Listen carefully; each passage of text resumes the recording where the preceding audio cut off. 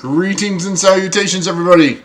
My name is Rick. I am the Loophole King, and welcome to Oblivion Unchained, episode 14. This is pretty awesome. We're going to get right down to role-playing because these guys are itching to test out some of their new skills and powers. They leveled up at the end of last session, so we're going to see what kind of damage they can get into. So, that being said, if you guys want to introduce your characters, Manam? Hello, this is Manam Muhammad Salama. I play Orient, the Triton. I still have problems with the pronunciation. The Triton. He's You got it. Yeah, he's warlord. He have some new things happen to him, and he have few things crazy happen to him last few weeks. So we're gonna see what's happened.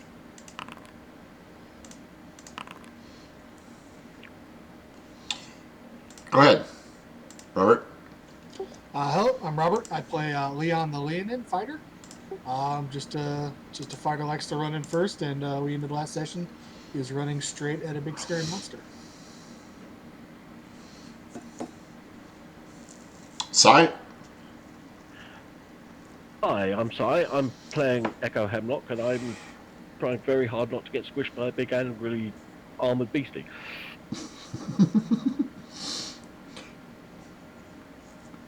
And I'm David. I'm playing Dan, the Verdan warlock, who's now multiclassed, and I will leave it as a reveal of what I have multiclassed into. Dan's been going through some pretty significant changes in the past couple of episodes, including having changed from male to female, and is still kind of processing that. But we don't have time for that because a graboid from Tremors has attacked, so... Yep. Sorry, it's a little loud. My bad. Turn this down some. Is that better?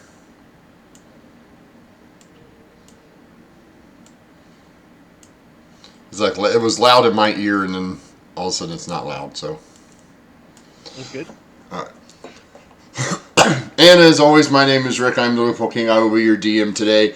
And yes, when we last left our party, it was starting to get nighttime, and they were out looking for some of their friends and whatnot, double checking the route, and they happened upon a grab boy, basically. So we're going to go ahead and put everybody on initiative. Here, let me do this. There we go. And put everybody on there.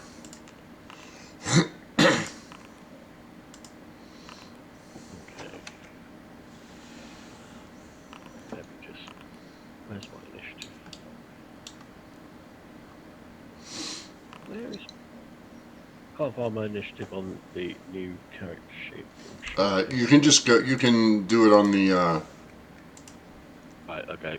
Just do it on the combat tracker. Right.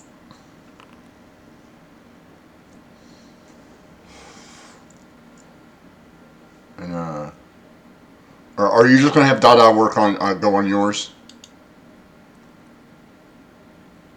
David? I think specifically you're actually supposed to roll initiative for the familiar, but the hound goes on my turn of initiative, so I think Shavara should be at 2. Okay. And then it's whether Dada's gonna So roll I can set again, or just take the 17 that Shavara rolled. Oh, here. Let's do this. I'll roll for Dada, and then reset his to 17.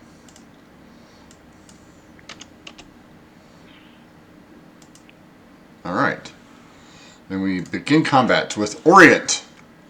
This giant monster basically starts burrowing out of the ground.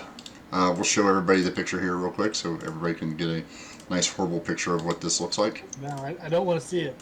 There it is. Ah! That's what you see come barreling up out of the ground. Shit. As Renata screams in horror. Ah! That's not ideal.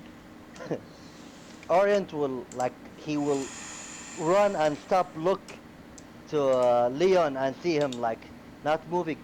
Leon, what you doing? Move! And I will give him my turn. Oh, okay. So you are going to switch your. Leon has a 7, so you go to. Orient goes to 7. And Leon goes to 22. 22. That's such a cool ability. Yeah, I'm appreciating it right now. Nice. Leon, it's your turn. All right, Leon doesn't need to be told twice. I will run up. I will get within 5 feet. Bonus action, daunting roar. Action, attack. Bonus action, daunting roar. So let's start with the daunting roar.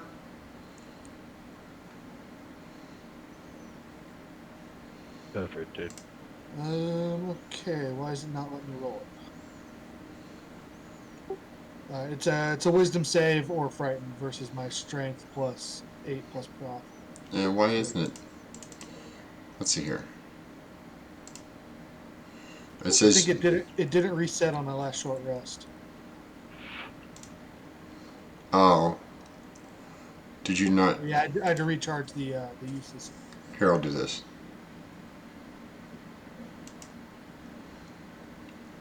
Okay, now you have it back. There you go. Okay, yeah, I got it. So it makes a saving throw. Your DC is. DC 17, I believe. No, 15. Sorry. And it makes a wisdom save. It fails. All right, frightened until the next round. And 2 glaive attacks. First one, I will try a bell ringer on it. Okay. All right, so probably misses.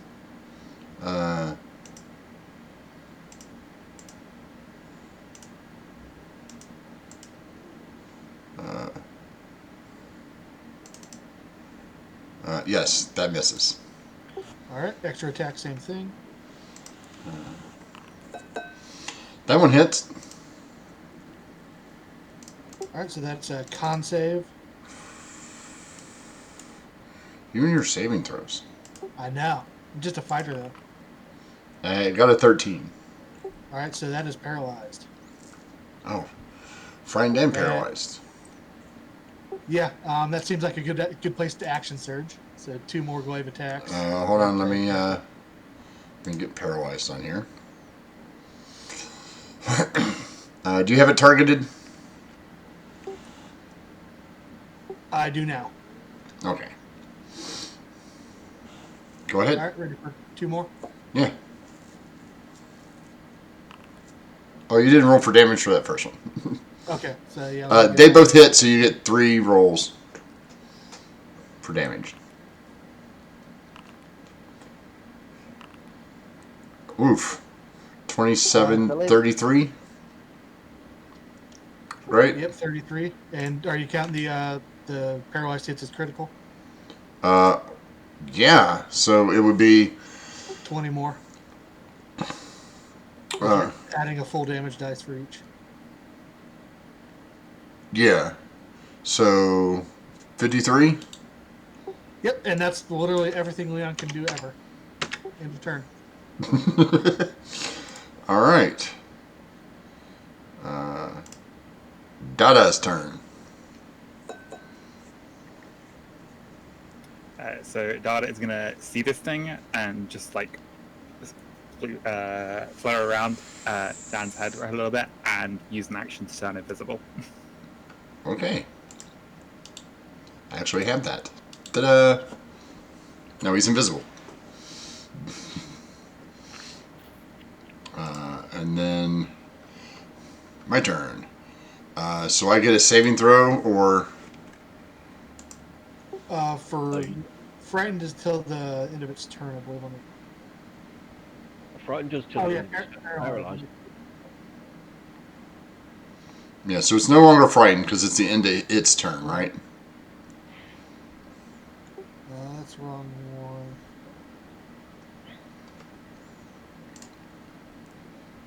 There it is. Bell ringer. Make another con save. Okay, cool. At the end of its turns. So, Constitution saving throw 19. It is no longer paralyzed. Okay. So, at the end of its turn, it is no longer frightened or paralyzed. Mm-hmm. But it doesn't get to do anything. Nope. Renata's turn. She will shriek horribly. And then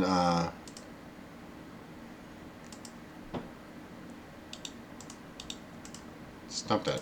Stop that. Ooh. What is it doing? Why is it doing that? Sorry. It targeted, like... The game just freaked out on me. Okay. I wanted to target that, so let's just use Renata. Why is it not giving me her character sheet? What happened? Like, seriously.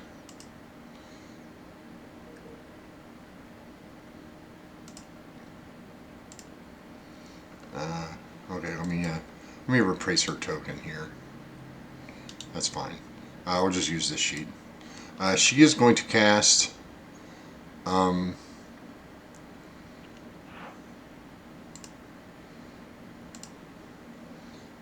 that. She casts Web Bolt at it. Oh, nice. So you see her hurl a grayish ball at it. She rolls to hit and misses. It goes slamming into the rock, and you see it form a little web that sticks to the rock. And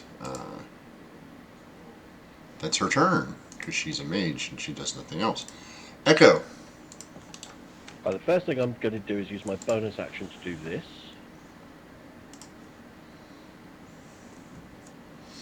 That uses one of my bardic inspirations,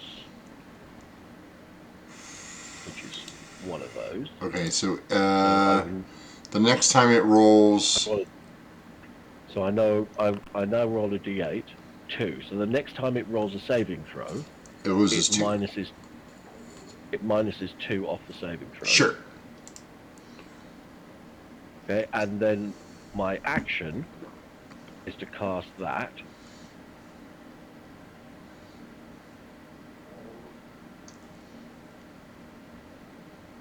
60 feet. Are you within 60 feet? You're definitely within 60 feet. Distant Whispers. And I cast it second. So I cast it at second level. Okay. It doesn't change the saving throw. Nope. Which is... Saving throw on my spell effects is... DC... Oh, it rolled a 9, 15. so roll for damage. Okay, it's a DC 15, I believe. Okay, so you're going to do 46. Yeah, so 15 points of damage. Psychic damage. Okay. This goes to...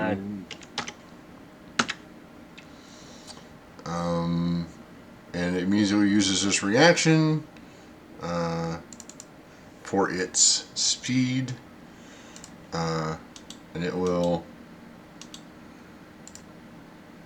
burrow into the ground. Does burrowing prevent opportunity attack? No.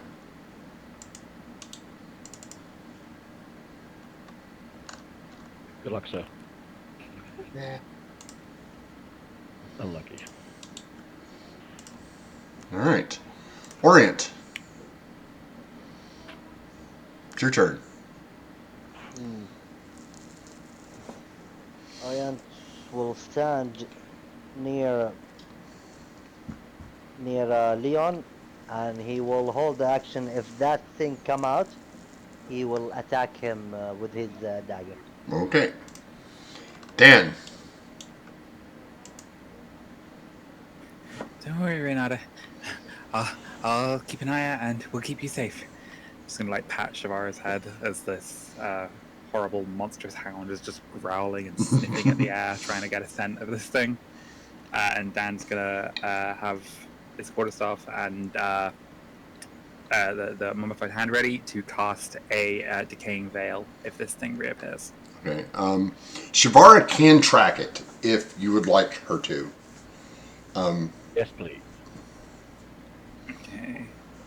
That would be useful because we So wouldn't know. if you can give me a survival check for Shavara. Would it be perception? Yes, Because it's perception. I'm sorry. Yes, it's perception. because keen hearing and smell. Yeah. So try Yeah. to sniff out the scent, so Yeah. it would be with advantage. Yeah. Oh, yeah, absolutely. So Shavara makes her way. First she went 5, 10, 15, 20, 25, 30. That's right. 40. So Shavara ends up here. Yeah, it looks like it's kind of running away. Makes sense.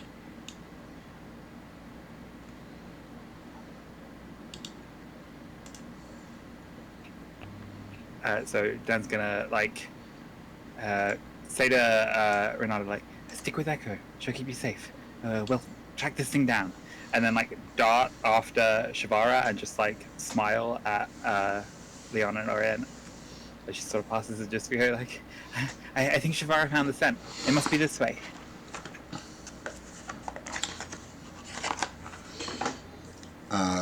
Okay, so that's Shavara. Back up to Leon.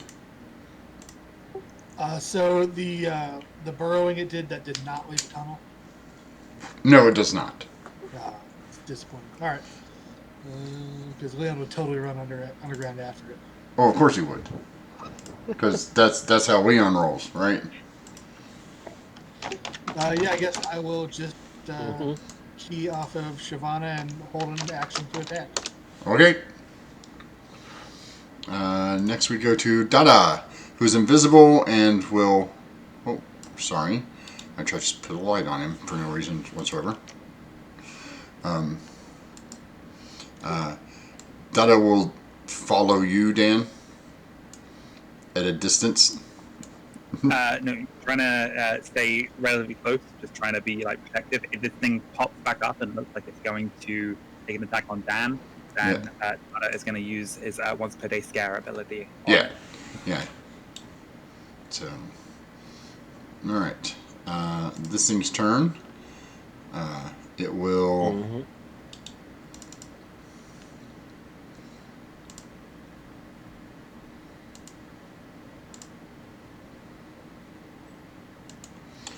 It will use 10 feet of its movement to come up here. And then, because Leon's the one that hit it, it will move 5, 10, 15, and then it will...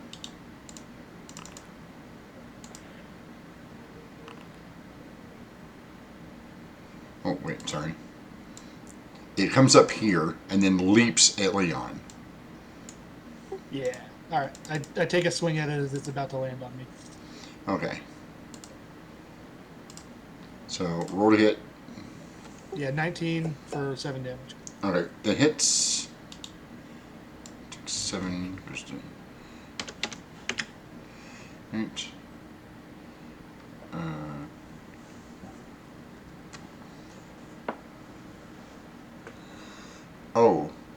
So it lands on you. You need to make a strength or dex save, your choice.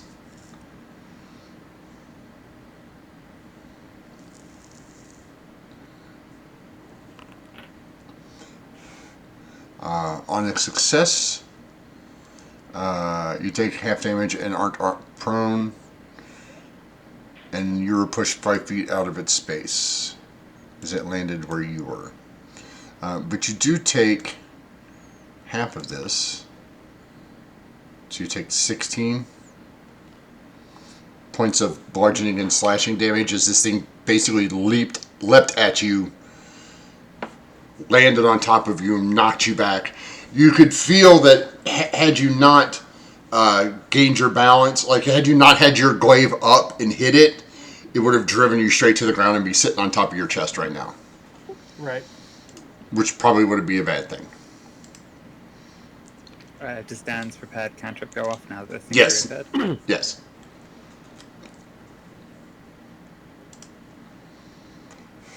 And it needs to make a con save again. 2d6, nice. And it fails.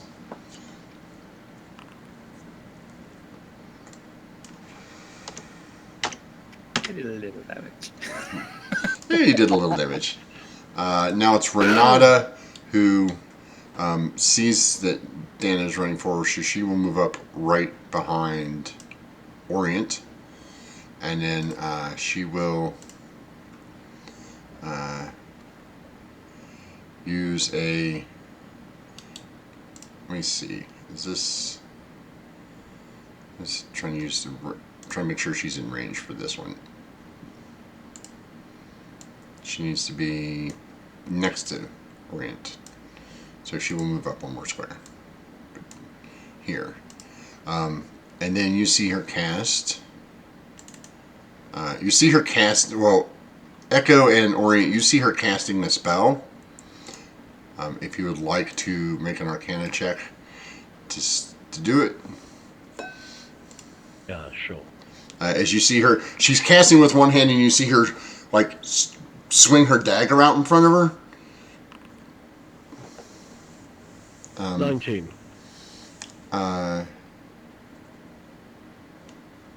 You see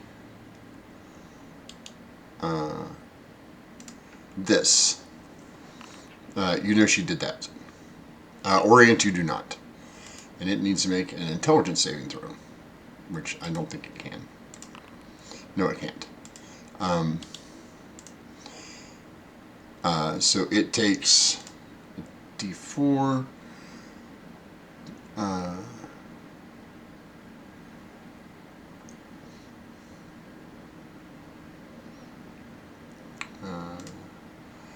Plus 3.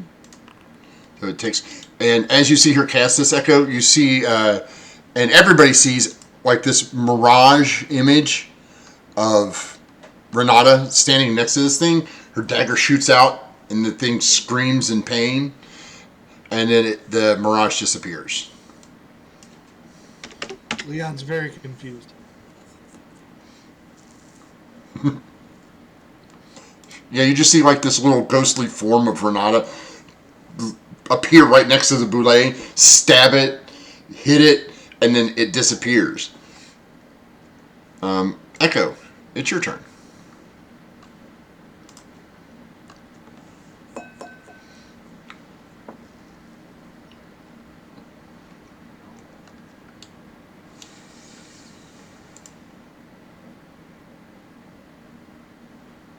Sai?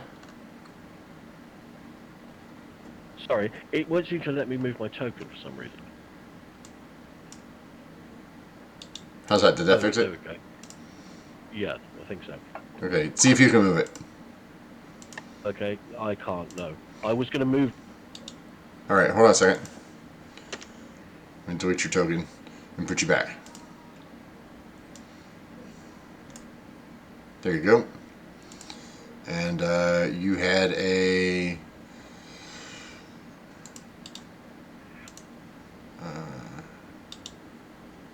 I was on an 11. an 11. There you Yeah. go. Okay, let's see if you can move that one.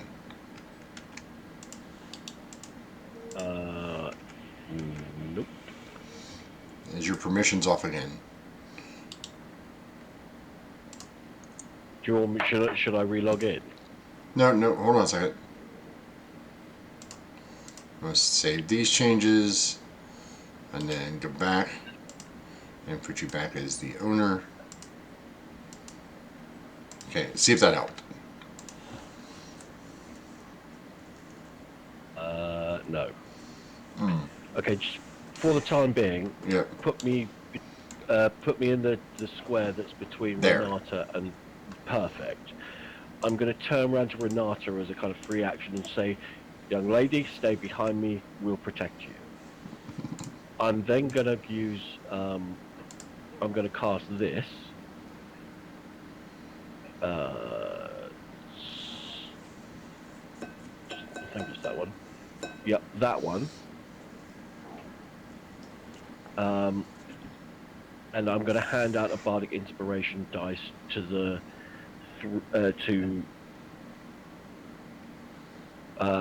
Orient and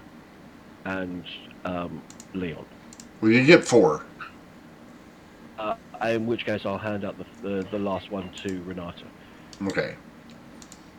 So we will use.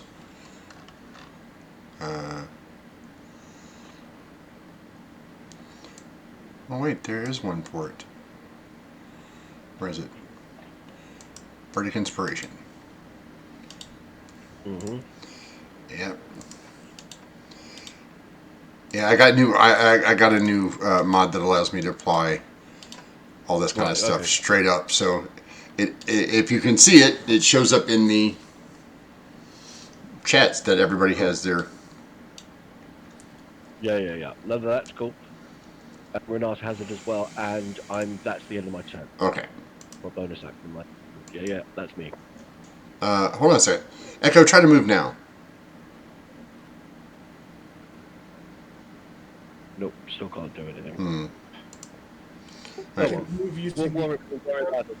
We'll worry about it after the combat. Yeah. Orient? Orient will start running. Try, like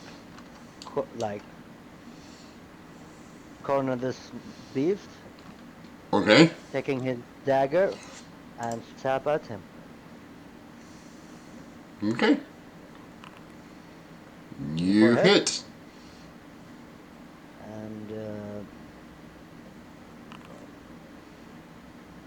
And because the 5 feet Yep. additional. So 10 points of damage. And go ahead and roll me another d4. You gain 2 temporary hit points.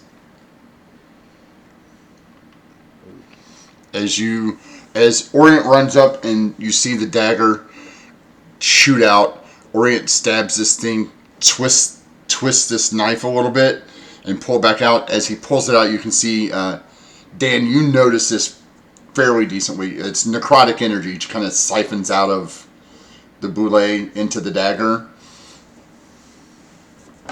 And you see this time, like, he's not swinging, he is taking his time, and like between the soft part of this big beast, he stab at it, like try to make sure he hit it in like what is hurt. Yeah.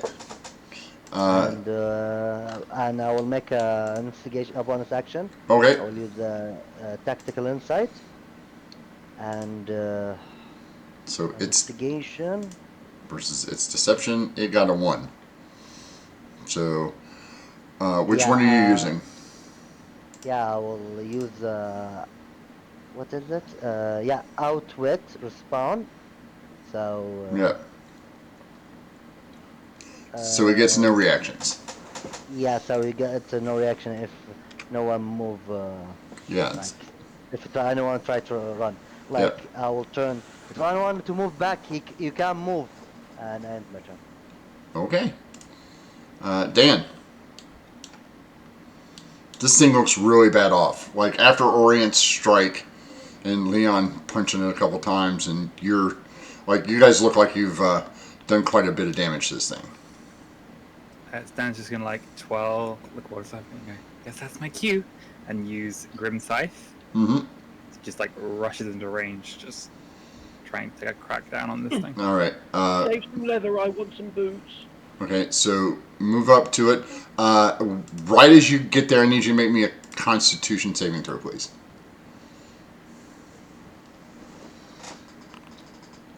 Oh dear.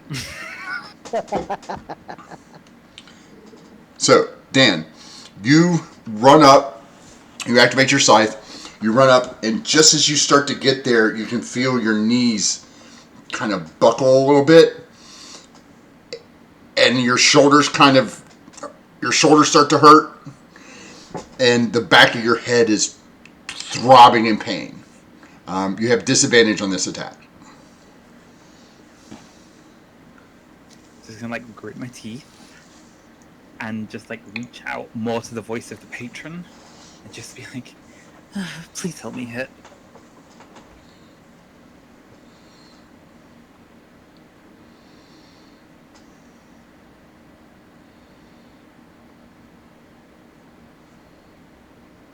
So I have this attack set up. Let me check. I think you still have it on movement.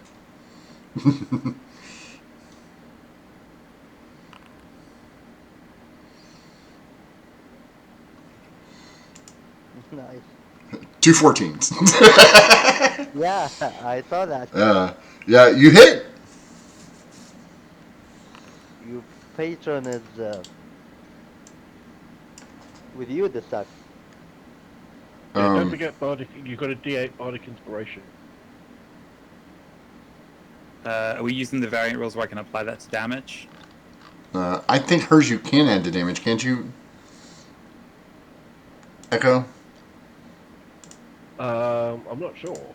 Traditionally, bards Because that's it's typically the Valabard school, but then the Toshas put out the variant rule where you can use Bardic Inspiration in different ways, and so it's basically DM's call of whether I'm allowed to apply a Bardic Inspiration to damage or not. Yeah, for this I'll say yeah. Since you called out to your patron. So it would be a D8 at 8. this point. Yeah, another D8. So 10 points of necrotic damage.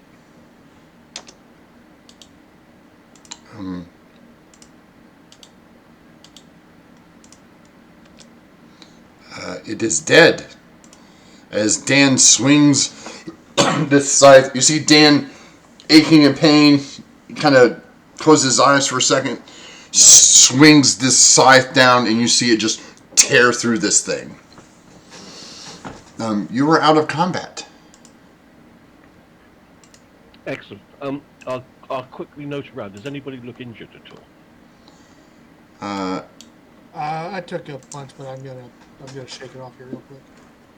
Yeah, Leon's about the only one. Well, let me know if that doesn't get you back up to full. Not quite to full, but I'm not bad. How far off are you, mate? About 7 off. Okay, we'll ping you over a quick healing word then.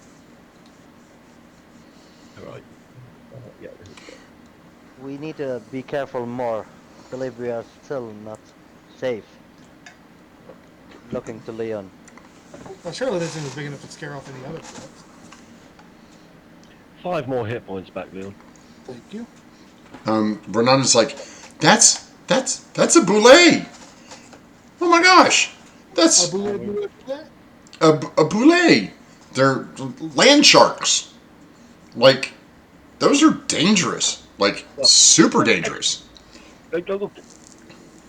Can somebody skin some of it? I really want some boots made out of this guy.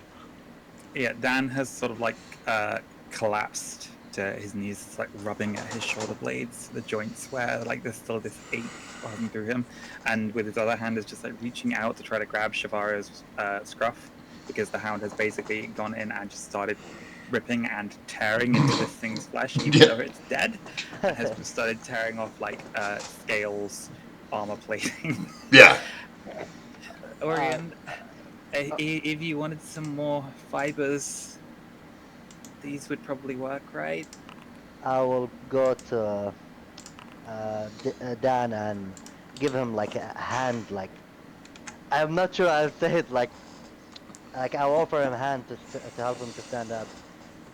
No need. I no longer need wish to any tissue. Actually, I changed my mind. Quick question, folks. Has anyone ever eaten one of these? mean, what do they taste like? We could just take this one back and use this as the food source. I'm willing to find out. Maybe Are you asking us or asking that small one I'm, here? I'm asking everybody, including Renata. I don't know that. I don't know that. I don't recall anybody saying that they've eaten one. Most people avoid them because they're like dangerous and normally only like heroes and seasoned adventurers can take one out. So, I mean, to be fair, I mean, traditionally predators tend not to taste very good. It generally tends to be the prey that is yummy. well, yes, but If I remember.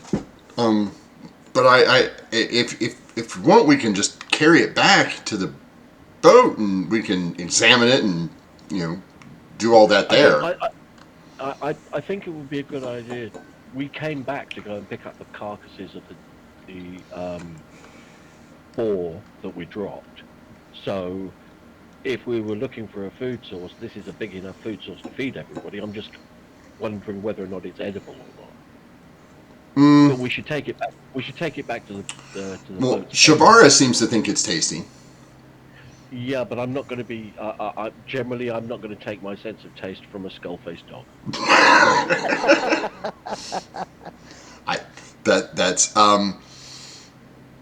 So yeah, you guys managed to, with enough of the amount of people that are here.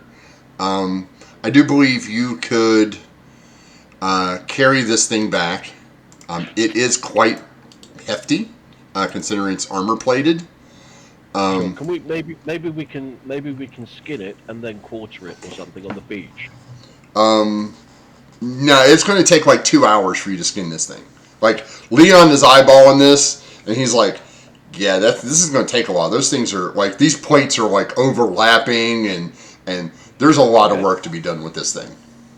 Sure, but is there any reason why we can't take the 2 hours in order to do it, whilst some of the rest of us go back and grab the board as the a first bait? mate trying to leave us behind. Don't worry. The first mate isn't going anywhere, are you? He's not there. Where is he? I They're did charm him, didn't I? But they're at the boat waiting on you. Yeah, no. I'm saying let's go back to the boat, grab a few people, then everybody drags this thing back, and we can then proceed from there. Yeah, no, that's what I was saying. It's like you guys can get this onto the boat and get it out to the ship. You guys can do all that at the ship. You don't have to do it here in the dark, out in the open forest. That's what I was saying. In which case, let's go. Let's go. I'm say to Renata and Seb. Well, let's go back. Let's go back down to the boats and find some burly fellows to do some dragging.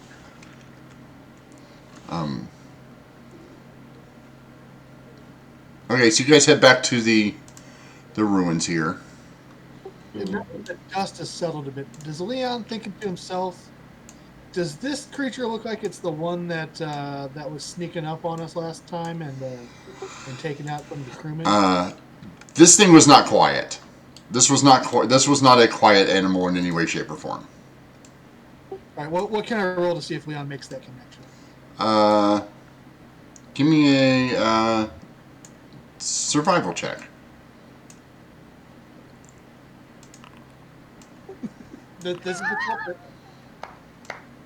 You're solved, everybody. Yeah, that's I mean, to be fair, you do still have a bardic inspiration. You could yeah, apply that. yes, I don't need it. yes. Well, no, technically you can apply it. It's going to go away if you don't use it, so you might as well use All right, it. so I'll roll D8. It's a 10. So an 8 total. You're not sure. Like, maybe it was doing it from underground. That's why you didn't see it. That could explain it. Okay, yeah, so maybe this was it, but it wasn't displaying the same traits it did the second time we saw it. No. But, you know. Looking to Leon. Was there something, Leon? Yes? Now you see him looking to this beast. Oh no! Like the first time we saw it when we were carrying the boards, it was moving really fast and quiet. It must have been doing all that underground. The second time we saw it, didn't bother with the stealth at all. I don't think so. They are the same. Well, I mean, so there's two horrible Because attacks? I believe they're different. That thing that attack you are very different thing because if I remember, I heard you when I heard you shot. When I heard you roar, I come and I didn't see any ground being tunnel up or anything because this creature can tunnel up, and I believe you have the perception to see that. And you said something. You said a shadow. That thing is big to be a shadow. Yeah. Yeah, it's kind of large. So no, it's different. We're on our way. Who says we'll ever be back here again? Let's just put it behind us and move on. So, 6 of you can fit in the boat. How many of the creatures are we bringing back? 'Cause we had two giant boars, an elk, and the bullet. Well, it's going to take you 2 trips. Okay. The first mate is willing to help because Echo asked him to. And Shavara is big enough that you can tie a rope around the elk and she can drag one of them. Okay. If will Dan will allow that. That's I'm just checking the actual length of the spell. It's like an hour, yeah, isn't it? 10 minutes. Oh, it's 10 minutes. Probably Jirara would be on like that end points, maybe just like Yeah. enough time to drag something back, and then would like fade back into a cloud Yeah. of smoke that would have done a little spell focus. So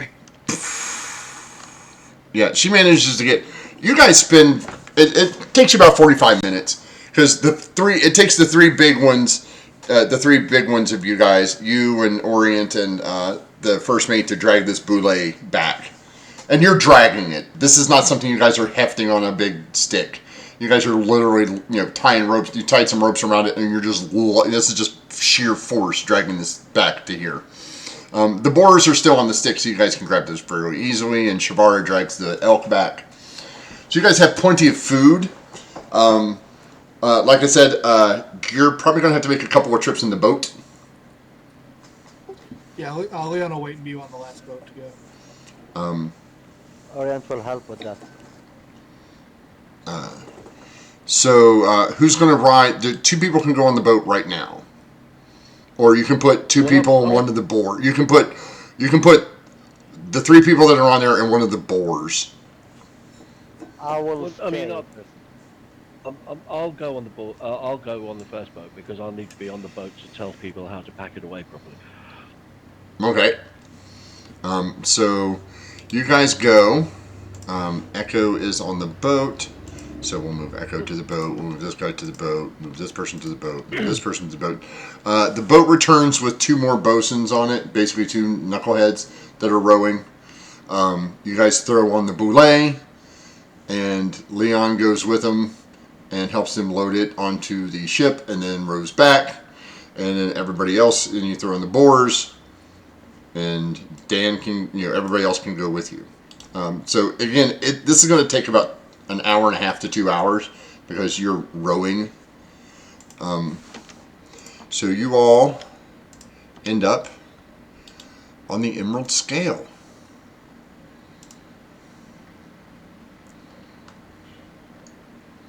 Put you guys here. There's Orient, Leon, Dan, and Dada, and Echo. So there you guys go. You are now aboard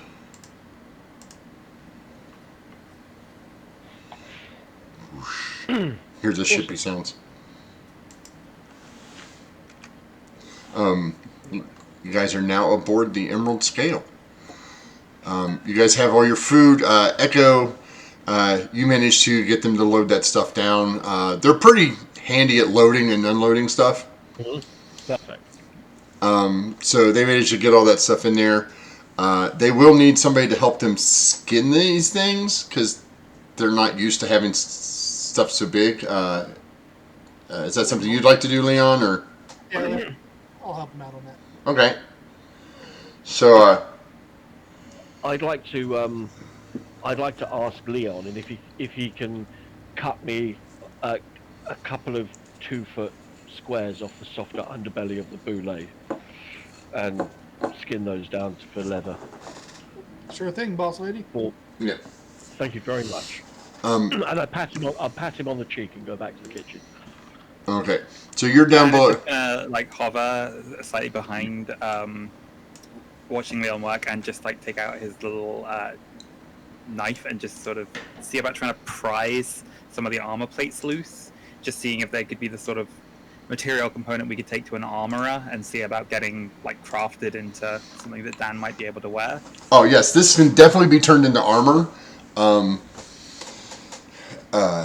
Renata brings back this little book, and she's like showing you, Dan. She's like, look, you can turn this into a shield. You can turn this piece into armor. You can turn all in armor, and you can have this. And she's showing you basically this big diagram of the boule, and how to take it apart, and how the pieces are used from one of her books. With that book, Leon, and the help that you're getting from everybody else, there is no issue with getting the scales off. There's no issue with getting the meat harvested and anything like that. Dan is going to pointedly feign some difficulty in prizing some of these armor plates loose with his little knife. Mm-hmm. And just look across to Orient and be like, oh, do you think that your dagger would maybe be more useful for this? I mean, it seemed very sharp. Looking to my dagger. I'm sorry, fella. Let me help you with different weapons. And I will take out my sword. Let me try with my sword. And I will put my dagger aside. And that's help Dan with skinning the bullet. It's really hard to do with a sword. Like the swords are not made for skinning.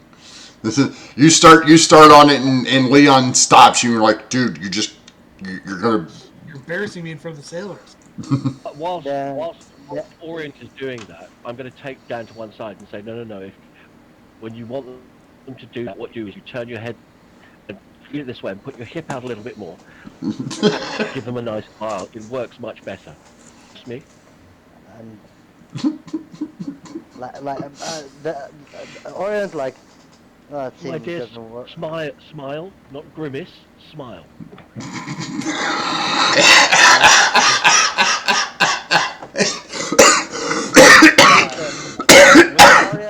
Orient will stand up, put his sword aside. Sim doesn't work.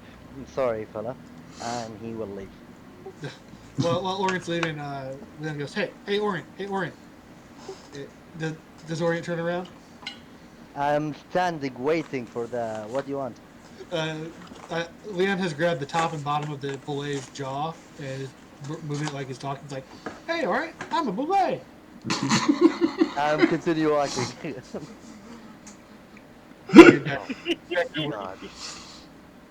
Sai, get a point. Get an inspiration for that, by the way.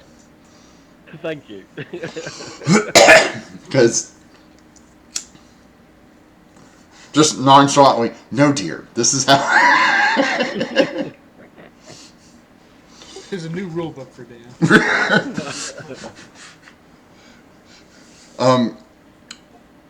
So the first mate comes down, Echo. It's like, do you have everything you need? I think so for the time being. I assume it's a fairly small galley with the usual kind of. Yeah. It's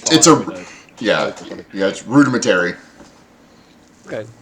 Okay, and I said no problem. Once my Leonid friend has finished butchering the animals, if you could bring me down a large haunch from the boar, I'll get something on for this evening's meal. Yeah, sure. And he heads off with a smile and a little twinkle in his eye because you talk to him. I've instantly forgotten who he is. Oh, of course you have.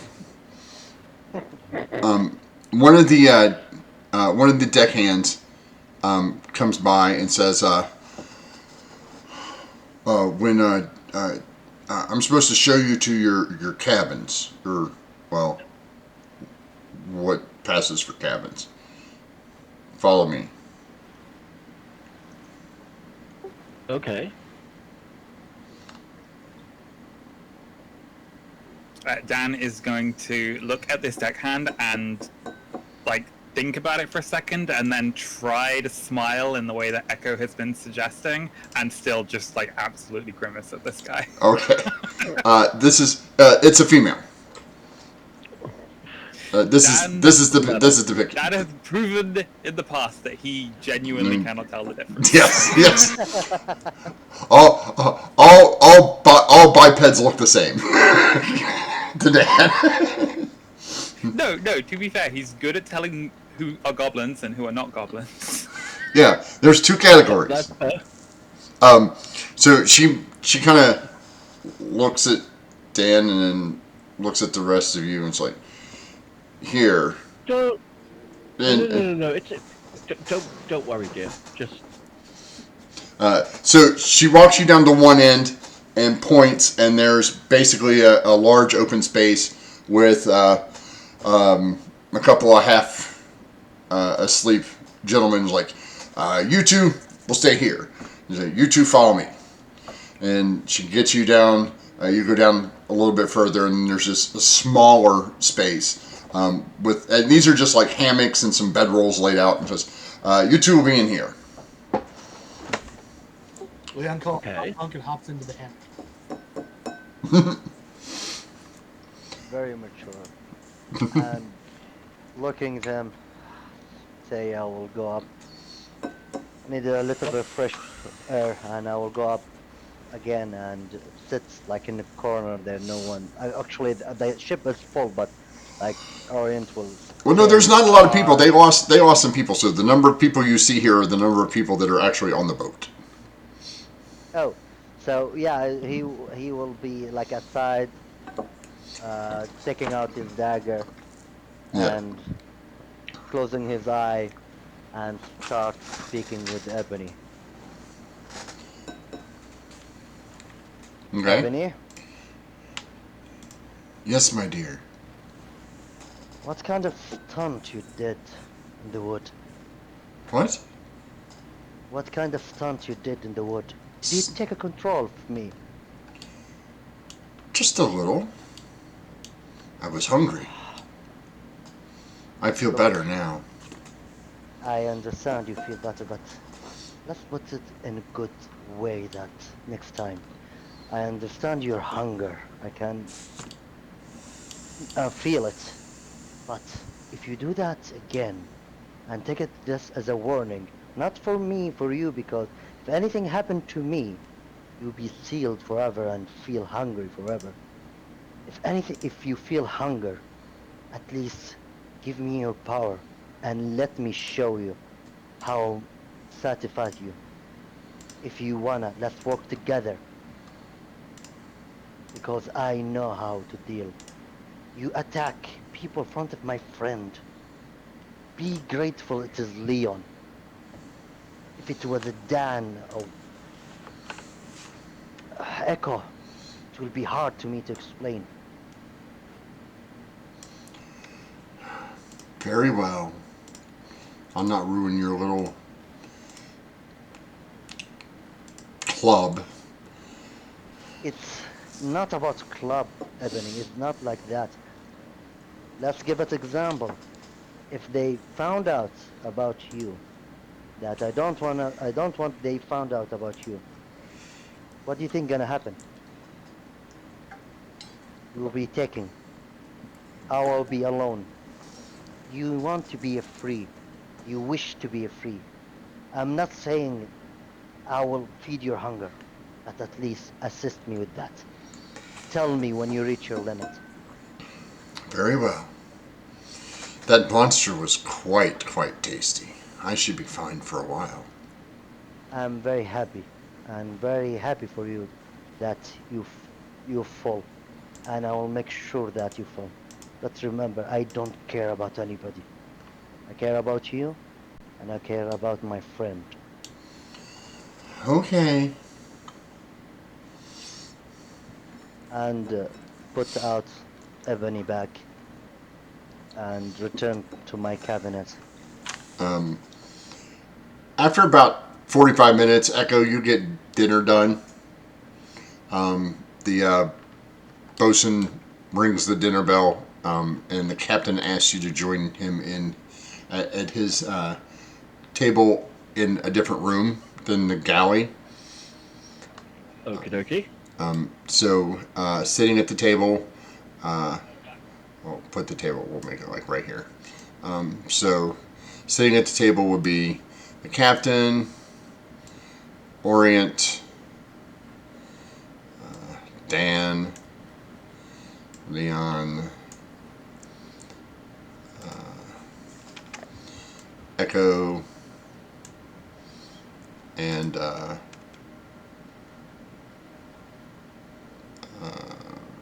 did I put her? Did I bring her out? Renata. Since she seems to have been and made friends with you, and the captain is always grateful when one of his crew members can talk to people. So, a fine feast then. Well, wild boar stew, a few herbs, a little bit of seasoning. Hopefully it's not too bad. Oh, it's much better than anything we've had so far. Excellent. Glad you're enjoying it. I hear that you all killed a boulet. Between all of us, yes. Renata also provided some help. Nasty creature, those. Apparently so. People keep saying that. I mean, it just kind of really tapped me a little bit. To tell the truth, thanks to Leon, the one who able to make him not move and hit him so hard with his glaive. Believe if he didn't move first, we be in grave danger. Leon is a dab hand with that blade. I have to say, I've seen him in combat a few times now. Extremely proficient. But just as a side note, how awkward is it for Leon to walk around with the glaive on his back inside the ship? Very awkward. Yeah. There's probably 8 marks all over the ceiling of the ship by the time I leave. Yeah. Yeah, you're having to hunch down quite a bit. This is not nearly as spacious as you thought it would be. Right. Above, on the top deck, you're fine. Like it's Right. like you're like, this is. You feel so much better outside. Like when you get down in the cramped quarters, you're like, this is like. You see those videos where the dogs pick up the extra long sticks and they're trying to walk through doorways? Yeah, that's Leon. That's Leon every time walking around. Yes, that's definitely Leon. And the other way, yeah. So the captain's like, so, we're on our way. It should take about a week for us to get there. A week? Yes. You said few days. You said 3 or 4 days at least. I said it could take 3 or 4 days if we had the wind. We don't have much wind right now.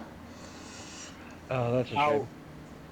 I will move and raise my hand and which way it is?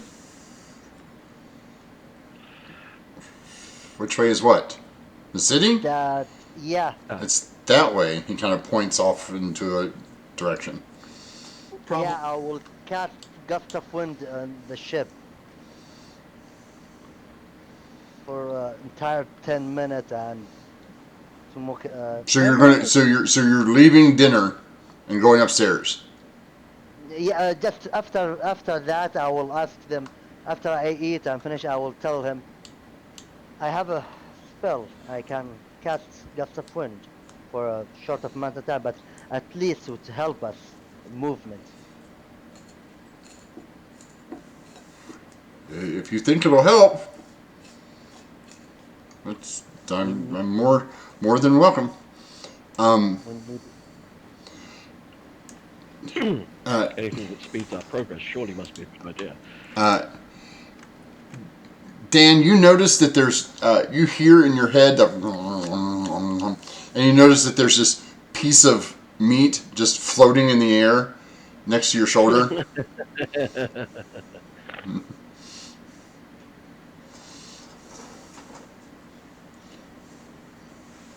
You really need to learn some stealth that's not just turning invisible, okay? Okay. I would turn to This is Dan, your good. friend not making good way to eat. Sitting beside him awkwardly while Dan change his look like. Do we still call you Dan? Well, we started calling me Dan because... And Dan's gonna, like, stop and realize we're in, like, mixed company. For arbitrary reasons, I guess, so I don't see why there would be any reason to change it. Dan suits me. I'm Dan. Yeah, I believe that Dan suits you. Very strange, and that creature is still munching on something beside you. You can't see. You can't see it. It's I can't invisible. see it, but You can see the something- meat. You can see the meat being It's manipulated. Yeah, I can see something get munched in front of me, and that's weird as hell. Should I not be invisible? I'll not be invisible. So Dada becomes visible. Where did I put Dada? I lost Dada. Oh, there he is. So Dada becomes visible, sitting on the table, chewing on this meat. Dan, your friend. Orient, the moment this creature show up, Orient will look to Leon, waiting for something. Waiting for the other shoe to drop. Leon finished the meat on his plate, and he's just sitting there awkwardly waiting for somebody else to take second so he can. I'm gonna turn to Leon and pat him on the cheek and say, "Don't worry, dear. You can pop downstairs and get some more if you want." Leon's going to get some more food.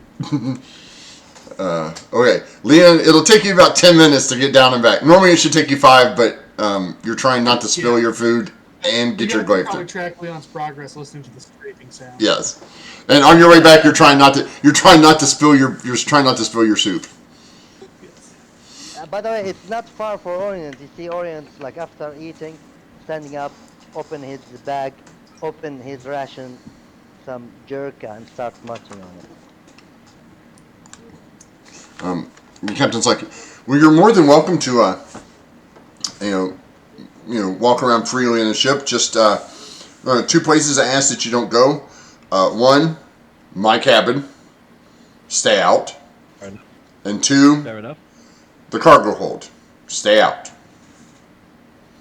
Other than that, Fair enough. help yourselves. And he looks. Sorry. Yes. Sorry. Excuse me. This back part of the boat on top of the deck, sort of back here. Mm-hmm. I point in the general direction of the back of the ship. Does anybody work or need to use that at night? No, not that I know of. It's just that downstairs, really cramped sleeping conditions. I can pop a little bubble at the end of the ship and sleep there if you don't mind. If nobody's using the area, that's why I asked. I didn't want to be a pest. No, nobody's using that. That's fine, I guess. Thank you. he looks at Orient and said, well, if you can help us make time, that's fine. And then looks at Dan and goes, and I'm assuming you can move things and tie knots and things? Oh, I'm very good with knots. I've been doing a lot of practice. Oh, excellent. If you got any stuck doors, he's good at getting through those as well. Well,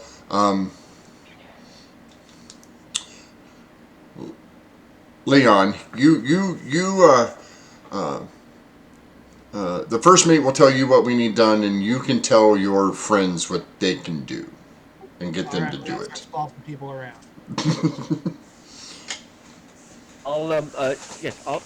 I'll basically just make the galley my little area when I'm not sleeping, and I'll sort out a breakfast and an evening meal for everybody. Excellent, excellent. So you guys chit chat. Nothing of import, unless you guys bring something up. The captain doesn't reveal any other information. Sorry, go ahead. I was gonna say I'm gonna deliberately kind of try and keep things as vague as possible, so as not to provide any additional information.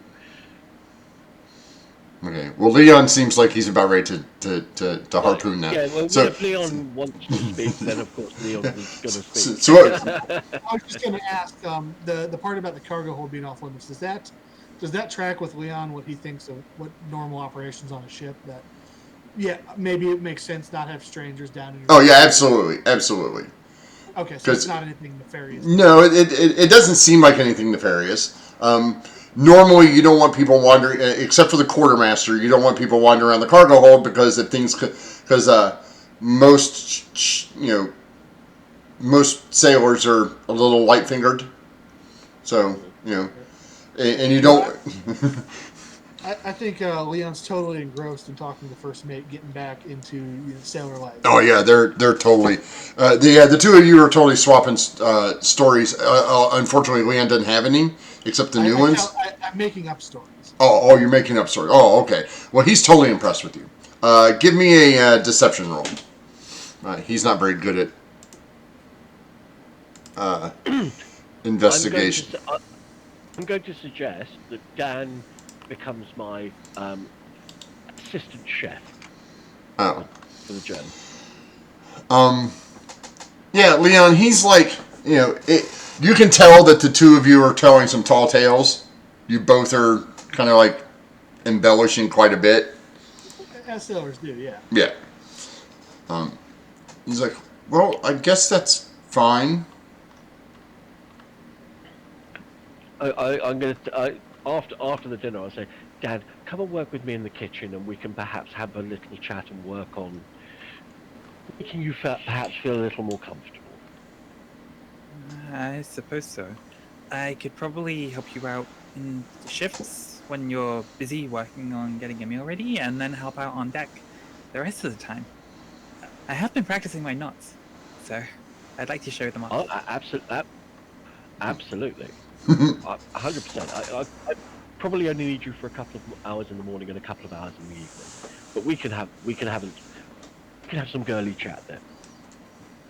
As far as making me more comfortable, I've been doing a lot of the smiling that you've been showing me, and it's starting to make my jaw hurt.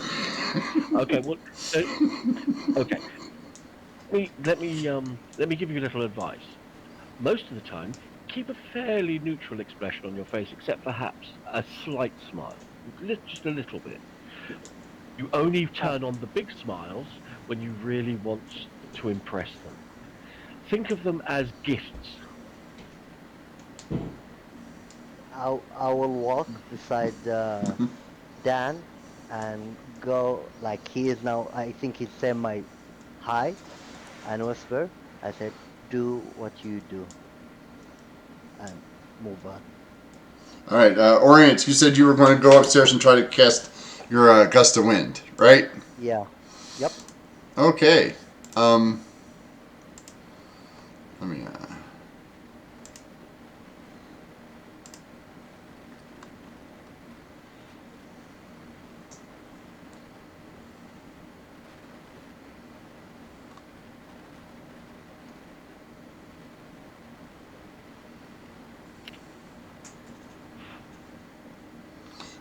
So you cast your gust of wind, and it billows the front sail, the mainsail, the one here in the middle, the mainsail. But it doesn't seem to be adding any speed to the boat. God damn it. It was worth it. It was worth a try. I will go down. That's not good. That's not good. You see Orient like start to worry and little bit You sweat. haven't. You mentioned before that you might have an ability to control water. Give me a second. Yeah, I, yeah, You can I do that. can. Give me a second. Let me make sure of my Perhaps you plans. can. Calm seas are easier to cut through than choppy seas. So if for a while you can, when seas are a bit up and down, you could keep them calmer to keep us going through. That would definitely help us. Which level that for Triton? Yeah, no, that's controlling water is not exactly. It says control air and water, but it just gives you the spells, is what it does. Yeah, Log and cloud, gain, destroy water, and then gust of wind. I I have think are the three you get. Okay, fair yeah, enough. and I Okay, have wall of water, not gust like control water. Yeah, okay, okay, fair enough. So I I can wasn't make exactly. wall of water if I wanna stay more. yeah. You want to stay wet. I think we're good. Well, So go ahead.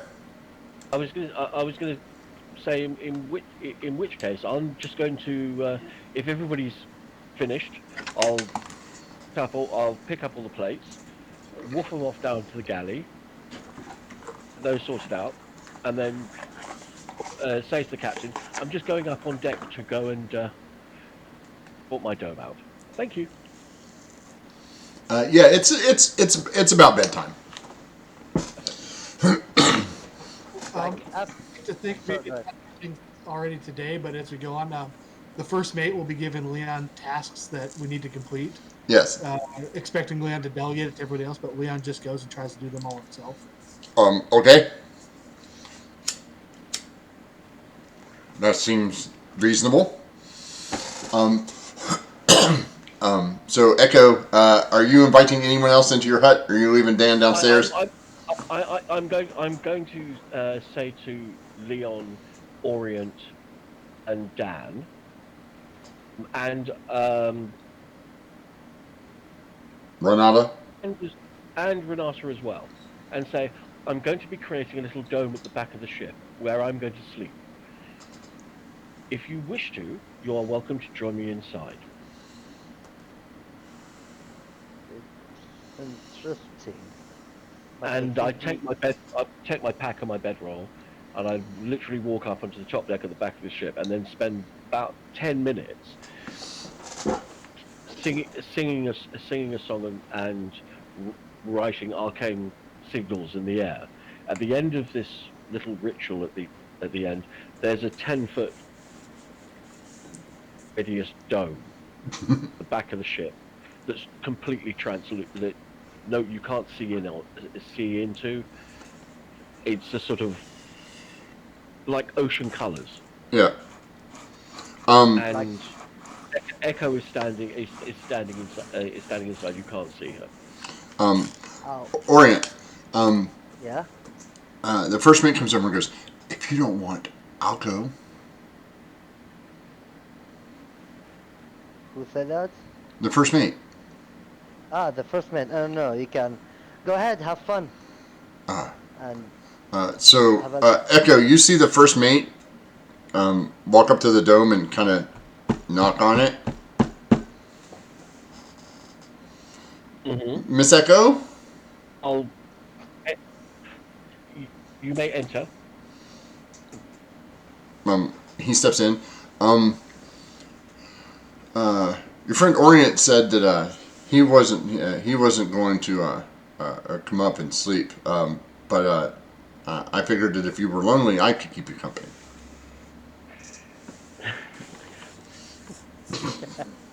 My dear boy, well, welcome to hang around, and we're welcome to chat. Unless you can drive a 6-inch nail, Hey. Keep it PG-13 here. I am. He's got a 13 charisma. He's kind of a buff guy.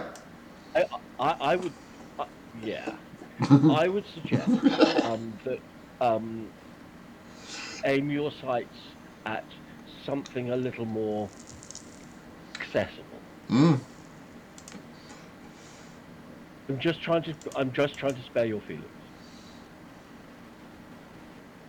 I do attract quite a lot of devotion. I'm used to this. Okay. He kind of he stands there awkwardly for about 2 or 3 minutes and then leaves.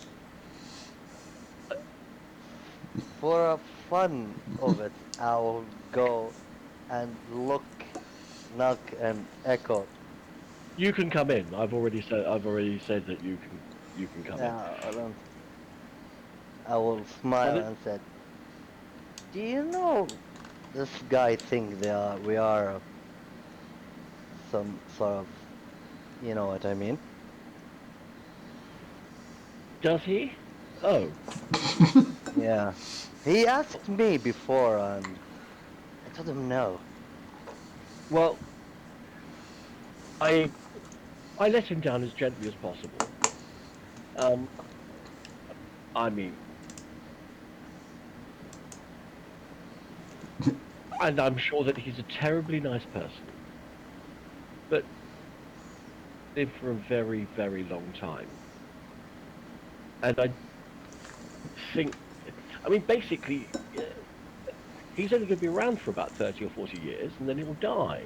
I mean, what good's that? Actually, question. I apologize for that. I said, do you get married? Like, do you have like? Oh, you just stick in place and live forever alone? No.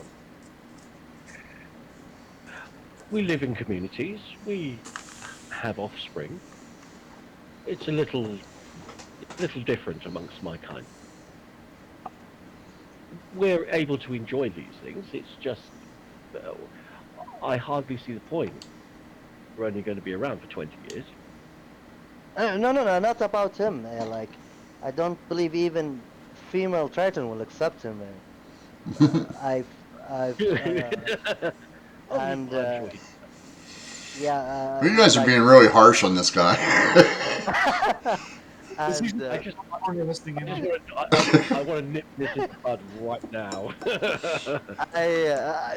by the way, do I know that Triton can live for long also, but not long as Dryad? You've got a fairly good idea. Again, you don't. You guys. Echo is making some suppositions based on what she believes. Not that she has any hard, concrete evidence about it at the moment. Yeah, exactly. Dan has been ping-ponging his head back and forth, watching the conversation take place. You can kind of very much tell that a lot of this is going way over his head. But when the sort of topic turns to this idea of lifespans, Dan's just sort of curiously thinking I don't think anybody knows how long Verdan lived for. I think we're kind of new. What? I could outlive all of you. Wait, It's aren't you? entirely Yeah, but And as you say that, Dan, you hear a voice, not your patron, but the other one, say to you, "Depends on how well you serve and accept the changes."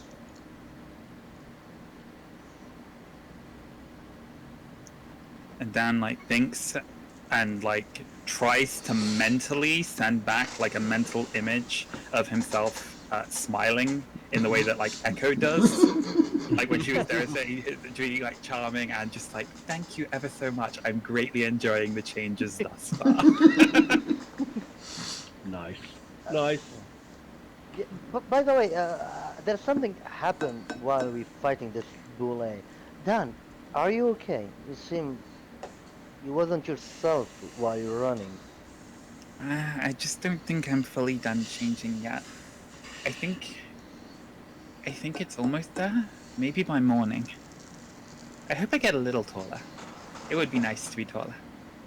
I will say like, okay, it's nice to be taller. Like, and Orient will remember like a part of this goblin he met before. Then it will not pronounce out like, oh shit, and look to How Dan.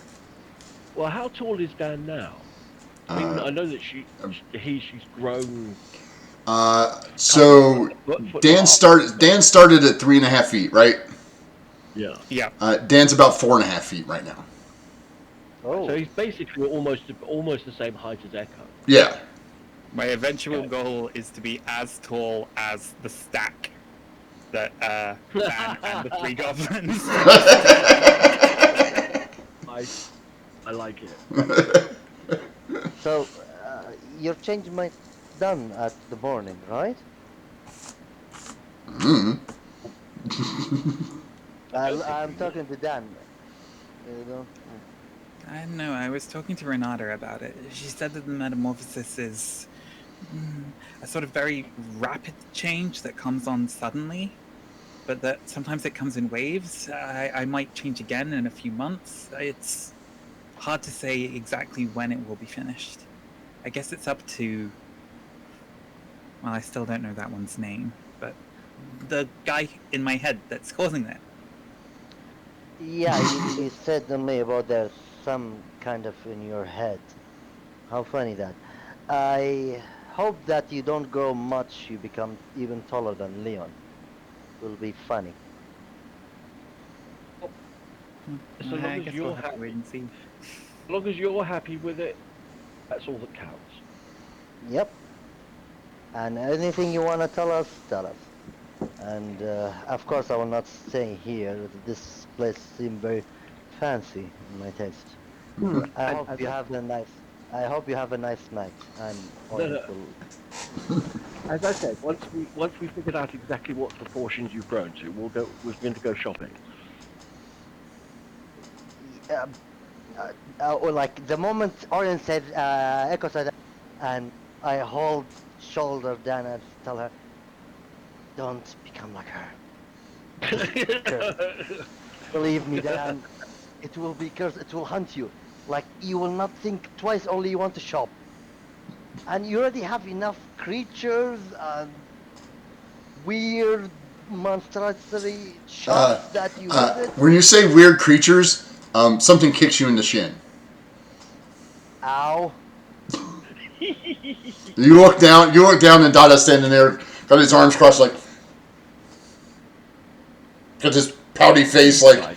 who you calling weird? And Dan, you hear, who's he think he's calling weird?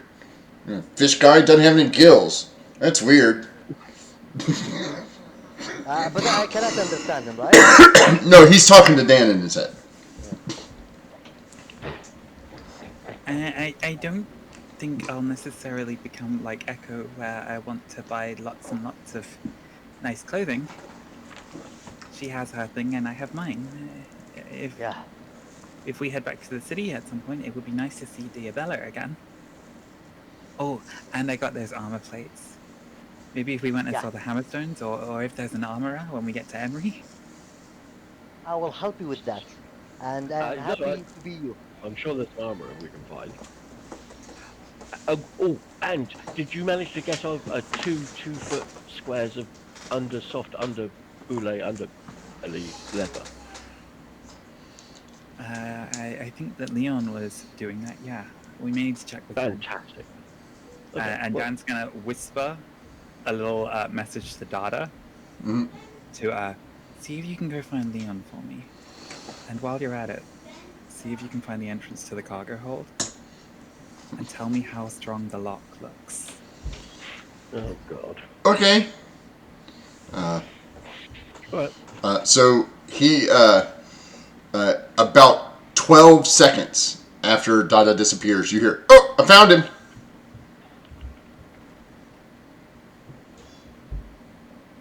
Is that it? Just want me to find him? Found him. If you could let him know that we need to know if he was able to get the underbelly skin that Echo asked for. Oh. I think she wants to make, I don't know, boots Boots. maybe? I A want hat? boots. No, boots. I want boots.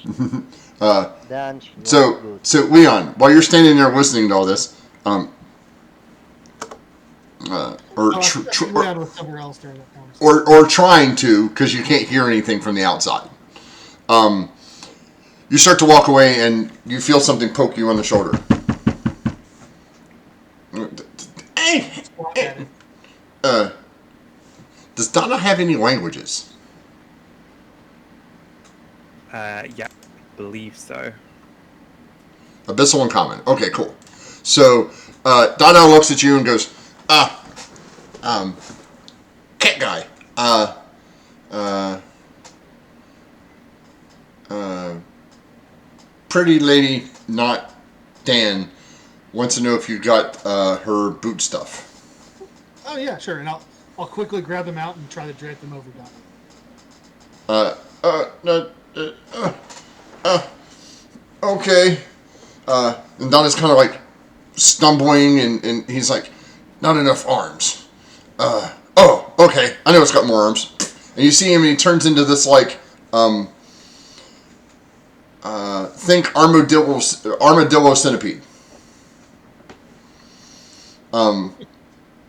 And he comes through the front, Dan, and there's Dada, who looks like an armadillo centipede, with two leather straps on him. He's like, hey, uh, uh, uh, Echo.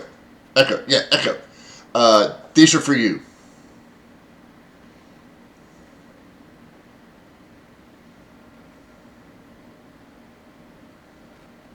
Now, when the first officer came out of the dome, Mm-hmm. did he look like he needed a drink? Yes, yes, he did. Leon will kind of see if he can offer him a drink from the goblin whiskey or goblin. Oh yeah, you're gonna make a lot of friends with that, Leon. Just right now, it's just between me and the first mate. I don't want to create a rush on him. We'll find a quiet spot and I'll offer him a drink. Okay. That stuff can power engines. Yeah. Well, this is the new stuff. We haven't had the new stuff. You haven't had nude stuff yet. Yeah. Echo. There's a small armadillo centipede in front of you with two pieces of what looks like freshly cut leather. I'll take the leather. Okay. And It's what's still kind of bloody because Leon didn't clean it. He just cut it. Okay, Orient well, will give a look to Echo, giving like a sharp eye, and put his hand and looking, waiting. You know, if that Orion. doesn't end up being good use Yes? of the boots, you could probably bind a book in this. Quite possibly. I know that you've got a terribly sharp dagger that's very good. That will be very good for cleaning the flesh off this to turn it into leather. You don't happen to have any skills in that particular area, do you? There are strange thing happened. Why everyone asking about this dagger? This dagger That's just meant usually very- you just seem to be quite keen on it, and if you're going to have it, you might as well use it. give me a second. I will leave the place Mhm. and go to the kitchen. Ask for a knife There's nobody in the and a kitchen. sharp. Like yeah, then I will look to the. I'll Um, look. Is there any Yeah, sharp there's a knife? nice sharp knife there. Yeah, I will take it and go back to them and look to our Echo. This one, and I am not proficient, but I will do my best. Do you like me to try? I'm not particularly proficient either, but I know that it needs to be done. Please, just it, do your very best. I'm sure you Okay, will be able to salvage something, and I do appreciate your help. Thank you very much. of course. Uh, this point, I'm probably gonna sort of be putting out my bedroll and putting a blanket out, making a nice little pillow, um, getting myself neatly set up before crashing out.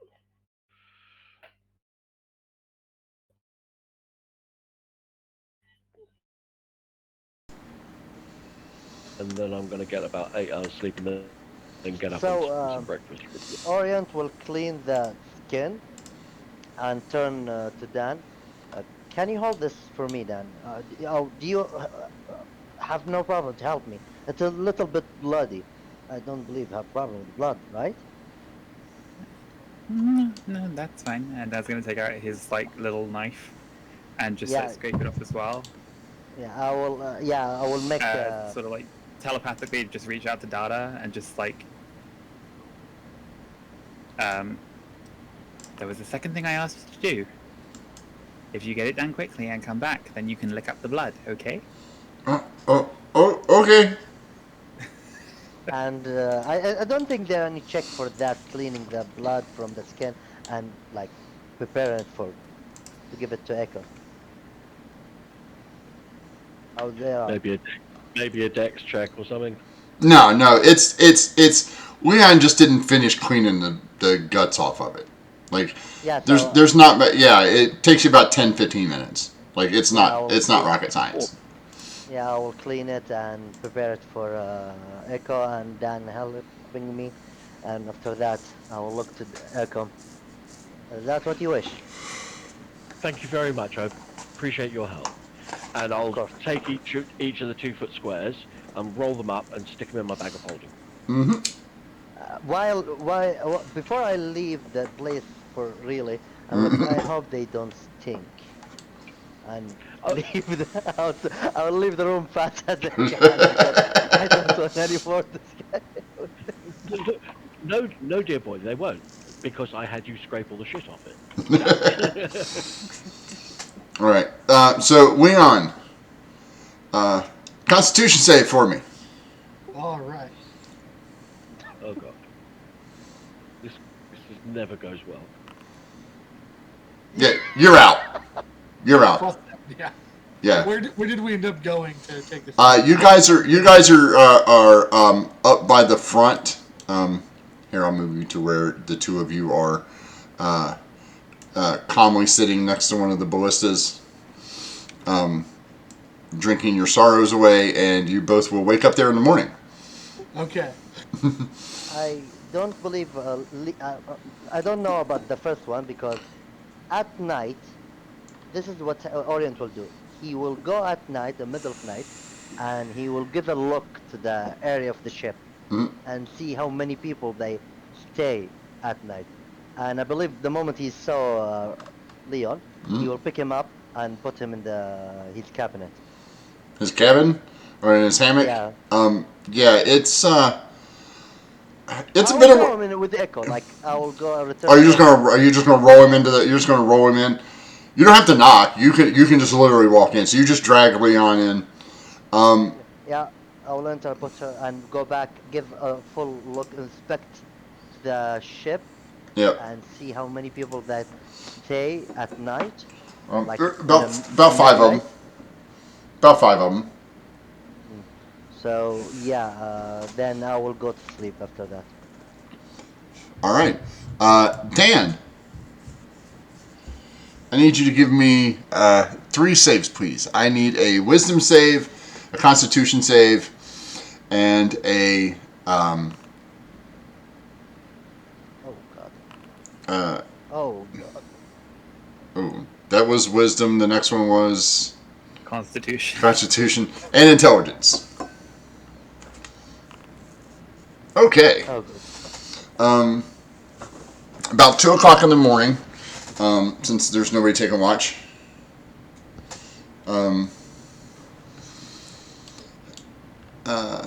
Dan's over here. Dada does not return anytime soon. You're asleep before Dada, before you hear back from Dada. I was taking a short rest to get my spell slots back and would be waiting. Oh, okay. Okay, so Dada comes back and says, "It's magic.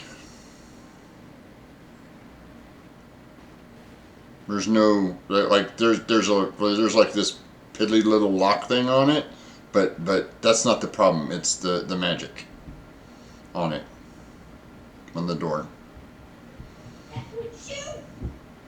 Was there any noise coming from the cargo hold? Couldn't really tell because a lot of swoosh, swoosh, swoosh from the waves outside. But I could go back and try to listen more. No.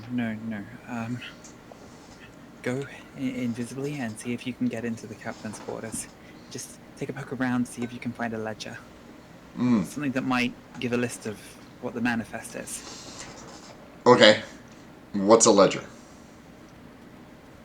It's like a book. Books. Okay. It would probably be on the captain's desk.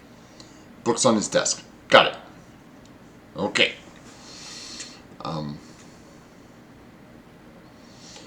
About 10 minutes later, you're here. Uh-oh. And, Dada's gone. Oh no. That's not good. Still, Orient said, do what you do. So, Dan's gonna rummage around in his pack, get out his little set of thieves' tools, and is gonna prepare by casting Menace. Okay. And this time specifically is going to concentrate and flavor it, and so the illusion is taking on the appearance of a sort of drowned, sort of something somewhere between like a ghost or like a hag, trying to play on the fact that they like accused Dan of being almost like a swamp witch. Yeah. Okay. And is gonna march out brazenly, just staring down anybody that sees, and head down to take a look at this magical door in the cargo hold. All right. Give me 1 second here.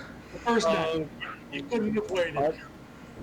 I assume I'm asleep. Yes, you are. Okay.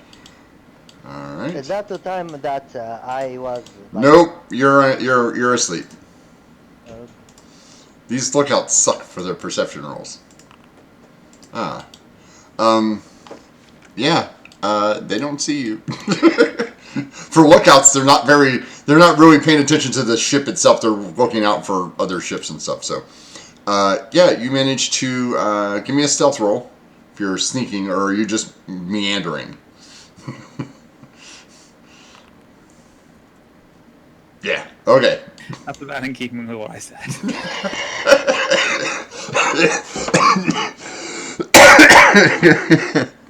Okay.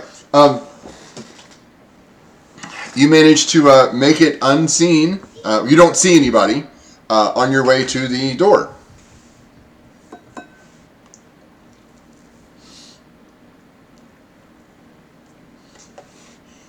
It has a door with a regular latch on it, but there's also two metal. There's two holes drilled above and below the door latch. They're probably about 2 inches in diameter. They're metal, like there's been a metal piece put in, so as not to wear against the wood. And there's two more on the doorway where this big chain loops through. You can tell it's been woven through and locked.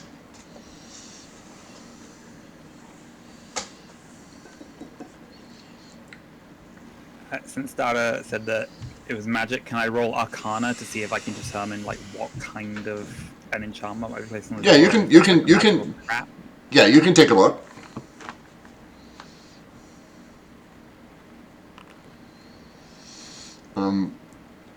You see that there's some runes carved, very small runes around the outside edge of the door frame. It appears to be a ward of some kind. You're not sure if it's a trap per se, but you do know that it's a ward, so it could contain, a spell or an effect of some kind. Okay, with my eyes of the Runekeeper, does that give me any indication, or is it just enough to say that it's a ward? It's glyph of warding. You can't tell what kind it is, but you can go, oh yeah, it's got a spell stored in it. Like it's a spell. Maybe it's a healing spell. Dan's gonna know enough to not try to like pick the lock and risk activating the glyph, and so it's just gonna approach, get as close to the door as possible without touching it, and just call in like a reasonably hushed whisper, but loud enough that anybody on the other side of the door might be able to hear. Is there anybody in there? Do you need help?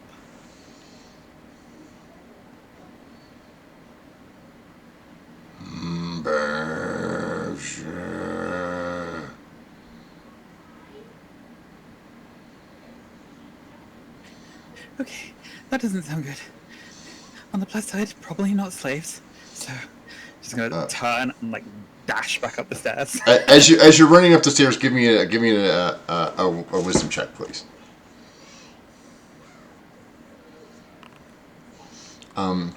It kind of reminded you of a grotto, a real low growl from an animal.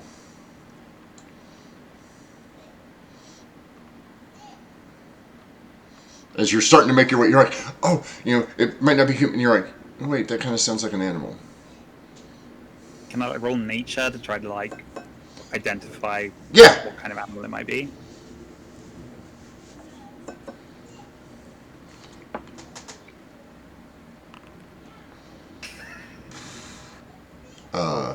No.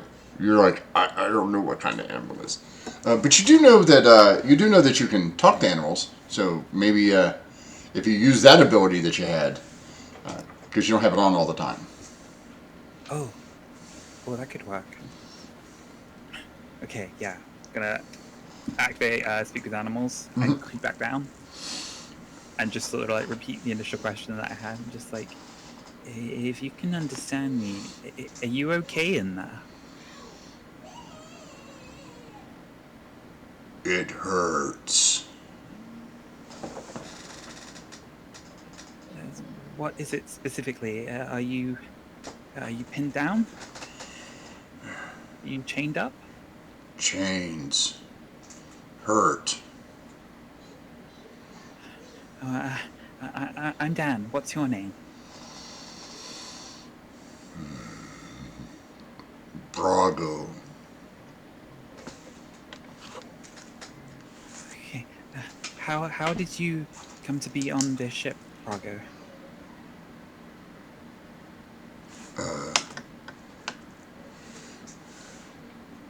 Hunters catch family. Kill cub. Take me.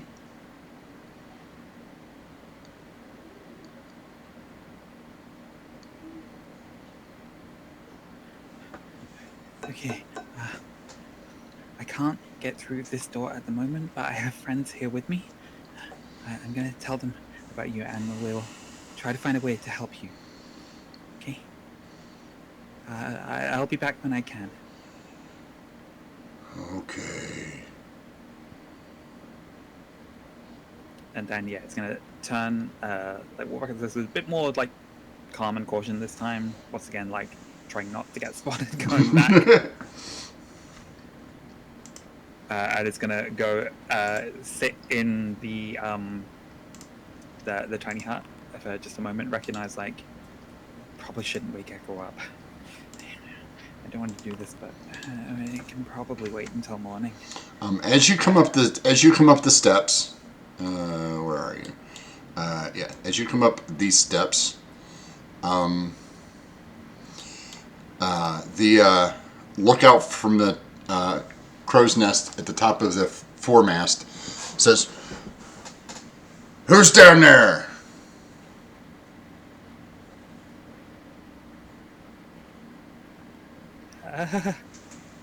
You shouldn't look at me, or I will curse you and all of your descendants onto the 7th generation.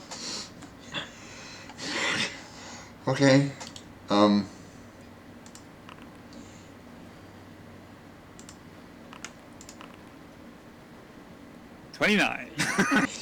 29. Well, he got a 17, and he turns and goes. You see him kind of duck down into the crow's nest and start screaming, "Sea hag! Sea hag! Sea hag!"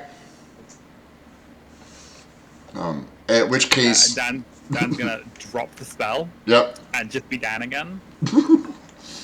And just act like, oh, sorry, I was sleeping and I heard a cry. Has something happened? So you hear the one from the topmast and one of the bosuns who was sleeping up here, over here, kind of wake up and go, "Are you drinking on the job up there again?"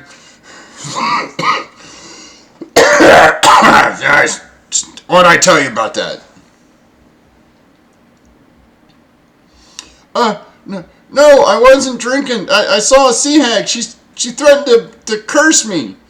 And he looks over at you and goes, "If you think that's a sea hag, boy, you're in deep trouble when we get to port. Now, keep your eyes out." And he looks at you and goes, "Sorry, miss." Just,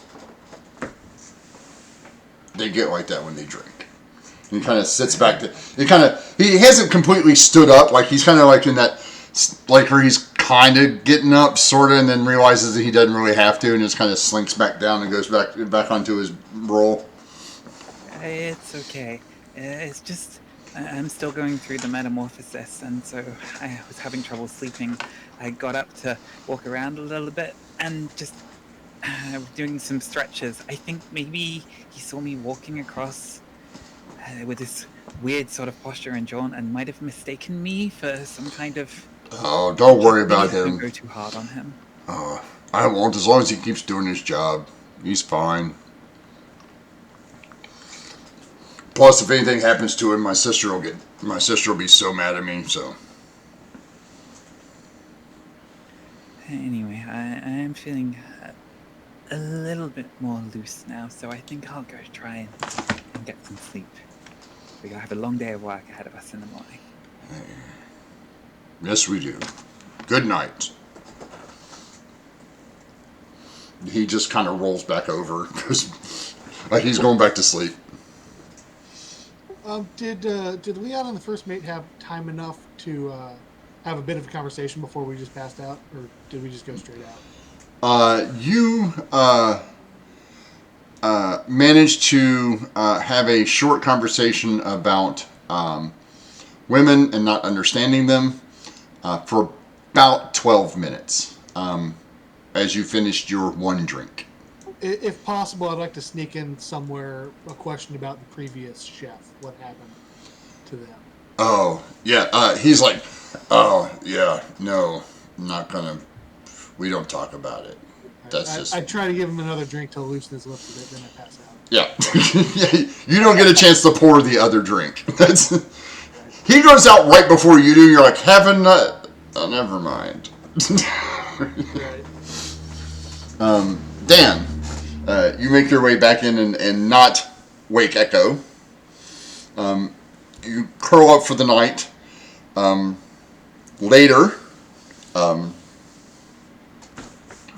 with those rolls, you awaken to sharp pains in the back of your skull, your chest, your legs. Your whole body feels like somebody just grabbed it and is starting like stretching you like taffy. You will take 6 points of psychic damage. From the intense pain and physical. Are you still concentrating on menace? No, I said I dropped it. I don't know why. Okay. It's just Because if you got to go in and click on the concentration thing, that's fine. You have to remove the condition. If you go up to where your thing is, it says conditions. There's a list of all the conditions you can have now. You just have to take it off when you stop concentrating, because it doesn't automatically do it. Does Dan make a noise when? Yes, absolutely. Okay, I'm going to roll over, sort of in my sleep, cast healing word, and then roll over and go back to sleep again. No, this is a loud pain. This is not a this is a you need to. This is one of those night terror kind of events. Okay, in which case, what do I have? I have sleeping draft. If I think that Dan is undergoing a lot of pain, Well, you can ask Dan. Dan's awake. yeah. and Is this hurting you? well, I need you to make me a wisdom save, Echo. Okay.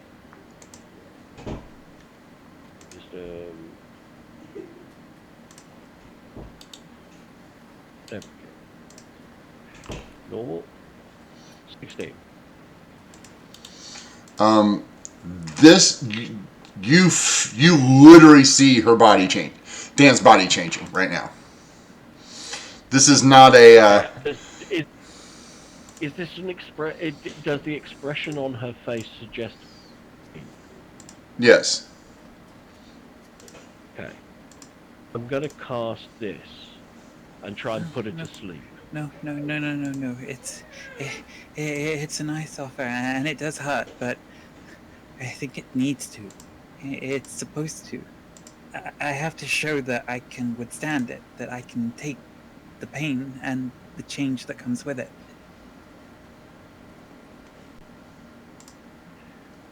If you're sure, dear, I can put you to sleep so that you would just sleep for a while and let the changes happen, and then you can wake up and see how you feel.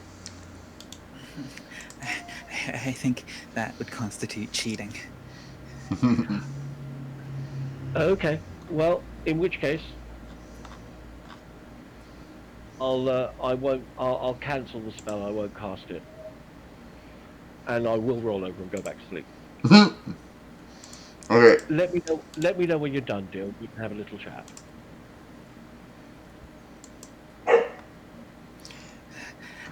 Okay, I'll try to be quiet so that you can sleep.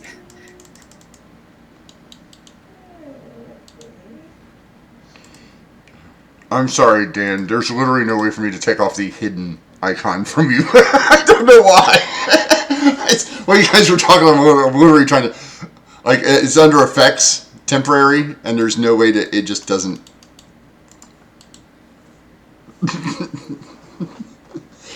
You rolled stealth, and now you're stealth. So... At a 6, forever. Dan is permanently bad at stealth. Or I can do this. Watch, it'll still have it on there. I bet you. Yep.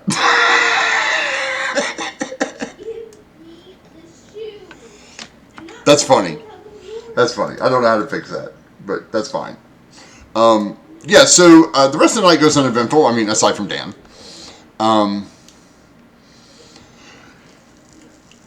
The next morning you wake up, Dan, you have completed your transformation. And now appear, instead of appearing like, I changed it, so instead of looking like, let me do this.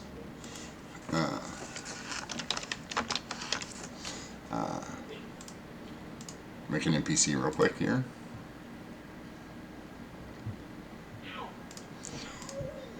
Do this. Grab this. Go down here to Dan.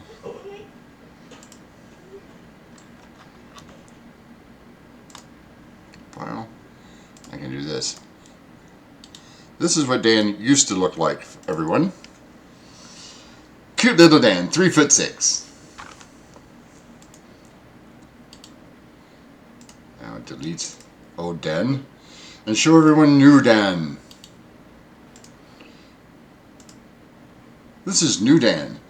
New Dan is 6 foot tall. Choose your own weight, Dan. I didn't want to be the one that, yeah. I don't know, like 15 strength, so like in like the median range of like the upper half of what the weight category would be. So It'd be like 155, 160. That's probably a bit heavy. At 6 foot tall, you're probably looking at 145. Well, it depends. It depends on, like, at a 15 strength. A 15 strength is quite considerably a lot more than average. I was basing the weight off the women's MMA world champion, who is 6 foot tall at 145 pounds. Yeah. So. Trust me, Amanda Nunes is a 15 strength in D&D. Yeah. We'll take that. 145 seems good. Nice bony head ridge. Bosoms to your specification there, David. I tried to hide. I tried to make it so they weren't as noticeable on the picture, so you could say, well, so you could say what you could choose the ampleness of your own bosom. it's not a rare female D&D character art which doesn't have boob armor. Yeah. I was gonna say it's not Carry On Unchained Oblivion. Yeah. Yeah. Just. You know, I just want to make sure. Yeah. No, I there's a time and a place for that kind of stuff. Well, I mean, the other thing is also, I mean, Dan as a character has got a high charisma. Oh yeah. So she's probably a very good-looking example of whatever example she is. Yeah. So you guys. There is the distinction in 5th edition where it's like there isn't like the comeliness necessarily associated with charisma. Charisma is more about like self-confidence and self-belief, and so it's like Dan has a lot of confidence and self-belief in himself. He just doesn't fully know how to be a woman yet. Yeah, absolutely. So, Dan, you wake up. You will have disadvantage on all physical ability checks and saves, skill checks for today, due to the fact that you are completely not used to being this tall. And this body is unwieldy at the moment. A question for the DM. When Orient make his look at night, how foggy the night? It's not very foggy. These are just clouds during the day. Okay. Yeah. No, it's nice and clear. I mean, it's smooth sailing so far. So yeah, Echo, you wake up to a completely different person laying in the hut next to you. Wow.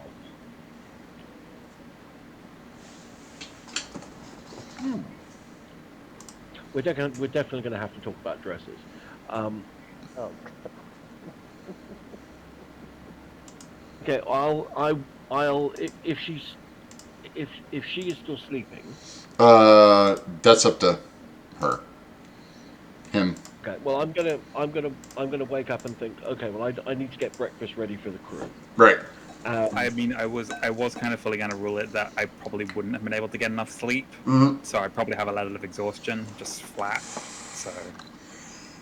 No, you don't have a level of exhaustion because of the that's why you have disadvantage. You technically got enough sleep. It's just that the physical strain of that just really put on, like I said, this body is awkward because it's twice your size.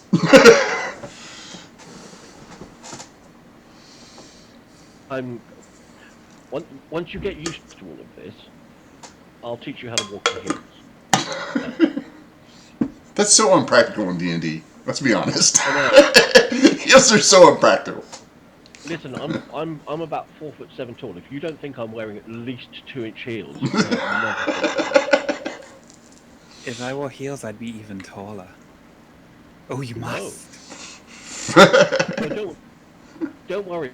When I get mine made, we're going to get you some made. That's gonna be like a full-on glamazon, 6'6", just straight in heels.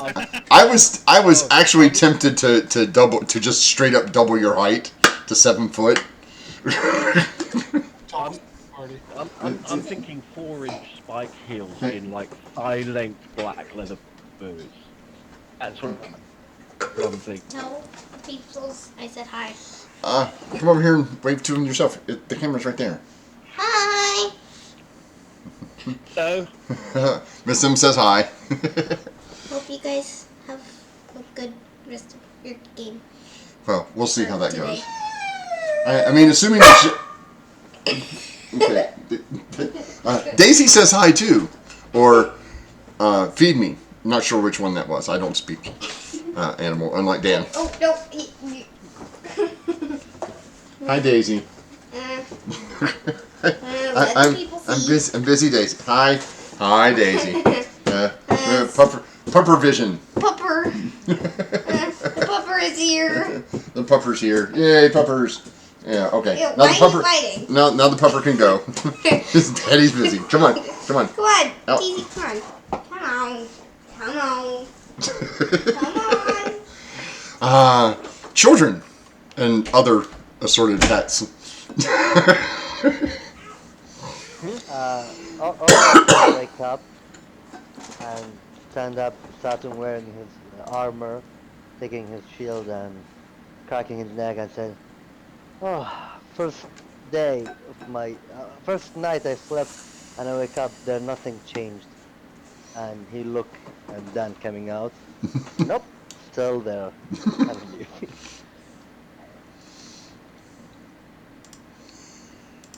So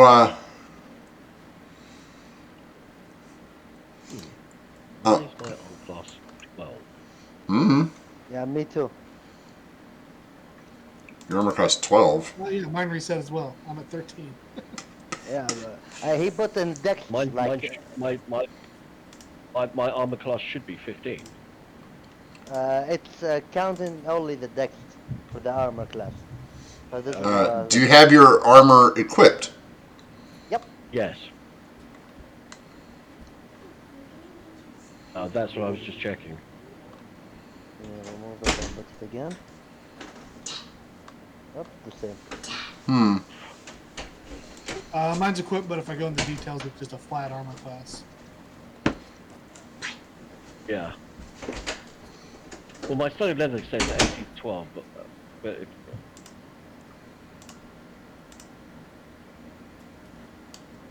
Oh, that just went all wonky. Stupid.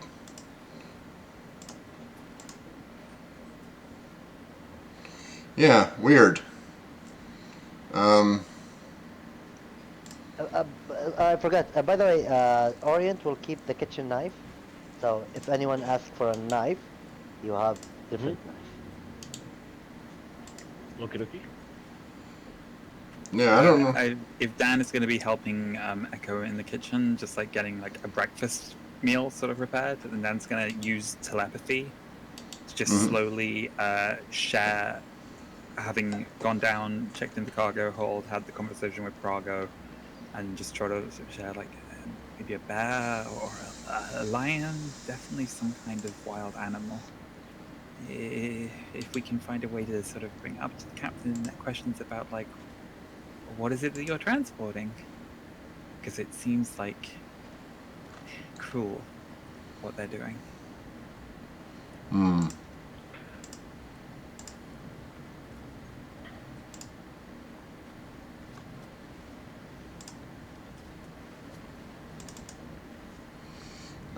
So your text would be... yeah, so you managed to do that. What's everybody's reaction to that? Yeah, I believe Orient already made it when he wake up. Said, "I hope this day oh, this day will be nothing changed. And he looked to Well, no, I mean Dan and said, Dan just let everybody know that what he saw in the. "Oh, It was more to echo specifically, sort of as we were Oh, working to make breakfast, but that we would probably then like try to spread the word to Leon and Orient. Do you do you want me to have a little chat with the captain? I think so.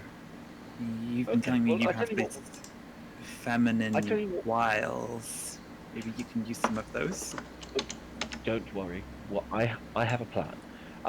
Let's get breakfast ready for everybody. I've generally found people are more accommodating and friendly when on a full stomach.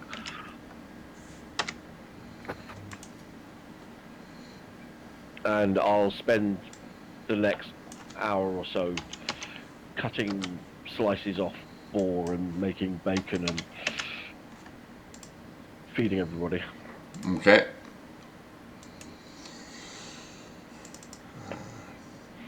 Yeah, you guys can go ahead and fix your armor class. I don't know why I did that, but Not let me. It reverts it.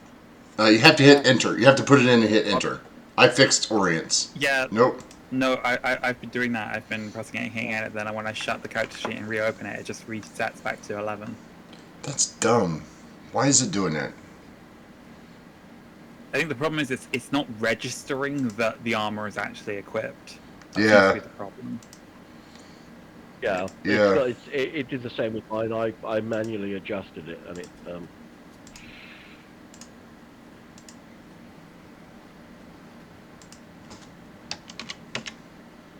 Yeah. I'll have to figure it out. I have to take a look at that because that's weird. You know, again, if something doesn't go, at least one thing doesn't go wrong on the stream, it's not a real stream, right? of course. If we don't have at least one, so the tokens move now, but now the armor classes are messed up. So we'll see how that works. I'll be able to fix. That should be an easy fix. It should be a sheet log or something. I think we all know what our armor classes are. So if we do get into any kind of combat, then we can always just Yeah, you can ask and we can call it out. Shouldn't Yeah. be an issue. yeah. Because I know Orient's is like a 17, 18. 18. Yep. Yeah. Leon's actually went down because he got rid of defense. Leon doesn't need armor class. No, Leon doesn't need armor class. Leon has hit points. And a Leon glaive. also has the ability to hammer the snot out of things, so it Yeah. can't hit back, which is rather good. That was a pretty good. I mean, you did like 50 points of damage to that thing in the first. That's That was pretty impressive, I have to say. So yeah, Echo, you hear you guys are having that conversation. Leon, you wake up. Not much of a hangover. No, not bad. They're doing pretty good with the getting the impurities out. Yeah. Good for those little goblins. The first mate comes up to you, and he kind of staggers up. And he's like, "What was that?" Oh, it's a goblin wine special reserve.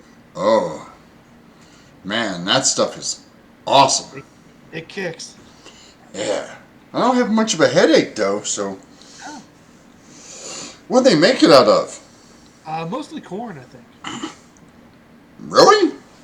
Yeah, so I think technically that makes it a bread. No. Yeah. Well. But yeah, you looked like you needed a drink. But I guess we got a day's work ahead of us. Yeah. If you could make sure that all the moorings are coiled properly, and all the and we need to replace all the strings on the ballista on the 4 ballistas. I'm on it. And Leon gets to work. Okay. Once I've completed feeding everybody in the crew and cleared up in the galley, so it's ready for the evening meal, I'm going to go and see if I can find the captain. He's in his office. He's in his cabin. And there's a bosun. There's a bosun standing outside. Can I help I'll you? walk up to the boat. Mm? Yes, I'll walk up to the bosun and say, I appreciate that the captain is rather busy, but I was hoping to have a word with him. I tell you what, when he's got a spare 5 minutes or so, if you could let him know that I would like a quiet word, I'd appreciate it. And I'll give him a nice big smile. Okay. Put a roll of persuasion stat. Okay, if you want to. He said okay. Like you can tell that Okay, okay. his entire job is to stand here and give the captain messages and not let people bother him unless it's important.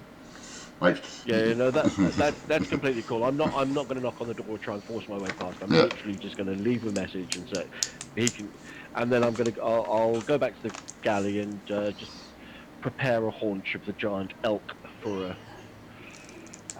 Did a Dan roast on steam. tell me and Leon about? I don't I was going know. to say, Dan is having finished sort of helping Echo with breakfast, is up on deck practicing knots. Is not feeling quite as confident as yesterday because these are very big fingers now all of a sudden, and they feel sort of stiff and awkward. And it's just going to sort of like see where Orion is once again using a gust of wind spell, probably equally ineffective, but Yeah. just like, hey, might as well give it a try. It's going to do the same thing of using telepathy to like reach out and like relay. You asked me to do the thing that I do, so I did. You'll be proud of me because I didn't open the door, mostly because it would have been a really bad idea. But like that's progress, right?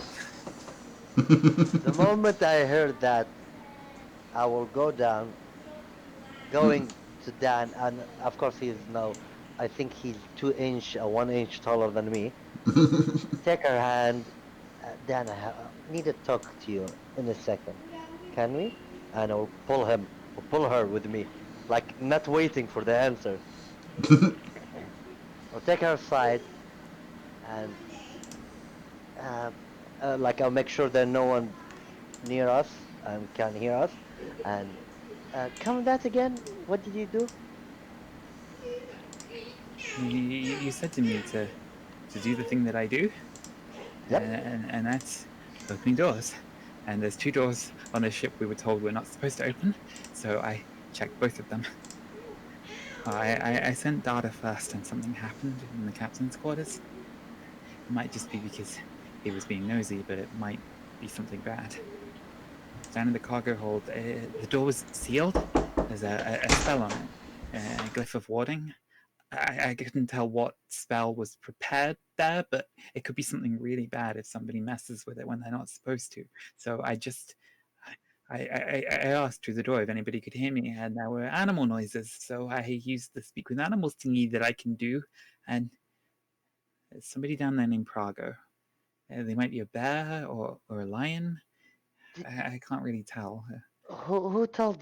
Did you tell anybody other than me? I told Echo while we were making breakfast.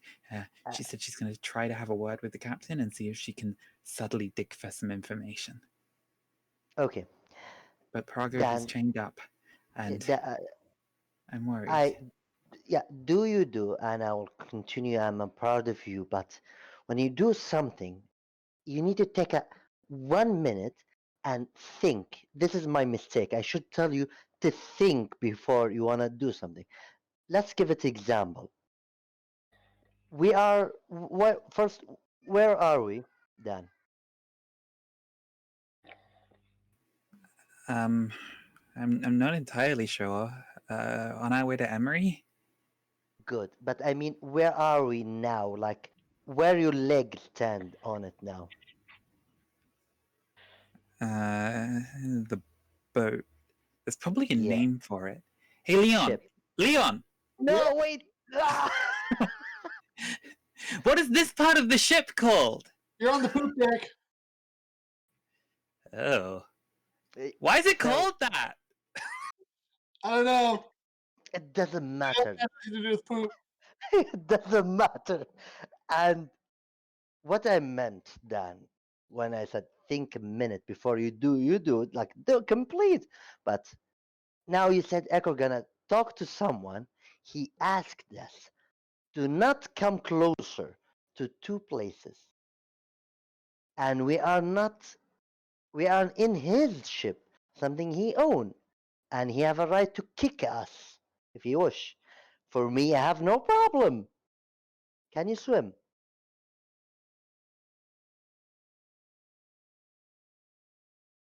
Dan, sweetheart, can you swim? I didn't drown when we were in the last shipwreck, so presumably I can. How far you can swim? Uh, I don't know. Probably pretty far. I mean, like, I'm big now, right? I should It be a bit doesn't. stronger. It's not about the size.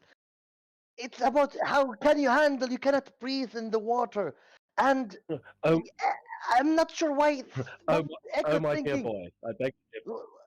Like what I'm thinking. Like you, Echo thinking that let's go to talk to the captain. That he asked us. Do not come closer to the cabinet of his office. Now the first night you broke these two rules. Think before you do. And if you do it, try not like I respect Echo but sometimes she is adventurer. She's very adventurous. Like talk to the captain what she gonna say like hey captain like we broke your rules and we go to the place that you asked us to not to go there and we want to know now you want to tell us what's there or we're gonna do something. Oh god. Orion Hmm. is hanging on by the barest thread.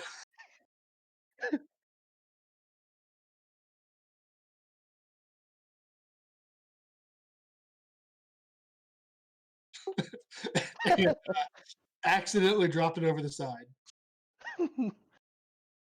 But I quickly pull out my own rope and replace it. And like after that I will take a deep breath, look to Dan. By the way, you become beautiful one. And like turn back and see try to look to I will try to look out like searching for Echo, hoping that I can catch her before like reach the captain. And as like Orient turns away, Dan gives like a genuinely sincere smile, thankful for the compliment. That is like everything that Echo has been trying to teach Dan, and he doesn't even realize it. It's just a sincere, sweet moment, and then it passes. So I will look. I will look for Echo.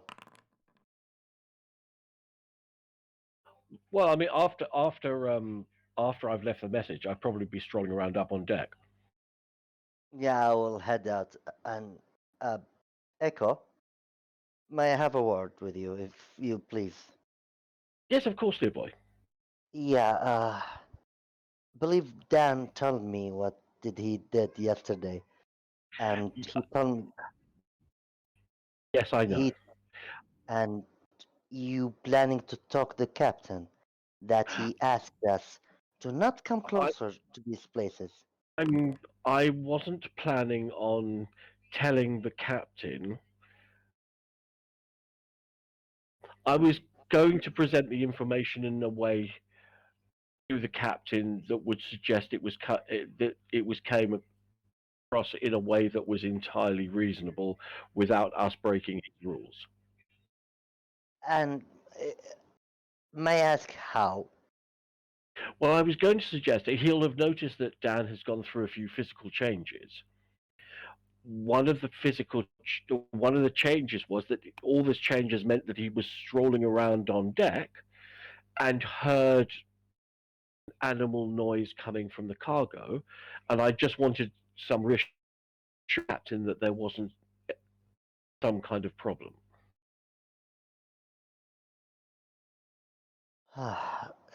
Does like is there any benefit to know wherever the creature they Like it doesn't matter. It's not our business. Well, it might become our business if it's a dangerous beast and it gets loose. Why you care? Because I'm in an enclosed space on a large body of water with a possibly dangerous beast. Yes, it is dangerous, and they keep it inside the cage because it is dangerous. So we don't come close. So we leave it alone.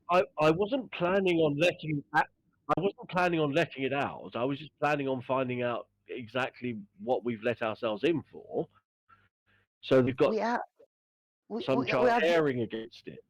I can understand, but we are just traveler. We sit. Thanks to them, we have a free ride to the city. Let's Mm. just I, keep I it that wasn't I way. wasn't I wasn't suggesting giving giving the captain grief about it or suggesting we were going to do anything. I just was going to try and get some information out of him. Trust me, I've I'm proved rather good at getting information out of people. look, Echo. Fully trust you of a lot of things, and I'm not saying that only caring about you and Leon and Dan. No, no, I appreciate that. But for me, it is there no reason for us to get involved for things that doesn't benefit us, doesn't we don't care about it. It is just an animal in a If cage. They're gonna travel, and let me they put ask. let me put it to you this way: Oh, go if ahead. I don't do something about it, Hmm? some way or another, and don't go back to Dan with some kind of answer, what do you think is likely to happen? Dan will do something. Like the moment Echo said that, Orient will hit his will face palm and Exactly. Who do you trust to get this done in the most diplomatically and conversationally appropriate fashion? cannot we just No, like we can't. pursue? Because otherwise, if we don't do something, then Dan will do something. Oh God. It's like asking Leon to open a chest. You just don't know when he's going to stop. No, yeah. At least if you're gonna go to talk to the captain, take someone with you. You do not be alone. What would you suggest, Dan? No, take Leon. Exactly. Yeah. Um, I would suggest Leon might not be necessarily the most diplomatic of um, people to perhaps take with me. Are you perhaps volunteering yourself to come with me? Um, do you believe it will be benefit for me to come? With the greatest of respect, I think that you should let me handle the communications. Then I believe that if you're gonna handle the communication, I believe the one who can guard you at least and put little bit intimidation. I understand that Dan can put the hell of fear of people, but I don't want him to her to show I'm that going to side. cast prestidigitation and make my eyes flame and say, "Don't worry, I can be as intimidating as I need to be." Pat him on the cheek. Oh, just be careful. For me, I believe I, Leon will be the best guard for you, but I it's your listen, choice. Uh, honestly, Orient, thank you. I really do appreciate your concern, and I appreciate that you're trying to do what you think is the best for everybody. And that's one of the things that I really do like about you. Occasionally, you just got to trust us to be able to do what we do. This is what I do. I Be careful. I will. Leon will, Orient will turn and start thinking how this thing would deal and start planning. Like he will start planning and he will take a road. Like you're gonna see him walking back and forth I'm out going of the ship. once I've had the And conversation with Orient, I'm going to wander over and see if I can find Dan.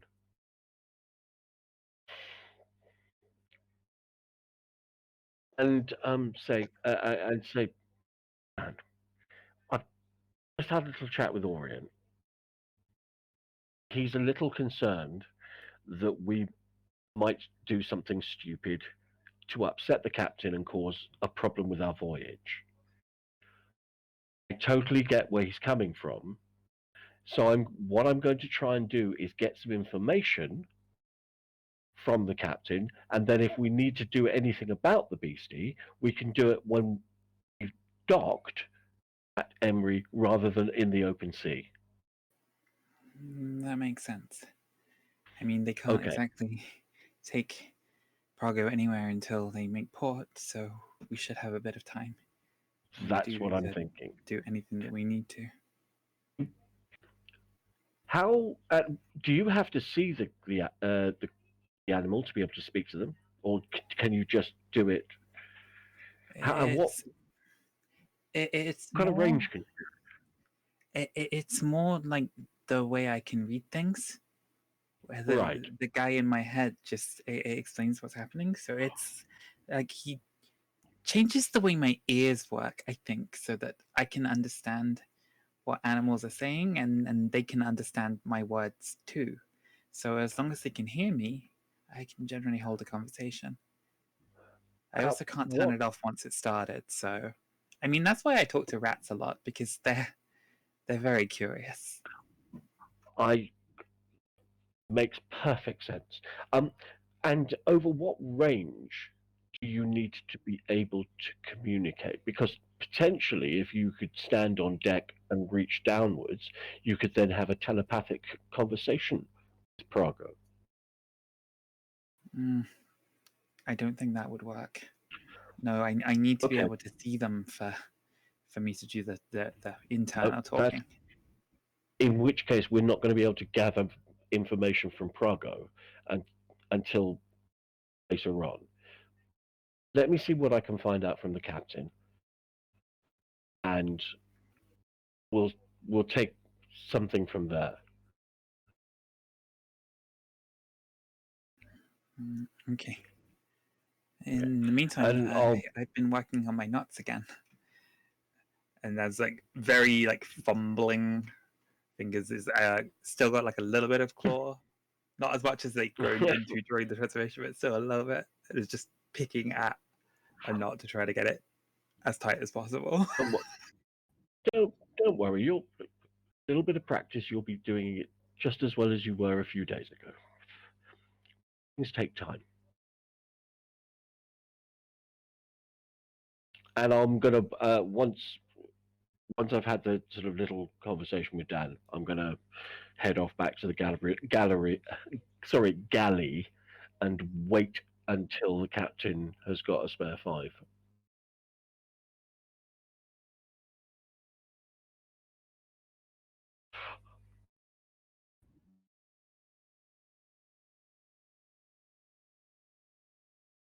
That's all right. That's no big deal.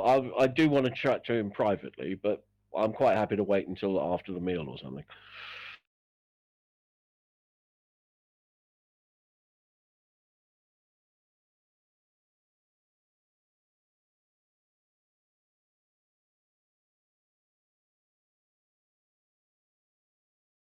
All right. Can I just click that on my sheet, or do I gotta see tools vehicle one? Nah, clicking it does nothing.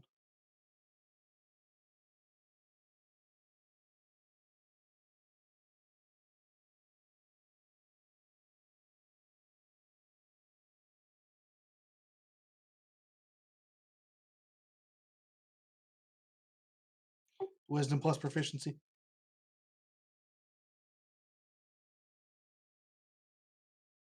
Almost did plus 40.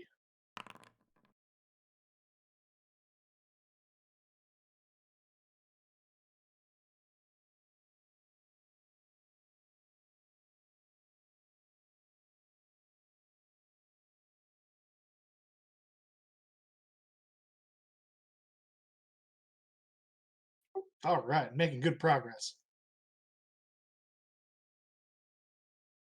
Yes, that's the progress.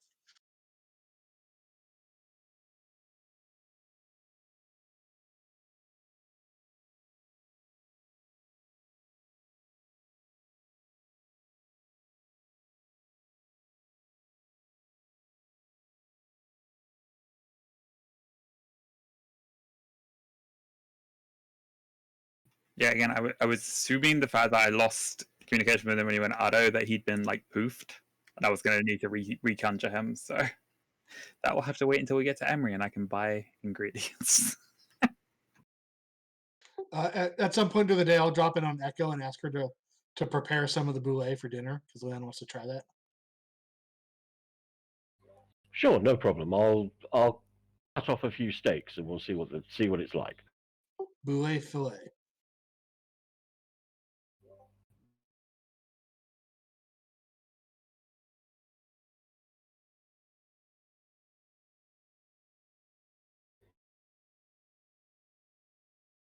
Performance.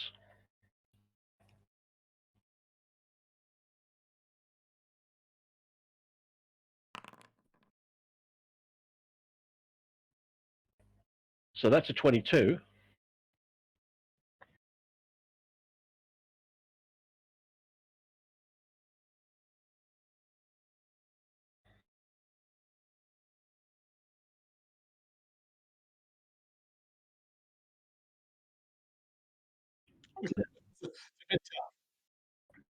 Horrible.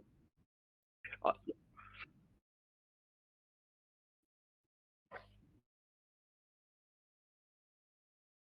mhm. Yeah. Okay. Horror. Well, I'm going to say, look, Leon, I've cooked you one of these. I don't think you're going to like it, so I've made you some of what everybody else is having, but I just didn't think you least want to give it. I warn you in advance. That leather is probably likely to be more appetizing. Oh, I'm sure it's fine. I'm sure you did great. It is in your hands, my dear boy.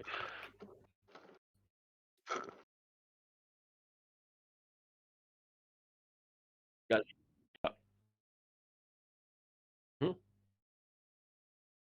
Oh, it's gonna get finished. Don't worry about it. Well, I guess I just have to chew on it a bit. No, Leon's gonna finish this all. That's Leon's mentality going into it.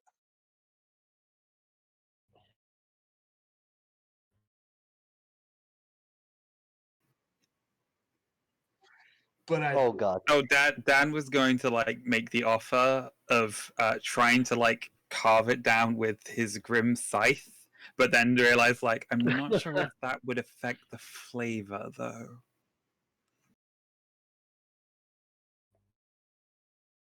Orient looking to like I believe Orient looking to Leon while he's like biting and chewing and no effect and I things.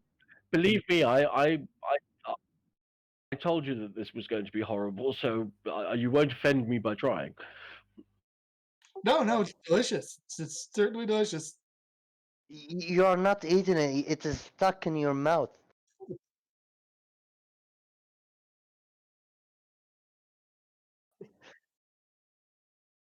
It it will be bad for your jaw and your teeth. Okay, sure. It's just continues eating.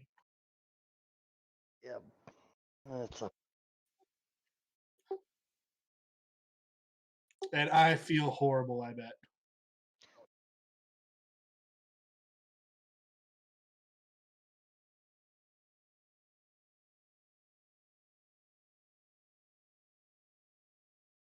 Yeah.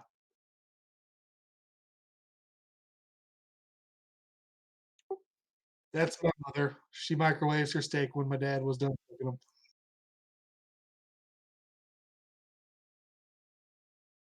Right.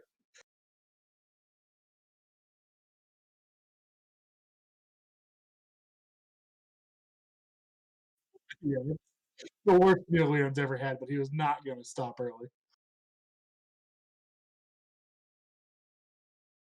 Right. Well, I mean, to be fair, I think he hung it for about 30 days, and then carved it very thin slices and slow cooked it. We may be okay, but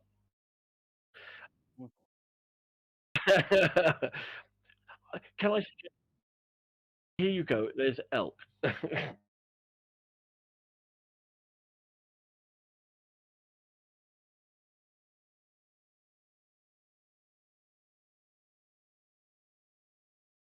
100%.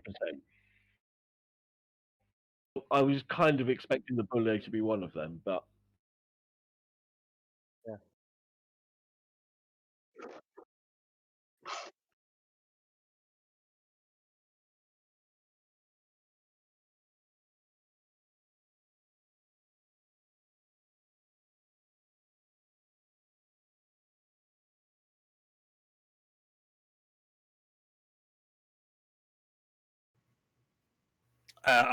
I burned a spell slot to summon Shavara to keep me company for 10 minutes.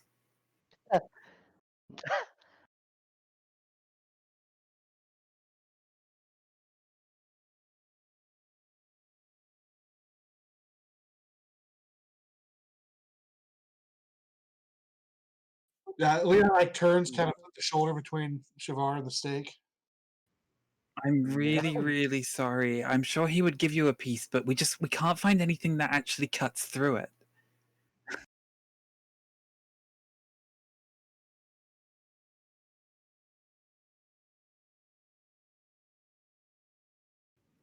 I was gonna take out like a little bit of the elk steak that he's been working his way through, and then just like pass it down.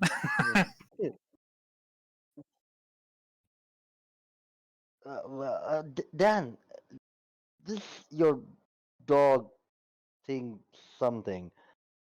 Like, does he need to be fed? Oh, where did he go when he disappeared?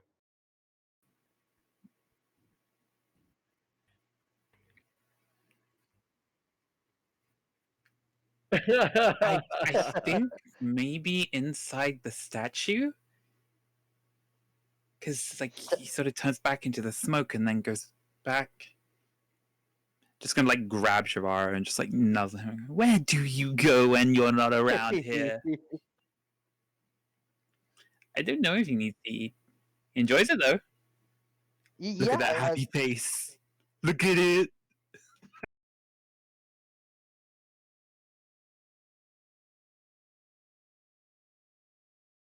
like Orient will say, I'm sure 100% these teeth not for eating, for munching bones. Give her a bone. He might like it. Never Hmm. try?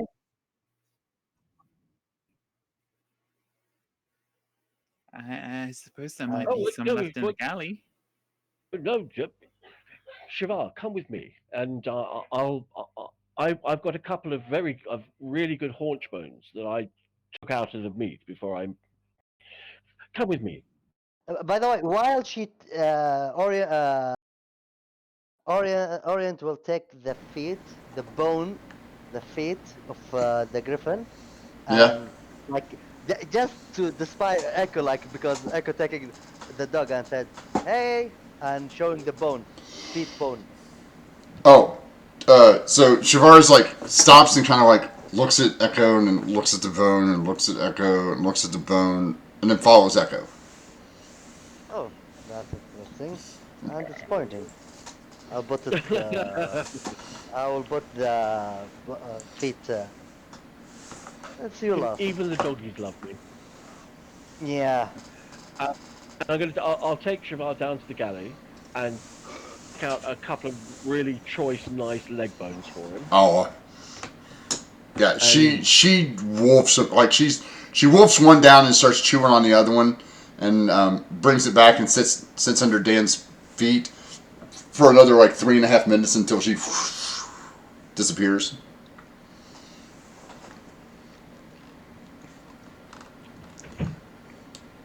If she needs Dan, feeding whenever she's around, let me know. I'll keep a store of bones on the side for her. by the way, Dan, is there more? Can we expect more? More animals? Maybe. Dan, my friend, they are not animal.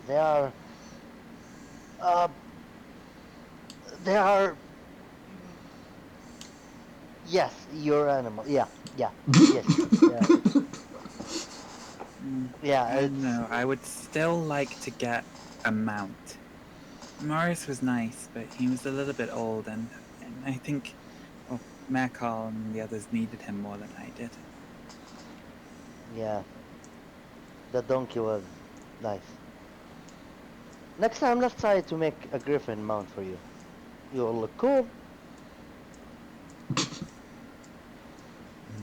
That would be Y- cool. Yeah, They can fly. yeah, Think how high up I could get. I could look yeah, down on everyone. yeah.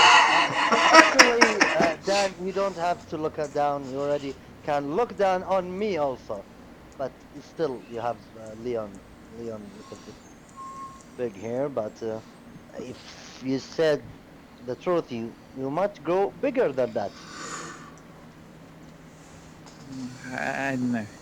Renato was explaining it to me. It's a little unpredictable.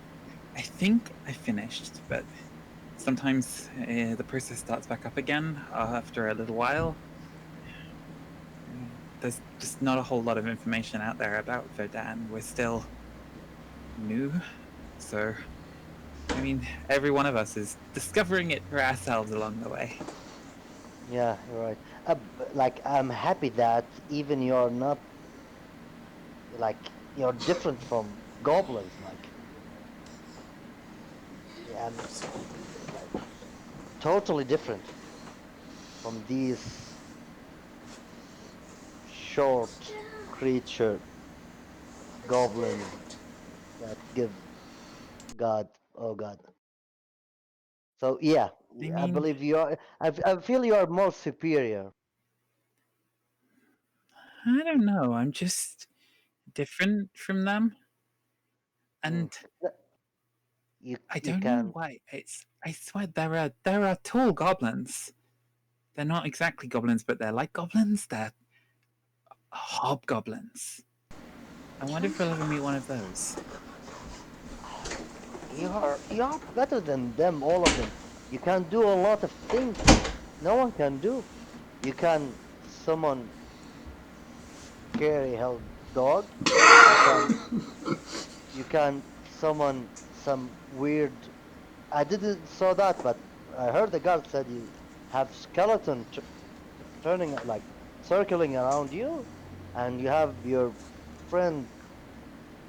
Well, we're gonna talk about that later, but you can do a lot of things. You are superior to all these creatures you said. I don't know. I don't think it's a matter of superior. I can just do things that are different than what they can do. Like, I couldn't make that moonshine, and Leon seems to enjoy that quite a bit. So that's something that they can do that I can't. And Gall, he stepped in and chose to become the mayor.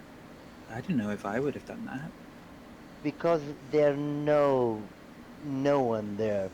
Like believe me, there's one human, one person there. I believe he will not have the chance. And you said, as I said, they're never been like responsible to anything.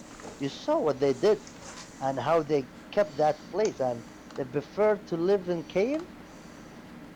And I have no problem with creature living in cave, but I think a lot they're of goblins do that. Like you you're said, different. there's people who they don't like having goblins around, and so it's easier to just go off and live by yourself. And I guess at some point whoever I was, they found the guy in my head, and then the other guy in my head. You And maybe have both of them were just trying to wait, help that wait. person find a way to not be a goblin anymore, because That people can be Dad. very cruel to goblins. I will hold shoulder again. Dan's shoulder. Dan. 2. There's 2, not 1. Yeah, there's the one who lets me do the puppy thing, and then there's the one who helped me get tall. I have 2. And I have 2. And you believe they are different. They are not the same. Yeah, they're different, and they don't always agree, and so I mostly just try to keep them both happy, because they both help me in different ways. I guess technically there's 3 voices in my head, but the third one's just me.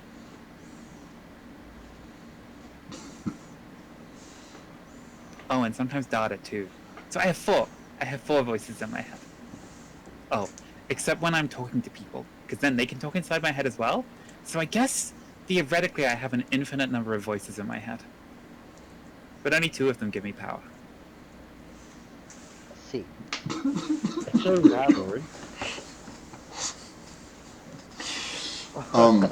So, you've noticed that during your chat, Renata has literally not stopped just staring intently and listening. But several of the other ones have moved away from you in the room and have started to leave the room, conspicuously avoiding your table. Leon is oblivious to this because Leon is still busy trying to tear that piece of meat apart. And once that meat goes down, Leon's just going to find a piece of the floor somewhere, lay down, and pull his stomach. Yeah. You definitely don't want to be in a swinging hammock after that. So the evening Echo, the captain does not come find you today. Right. Okay. You guys go back to sleep in your hut. Anybody doing anything overtly suspicious in the twilight hours? Yes. No. I think I would, speak like- for all of us when I say no. Yeah, like everyone can tell Dan would want to go and try to talk to Prado again. Yeah. But has been schooled by both Echo and Orion to please don't do anything. But you didn't ask for Leon's advice. Yeah. So. Why would we want to do that? No, I did. I asked Leon for what deck we were on. I Yeah. asked him the stuff that That's he could true. help with. Yeah. So Orion, what did you decide you wanted to do this evening? Yeah, I will when everyone's asleep, make sure 100% they're asleep. Orient will wake up, look the board and see how many people and where the nearest one, and he's isolated, far from everyone, and near the near The edge? the edge of the ship. Okay, you find one. So, from far as I can, I will try to cast fog of cloud Okay. near of him. Then I will stealthily come closer to him. Then I will grab him and I will jump both of us under the water, and drowning him and stab him with my dagger. Okay.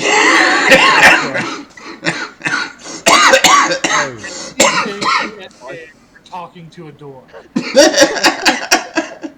Yeah, don't do anything suspicious as I Navy SEAL the shit out of this guy.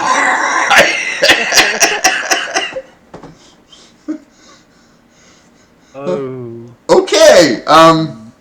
Well, give me an attack roll on this poor guy here. I will not attack him. First, I will grab him and jump. Yeah, well, you gotta grab him for making an athletics check then. Okay.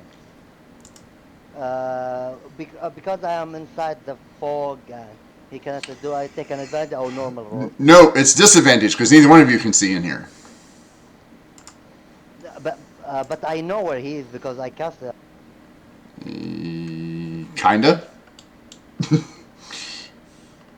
That's not to say he didn't move when the fog started moving. Yeah, he didn't. He didn't like. Okay. 9. And oh, I didn't roll for.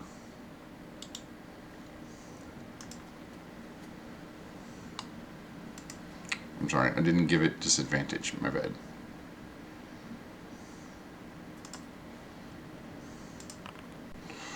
Yeah, you managed to grab him and jump overboard. Yeah, jump over and with. I think because I am grabbing him, I have half speed, so Yeah. I will drown him. Well, you both fall at the same rate. Let's just put it that. No, yeah, but the moment I touch the water, Mm. I will pull him inside the Yeah. water. Oh yeah. So I am like 15 under the water, and yeah, I start stabbing him to death. Okay. He's going to try to attack you too. I believe he have disadvantage because he's underwater. I Yep. have a dagger and I have normal roll. So do we start fighting each other? Yeah. Go ahead and make your attack roll. Okay. I mean, you totally surprised him. So advantage or normal? Normal. 11. Yeah, you hit him. This is the damage. Yeah.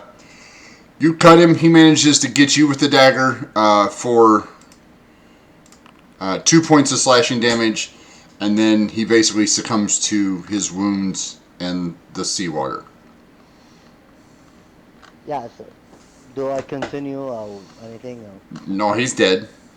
Yeah. So I killed him with the dagger. That's what I meant. Mhm. So that and leave him and go back before I ship and make sure they're Okay, going up. I need you to make me an athletics check to see if you can catch the boat.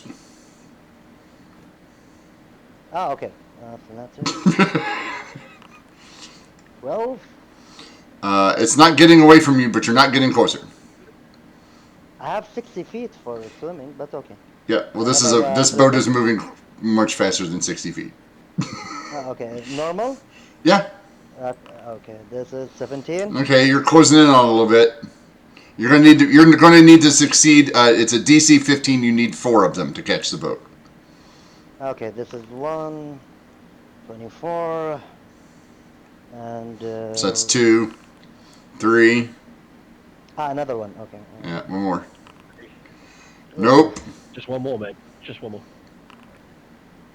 All right. So you managed to get on the back of the boat. You are extremely tired. You've been swimming as fast as you possibly can for the past minute and a half.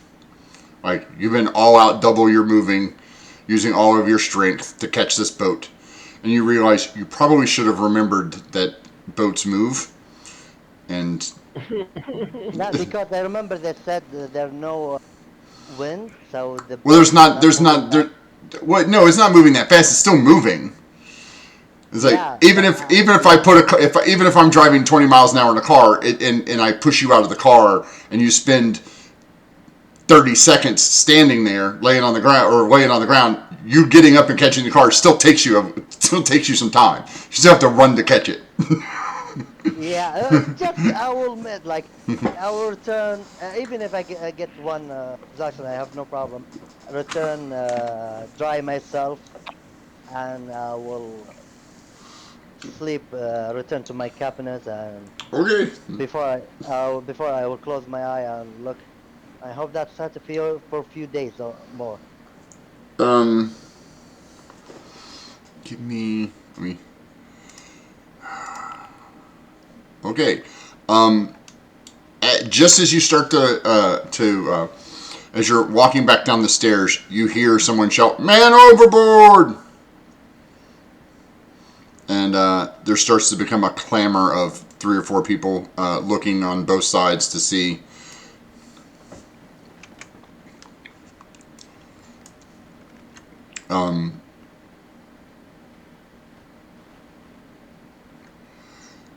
Echo and Dan, give me perception checks to see if this wakes you up.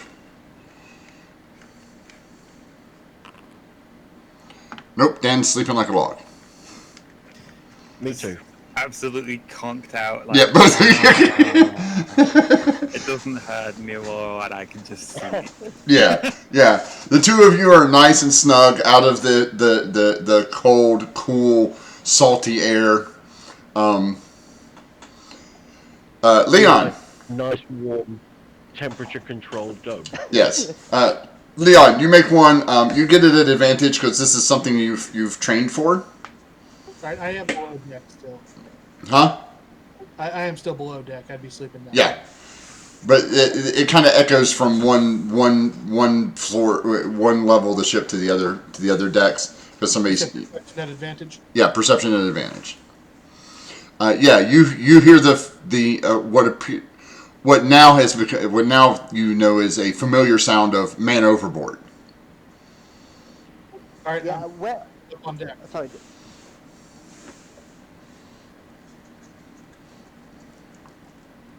Yeah, Orient. What?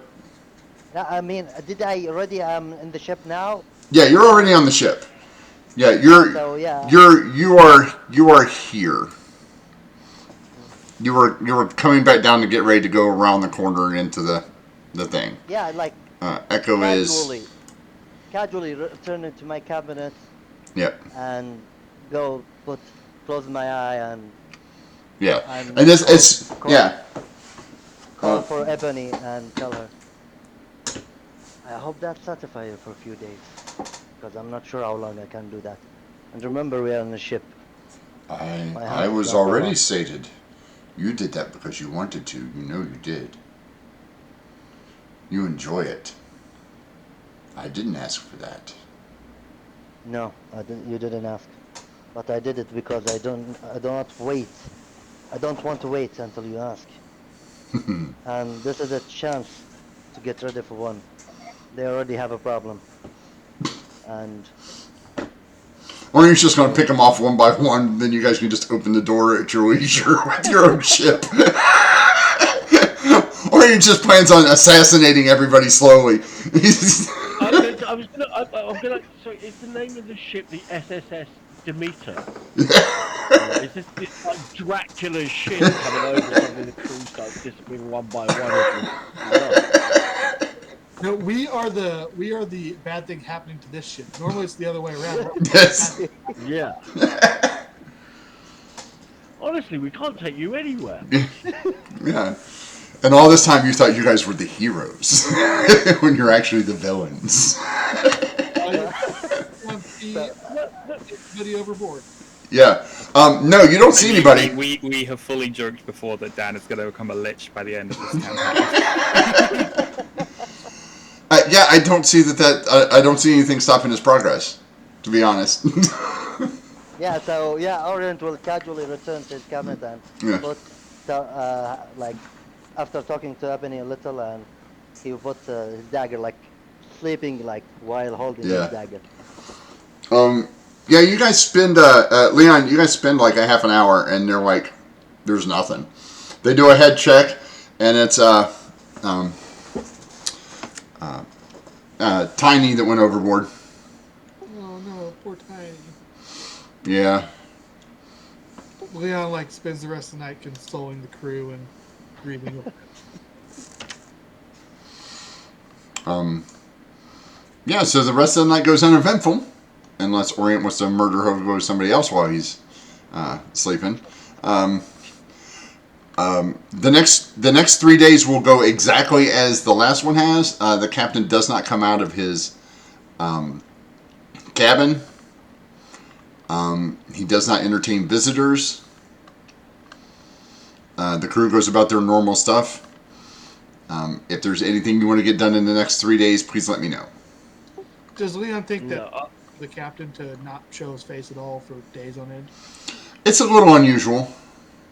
But not like shockingly unusual? Not shocking. I mean, they're at the end of a long voyage. He might just be doing logs and paperwork and just, generally doesn't want to be bothered. Okay. It's not unheard of for the captain to spend a day or two. 3 days seems a little much, but this isn't your ship, so. Yeah, I guess maybe near the end of the day, if anybody wants to do anything else beforehand, Leon would maybe try to bring that conversation up with the first mate. Orient will ask just Leon about, because Orient know about that Leon know about ships and he worked there, and like going to Leon and asking, is that normal for a captain to stay inside his room for many days, not showing himself? Then I'll tell Orient everything the DM just told me. Then Yeah, Echo and Dan, you guys have any extracurricular activities that you would like to perform over the next 3 days? No.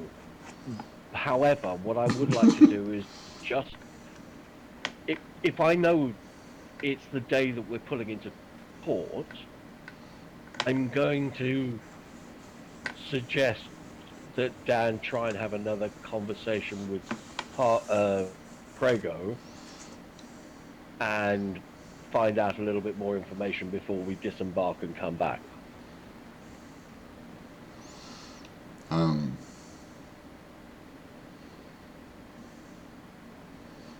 Yeah, Dan was pretty inclined towards that plan already and wanted to check back in because he did kind of promise that he would do that. So, Well, it's 3 days. It's been a total of 4 days. And Leon, as you start to worry or get concerned, you manage to find the first mate. Yeah. So hey, what's up with your captain? I mean, I haven't seen him in days. Is that normal for him? Yeah, he does that sometimes. A lot of times he's doing, paperwork, or he's trying to figure out where we're going and, what we're doing next, or maybe he's filling out the paperwork for make sure we get paid properly, or, there's a lot of people. There's a few people that, aren't going to get paid, so maybe he's got to redo the payroll sheet because they're not with us anymore, or who knows. He does it every now and then, but not too often. I mean, 3 days seems like a really long time, but... I mean, somebody's checking on him, right? He's okay in there? Oh, yeah. I mean, he answers... I mean, he takes his meals, but, that's what he's got us for. He tells us what to do, and we do it, so... Not like he's got anything else to do unless we run across another ship or something. Yeah. Any clue what happened to Tiny? I mean, that's just so random. Well, there was that big fog bank everybody said we went through, so maybe he was trying to peer over. Maybe he was walking, or maybe he was tying something off and slipped and fell or something. But nobody heard him. Yeah, is that kind of what happened to the old cook as well? Just kind of. Oh no! That was not an accident. What happened with him? He died. Yeah, I that. I mean, what's the circumstances in it? There's a lot of people dying on their ship, man. Well, he died because he let's say he did something on the ship that you're not supposed to do on a ship. He pooped on the poop deck. No. The question. I've learned that's a no-no. Yeah, yes, that's definitely a no-no. But everybody tries it at least once. That's just a thing. You got it. Yeah. No, he questioned the captain's orders. Oh, okay. I mean, must have been persistent to merit that. Oh, well, he did it publicly in front of all the men. I guess it's a bit harsh, but I guess you can't can't fault the captain for that. Well, I mean, Does Leon think that's excessive punishment? yeah, I mean, Leon's moral center would think that that's Leon's moral character would think that that's a tad excessive, but again, not unheard of on some. Right, it's within the captain's rights, but It's well within the captain's rights, but you don't ever recall anybody ever doing that. But again, your memory is clouded at best. So, well, it does seem to happen more on pirate ships than it does on normal ships. right. Yeah, you'd expect that on a pirate ship. Yeah. All right. Well, here's hoping we make it into port without anybody else going over the side. Yeah, that'd be a good thing. Dan, into the third night, going into the fourth day, you wanted to sneak back and talk to Brago. Yep, just to like check in, give him the update of like we're going to be making it into port soon, so they're probably going to try to come down here and take you out. I don't know entirely what we're going to do yet, but we're going to do something to try to help you. Chains hurt. Magic keeps me weak. Okay, I'm going to roll a wisdom save because it's something that Dan would want to do. Mm-hmm. That's an incredibly bad idea. Go ahead! Or you can just do it. I'm all for you just doing it.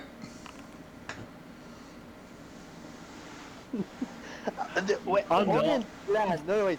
Like Audience, Dad's hand we is need some going plan. towards the thieves' tools to start picking the lock, and then he like sees the runes. Once again, I remember there was a warning there, and it's just like, I'm sorry that I can't be there now, but once I am, I promise that I will break you out of there, and I will do what I can to patch you up and make sure that any injuries you've sustained during this journey, that I fix them however I can. If I get free, I will crush those that captured me and brought me here.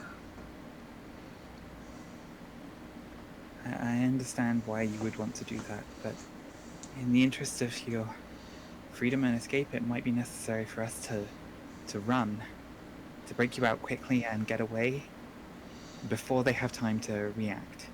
But that's just my advice.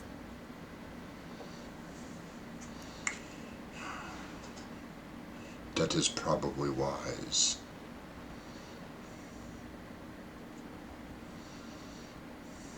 I will wait. Thank you. I'm sorry that I couldn't do more.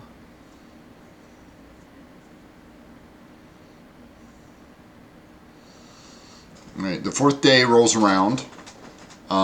Leon, give me another watercraft roll, please. All right, wisdom plus Proficiency. 4. Yeah, 3 plus 1.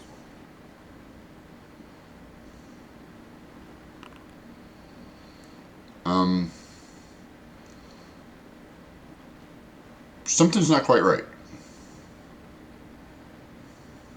Okay. With the ship itself or with our route? With your route. By this time, you should be close to land. Like, most people don't go way out into the water and come straight in. Yeah. You start making your way as close to land as you can and come along the shoreline.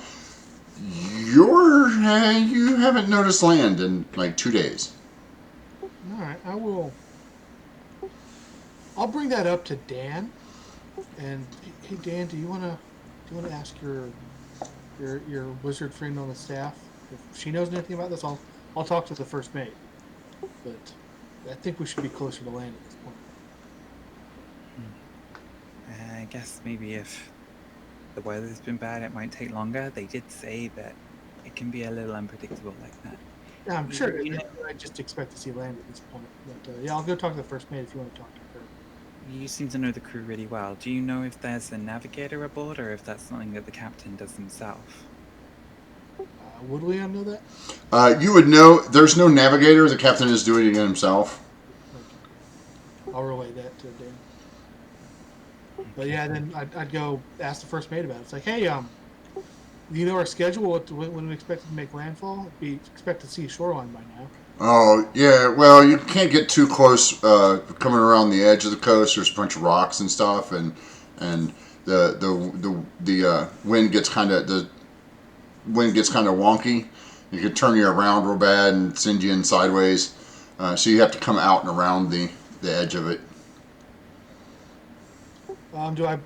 Does Leon believe what he is telling me? I'm gonna make an insight check. Nope, not a bit. Okay. But Leon has no clue why this guy would lie. So I guess I'll play dumb and I'll just bring that information back to the rest of my group. Well, give me another wisdom check. Just a straight wisdom.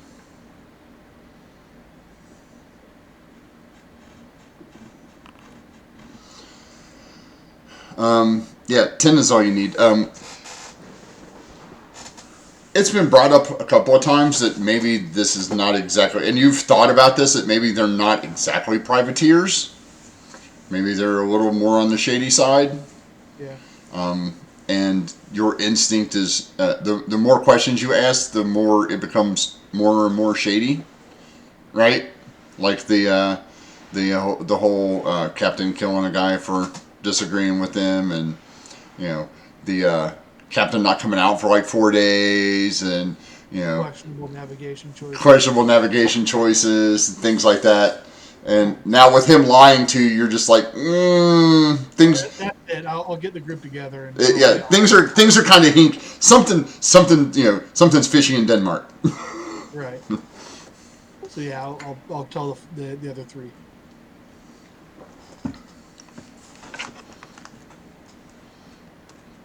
Tell them what? Guys, something's wrong, guys.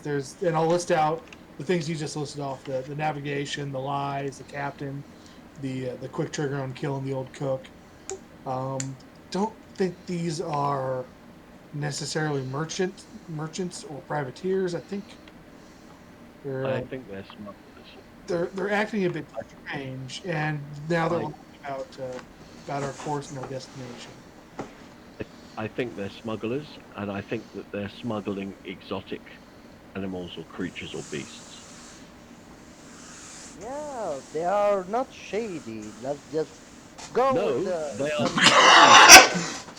No. I think Orion was being a little sarcastic and condescending about you guys. Like, no, they're fine. When Orion's like, no, we don't need to go with you guys. We'll walk.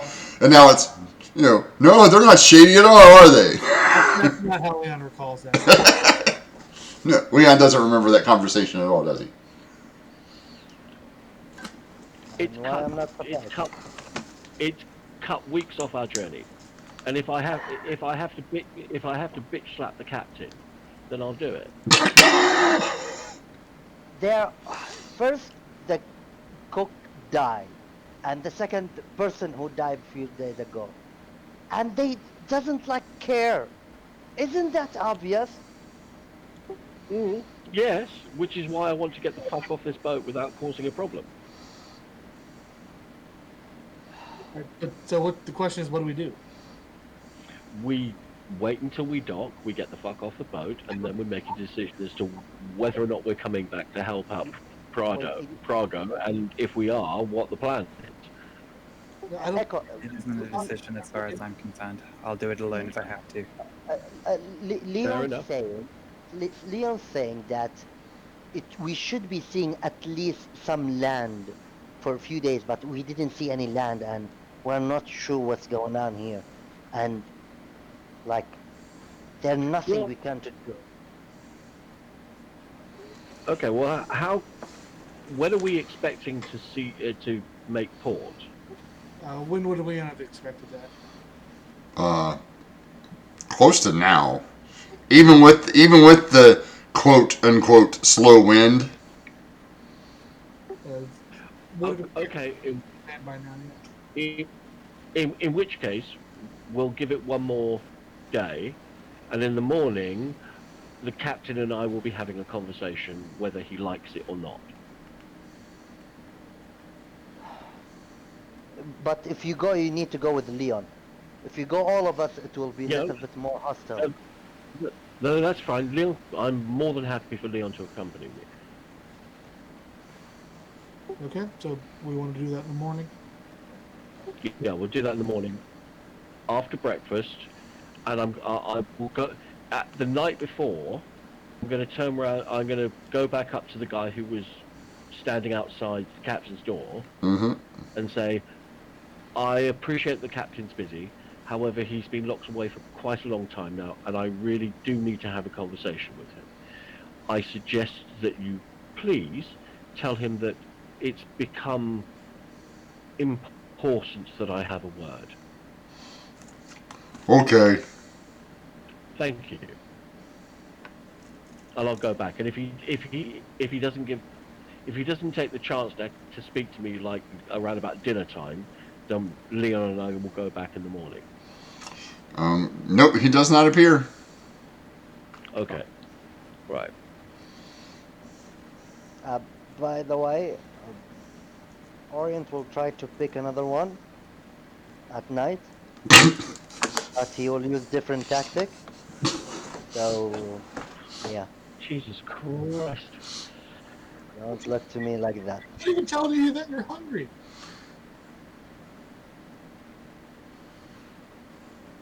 Dude, wait until he takes.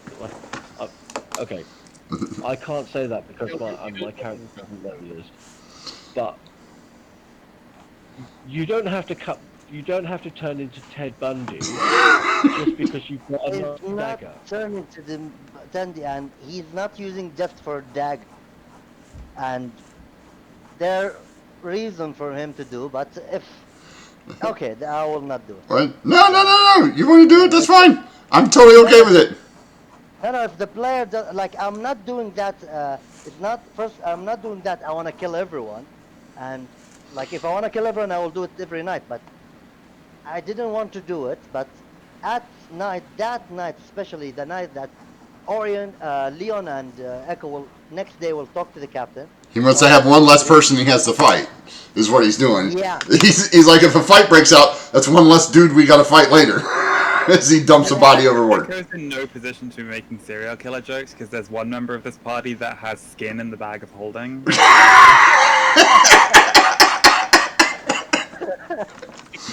So, Excuse me.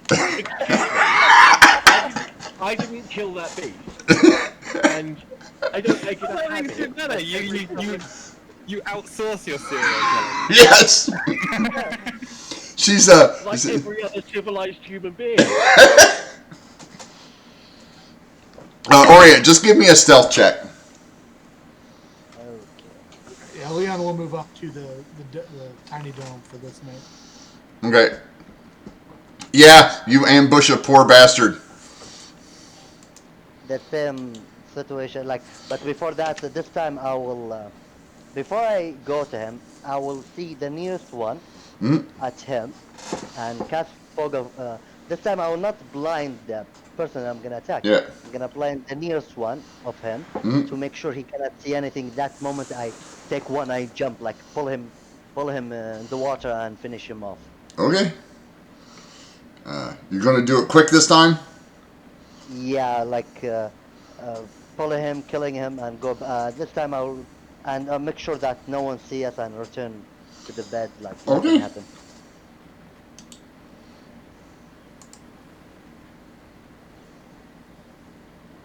But I will make sure where the position of these people or these character it is before I do anything.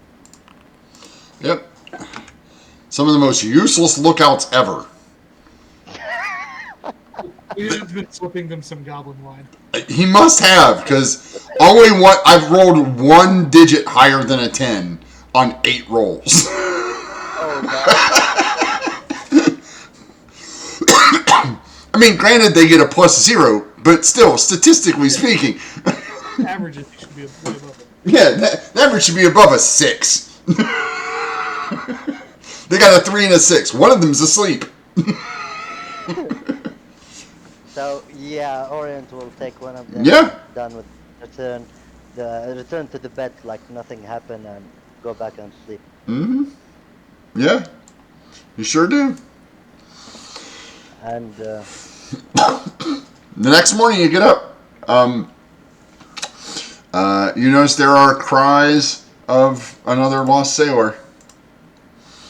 And this lookout here is adamantly telling everybody at breakfast he swears that he saw a sea witch a couple of days ago and nobody believed him.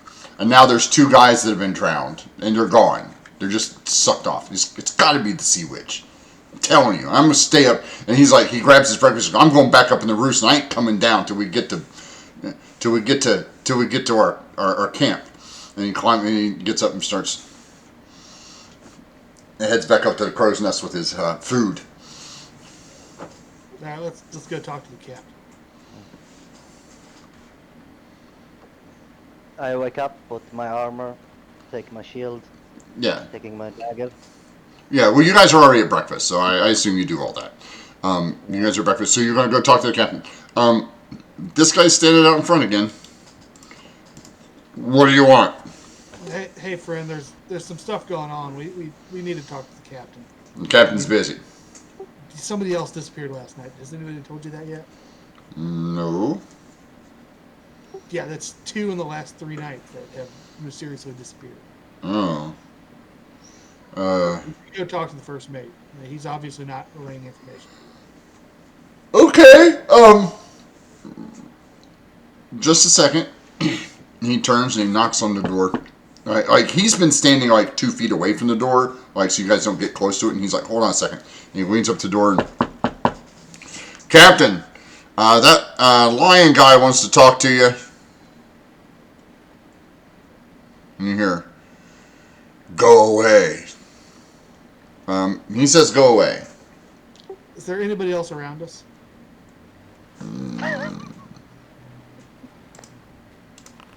Nope.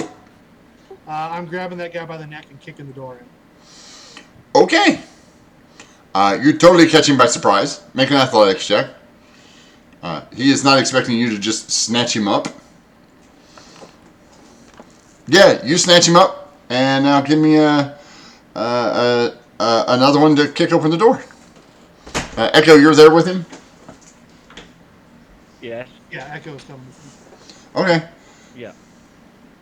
I wasn't expecting him to do that, but we're gonna roll with it. One of the reasons I send Leon with you. Yeah, you guys chose Leon to be here. Hmm? Leon wants to talk to the captain. They weren't going to let him talk to the captain. Yeah, it's yours. Leon will do what Leon do. All right, Leon, you kick the door and it doesn't give. Okay. Damn. And now I'm gonna. you have now there's another one. We will let's do this here. Let's move everybody out of the way real quick. So I can basically give you guys the room down here.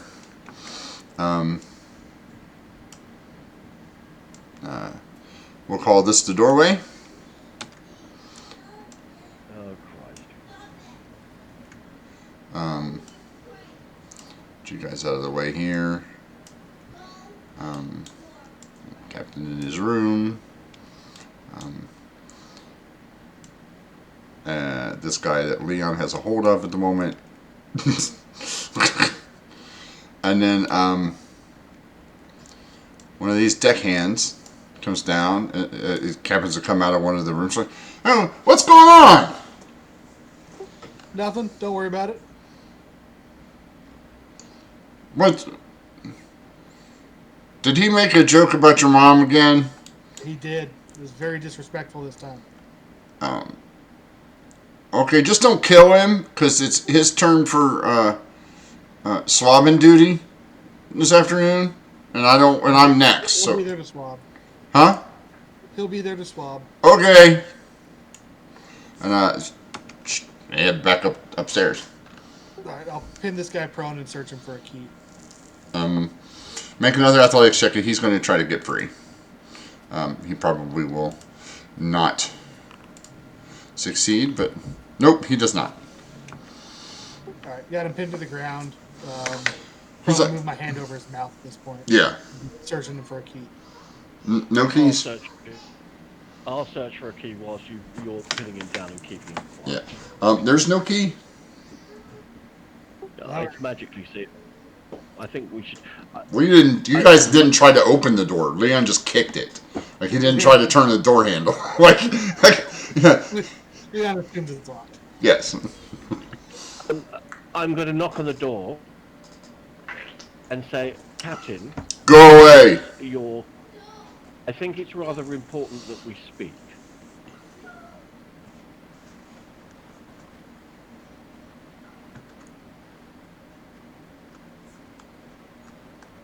Please open the door. Go away. Does the inflection ever sound like it's changing when he says go away? Nope. I'm extremely concerned about the safety of the captain. I think we should get the door down. I will lift the guy back up. I will grab his face and look in his eyes and say, I'm getting this door open. I might have to use your head to get it open, unless you can suggest a different way. I like your negotiating tactics.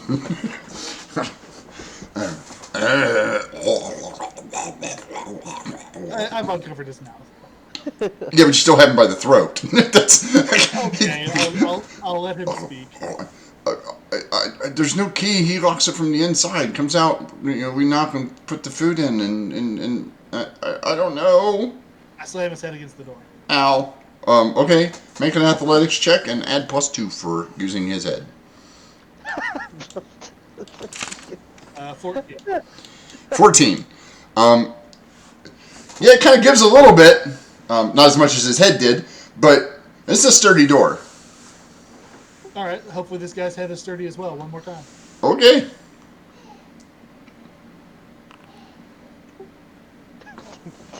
Oh god. What's your strength bonus? My strength is +4. Okay.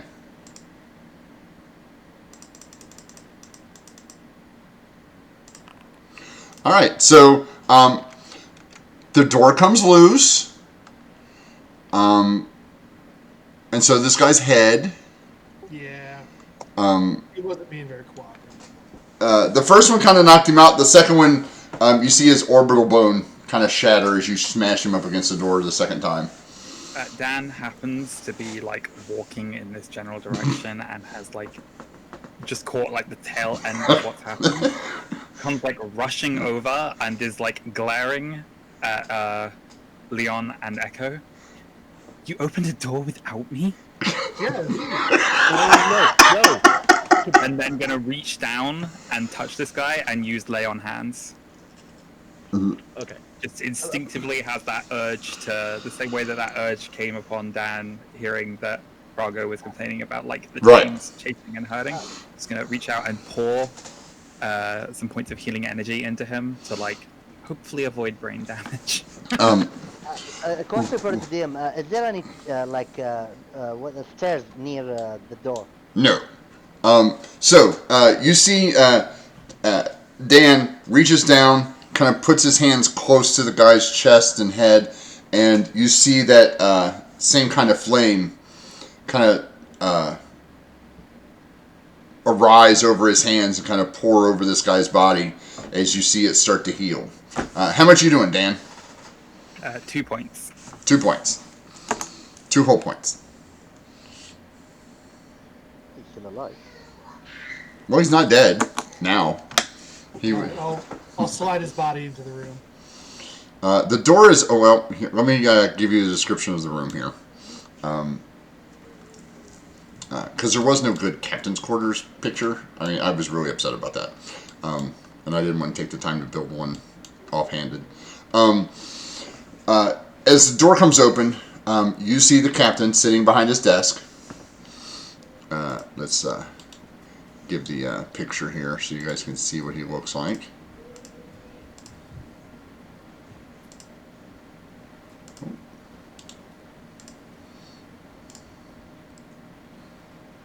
That's the captain. Except for the fact there's no skin on his body. Where'd your skin go? The rest of the room looks like a cross between a captain's quarters and a shrine to some evil beast. Dan. Go away. His mouth isn't moving when it's coming from the captain, but you don't see his mouth moving, which is incredibly unnerving considering he doesn't have any lips. Yeah, sorry, not happening. And I'm stepping inside the room. I'll go in right behind you. Okay. Where did I put Dan? Dan's over here. Dan is here. This guy gets the corner. You're in the room. We'll call everything from this line. Well, let me. I would have drugged that guy in with me. Oh, it doesn't. Okay. So, wrong thing. Everything from this line to where the captain is the room. Okay. Cool. Okay, so you drug this guy in with you, Yeah. and then slumped him against the floor. Yeah, I guess once I get him out of view from the hallway. Yeah. Swing him against the wall. Dan, are you going in the room too? Yeah, Dan's gonna like follow him behind, and when Leon sort of prompts, is gonna like, be looking around for any obvious like religious iconography or holy symbol, and just like reach out to Valshia in his head and be like, "Do you know who this might be?" Okay, give me a perception check. See if you see one. Okay, you see one. Now give me a religion check and add +2. 8. You get no answer. It's probably not yeah, him up here, but probably some kind of god, or maybe something godlike. Go away. What's going on? Where are we going?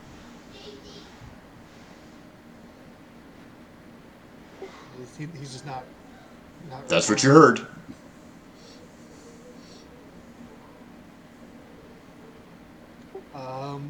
Is there anything on that? Is there a desk in front of him or anything? Yeah, there's a desk.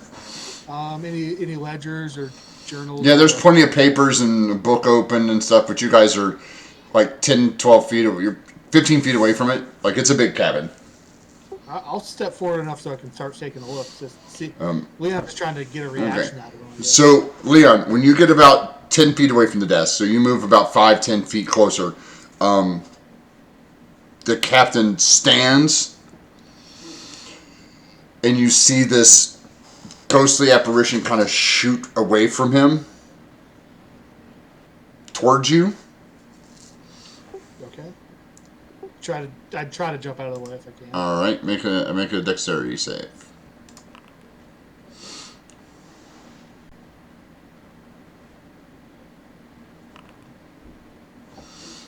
You manage to get almost completely out of the way, but part of it does brush up against you. It kind of has that ghostly image like the twins from the second Matrix movie. Gotcha. And you feel this cold brush up against your arm, and you take 5 points of cold damage. All right. How does the captain look after this thing's come at me? He still looks the same, but he's standing now. And this thing is now. Let me give you a token to use in its place, which we will use as. So it was the captain that came at me, or what came at me? No, it was a ghostly figure. Okay, that came from the captain. Yeah. We'll use this. We'll use This.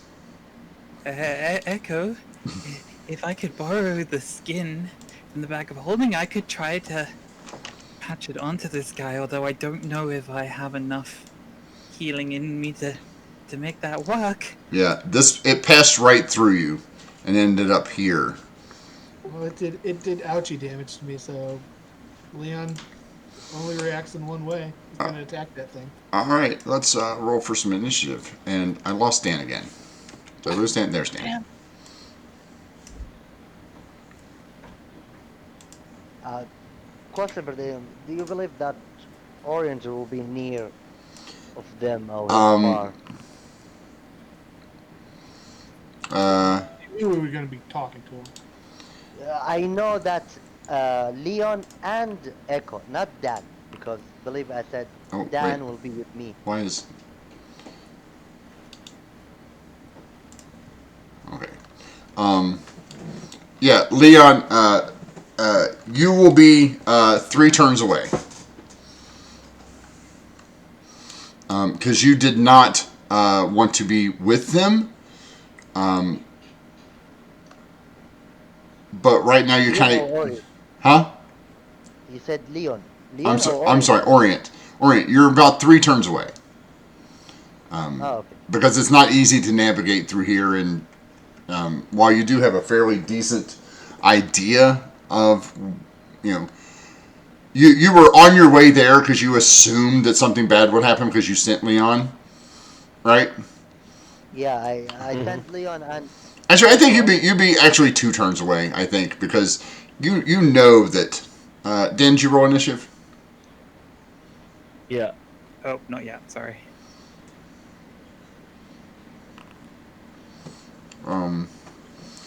Oh, Dan, you'd be healed by now. Sorry.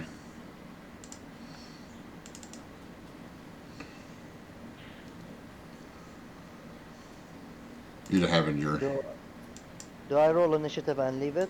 No, just wait. Sorry. Okay. There we go. Sorry about that, Dan. You'd be all healed up. So we begin combat. Echo, you see this ghostly apparition move through Leon, and it leaves kind of a frosty trail along the ground, and then you see it brush up against Leon. You see some cold mist form along his fur, and it seems like it's moving this direction, but it does. You can't tell if it's going to keep moving or turn around and come back at you. Right.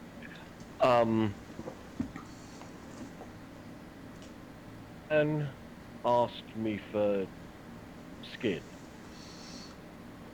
Yeah. So I'm going to reach in the bag of holding, pull out one of the rolled up pieces of leather, well, pre-canned hide leather. Yeah.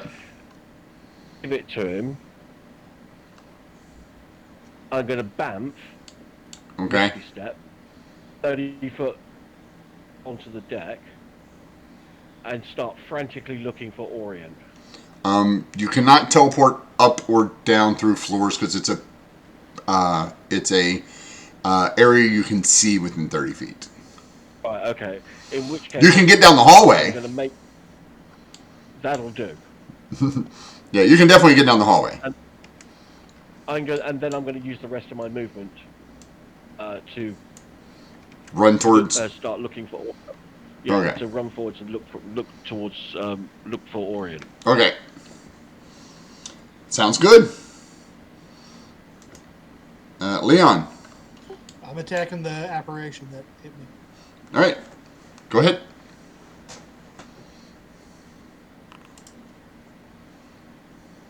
And that's a miss. Swing again. All right.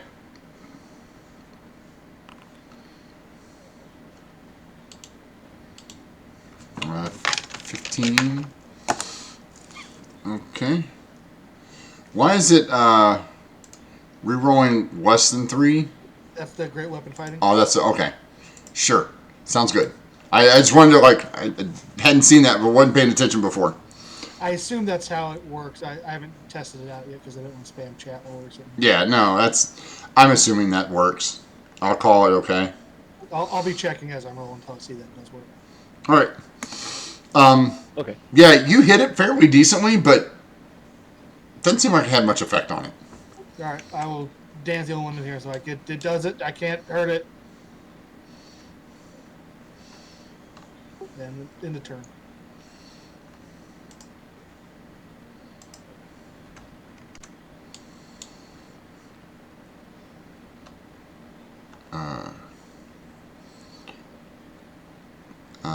This thing turns and moves back to the captain, passing through you, Leon. Did I get an opportunity attack? You get an opportunity attack, but first you need to make me a dex save. Okay, dex save.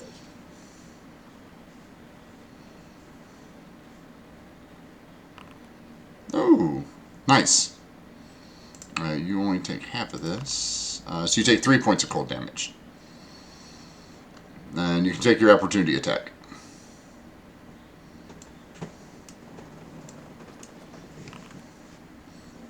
That'll hit.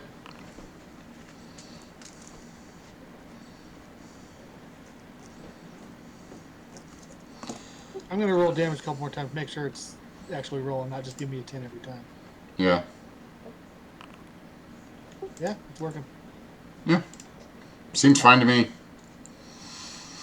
Yeah, Leon, you hit it, and again, like, you know you did some damage, but it is not nearly as much as you should be doing. Okay. Does it make a difference that Leon's glaive is magical? It's not magical. It's just master crafting. Yep. Ah, right. Okay, fair enough. It does actually say on the thing that you roll this magic item, this magic weapon. So Yeah, because you can't. I just drug in a normal +1. Yeah, because you can't use it doesn't have masterwork anymore, but it just it's weird. It's weird. I've always liked masterwork. I keep it, so it's fine. I believe it'd be Dan's turn. So Dan is going to take the roll of skin that Echo has given. You're going to use a bonus action to activate Form of Dread. Okay.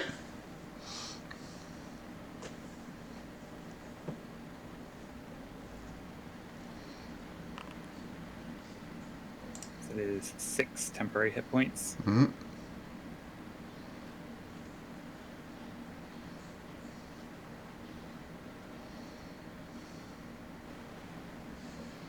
And then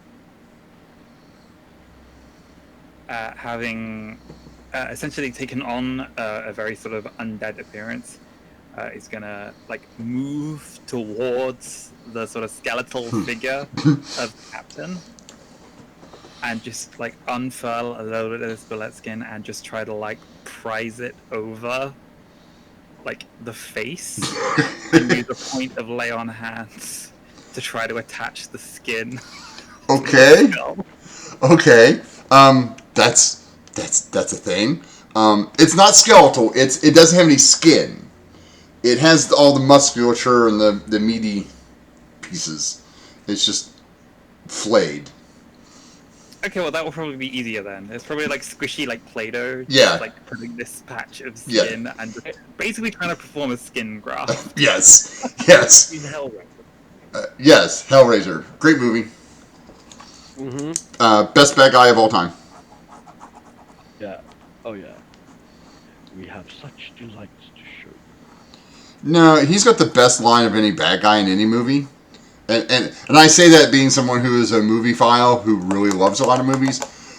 But in Hellraiser 2, Hellbound, which is my favorite, where he says, "Deceive me once more, child, and your suffering will be legendary, even in hell." And I'm like, yeah, see, so the guy who's in charge of torturing people in hell says you're going to be legendary in hell?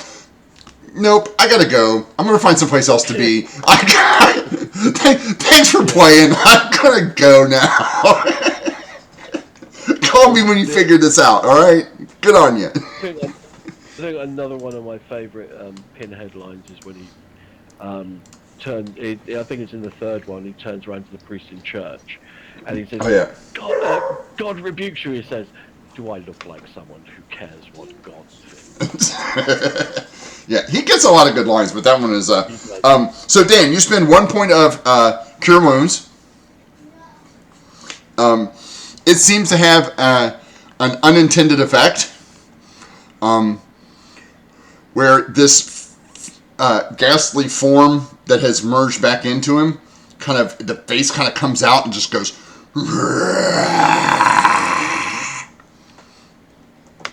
Can that just like go back with its form of dread?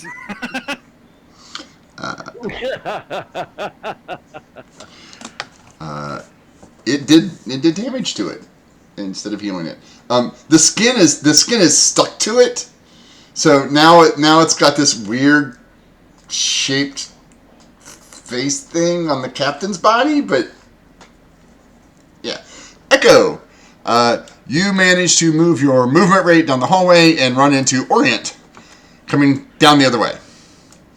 Orient, we have a problem. Come with me. And I literally just turn around and bolt back in the other direction. Orient, roll me initiative, please. Like when she said, "Orient, we have a problem." You don't say so. You knew what you were doing. You knew what you were doing when you sent Leon. All right. Yeah, I know. That's Leon! You don't say. Leon, buddy. The two things are now one thing. Well, you can see it like hovering in around his body.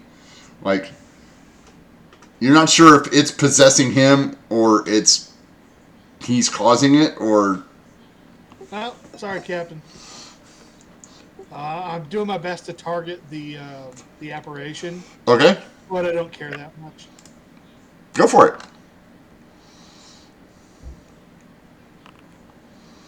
That's a hit.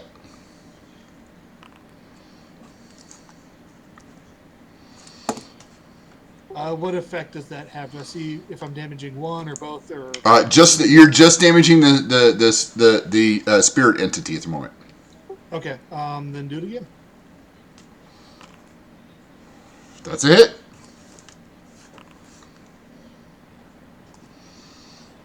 Well, at least you're consistent. Does it look like still doing not a lot of damage? Yeah, not a lot. Like. But, can I see that it's having an effect on it though? Yeah, it's having an effect. Like, it reacts when you hit it. Just not this, like, you're hitting it, and you know, like, if you'd have put these same kind of, 4 or 5 hits into a normal creature, they'd be bleeding profusely and be wanting to stop fighting you right now. This thing looks not phased. Like, all right, that probably frustrates Leon enough for an action surge. Yeah. Oh, yeah, absolutely. I'll roll both at the beginning. Attack. Both hit. Oh, God, I'm doing a lot of damage. You are. Okay, so yeah, the first one at damage roll, it did work on that reroll. Yeah, reroll both of them. It did. Cool. Hey, I like that fighting style. Now you seem to put a little bit more into it. I guess it's starting to look a little ragged now. Alright, end of turn. It's turn. I need to get the right one here. Sorry. I'm not seeing Dan on the map. Dan's right here. Yeah, it's not showing up for me. Me either. Really? Oh, I know why. Because Dan's hidden. Crit stealth. Yeah, crit stealth. Yeah, perma stealth. Dan is right here. Okay. I might just step on his toes or something. Yeah. Dan, this thing moves to go pass through you this time. I need you to make me a dex save, please. Is it trigger attack for me, Leon? Yes.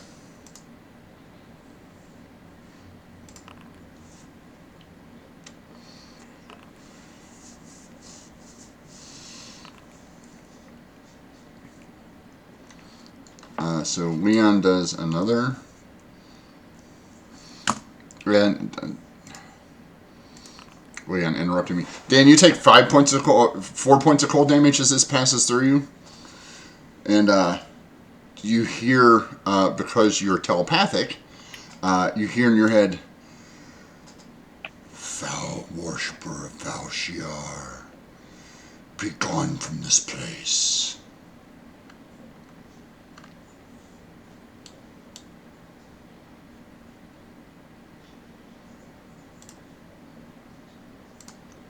Dan, it's your turn.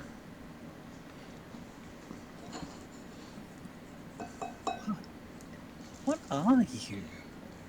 And Dan's gonna like reach out with this sort of inquisitive question and just try to, in that same way that he like calls on his patron for the ability to read writing or to speak to animals, calls out to the other voice in his head and uses divine sense for the first time. To just Okay. take a look at the spirit and try to determine what exactly it is. Can you pop Divine Sense in the chat for me?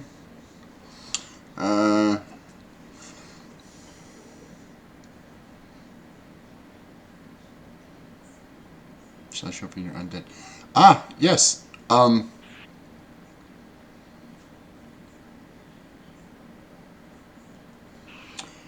Oh, goody.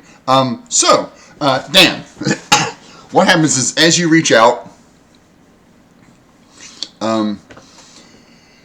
you get this horrible sense of dread and this pungent, rotting flesh scent just permeates your nose like it's emanating from everywhere. The thing in front of you is not there. It does not register. The thing behind you, where the captain is, registers as an undead. And the area you are standing in has been desecrated. So you're standing in unholy ground.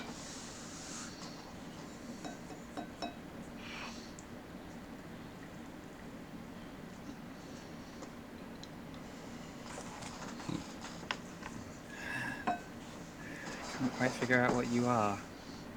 But if you hate Val Shiar, then maybe I can hurt you. And Dan's gonna reach for his quarterstaff and activate Grim Scythe to set up to attack next turn. Okay. Orient.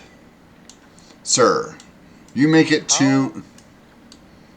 Go ahead, I'm sorry. You make it to the doorway, to where you can now see the spirit-looking thing over here in the corner by Dan. You can see Dan in his scary undeath visage. You see the captain, who is missing all of his skin except for a piece of boulet leather that's squished to his face. And you see Leon, who looks really, really frustrated. Like, I will look to Dan. You didn't have to skin him. Oh,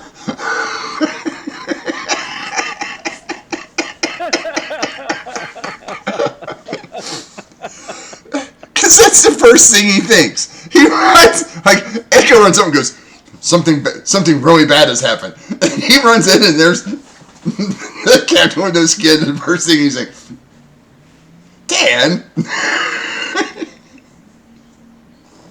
I saw a guy whose face fell off and I was trying to heal him. Is skinning a guy so bad? Skinning is Not doing with- what you want to. like, not when he's alive. Wait until he's dead. Jeez.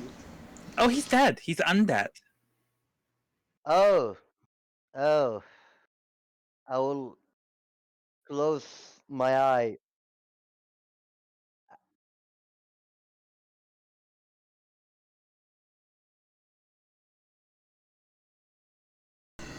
Um.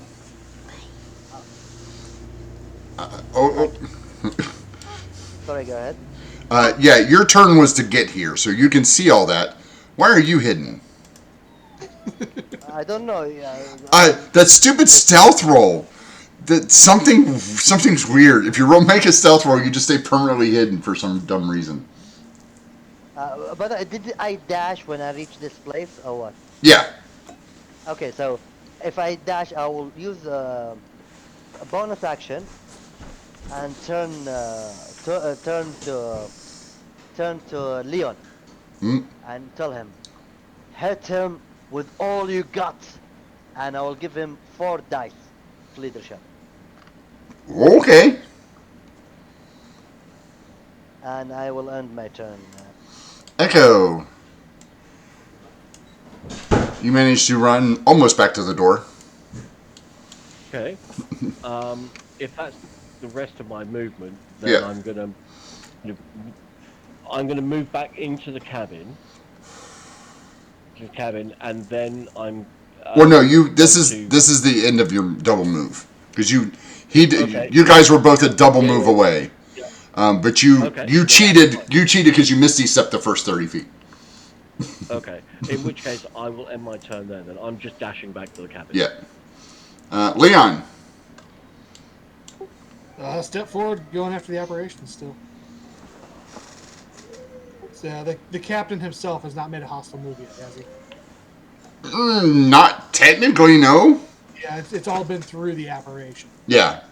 So that's who Leon's targeting. Go for it. I'll try to a bell ringer on this one. Okay. That's a con save DC 15. It has no effect. Okay. But you can roll for damage. By the way, don't forget to roll 4d4. I think so. 4d4. All of them go on one. Yeah. Level 4. Yeah. Roll them, all of them. 4d4. Then extra attack. Since bell ringer didn't work, I'll use my what's the other one called? The Masterful Strike. Okay. So that hits. So I have 2d or 3d6 to add to damage. Yep. So, You have to add. You have to say how many you're using before you. I do. Yeah. I think When it's you. just equal to my. I have number d6 equal to my proficiency bonus. Oh, it's just a proficiency bonus. Oh yeah. Okay. Let me make sure. It is. I'm reading it right here. Okay. So here's normal weapon damage. There's the 3d6. As you cleave into it, the apparition disappears. All right. In turn, as I turn my attention towards the captain. Okay. The captain. You see the captain kind of lurch forward.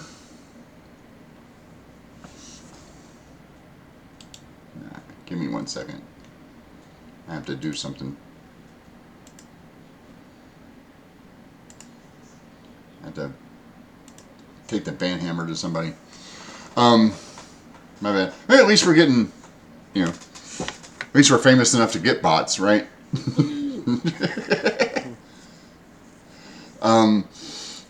He kind of lurches forward for a second, and then his body just collapses on his desk. About a split second after that, I need everybody in the room, including this poor guy, to make me a Constitution save, please. I'm still outside in the room. I did enter. I think I'm still outside the room, aren't I? You're outside. Orient, you are not inside the blast radius. So you guys pass it. This guy fails. This guy dies a horrible, painful death again. But not Leon's fault. Nope, definitely not Leon's fault. I mean, he's mostly dead. And each of... Damage to die instantly, or can Dan run over and try to... Oh, no, it's instant. He only had the 2 hit points that Dan gave him. He only started with 8. And you will take half of this. Oh, that's not bad. 7 points of necrotic apiece. As the body erupts in a blast of green and yellow ectoplasmic necrotic energy, which strikes all of you and covers the room and does a real bad number on the rest of the room. It's like a wave of force just away from him. I think Leon's first intention after that would be to see if he can try and save any navigation charts or anything, see where we are.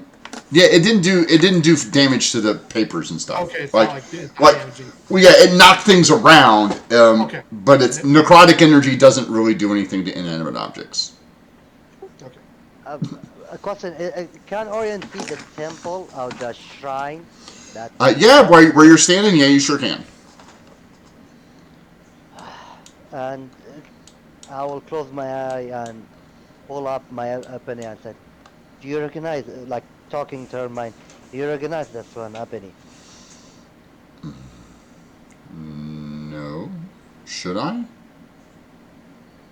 Well, we worked in a cult before.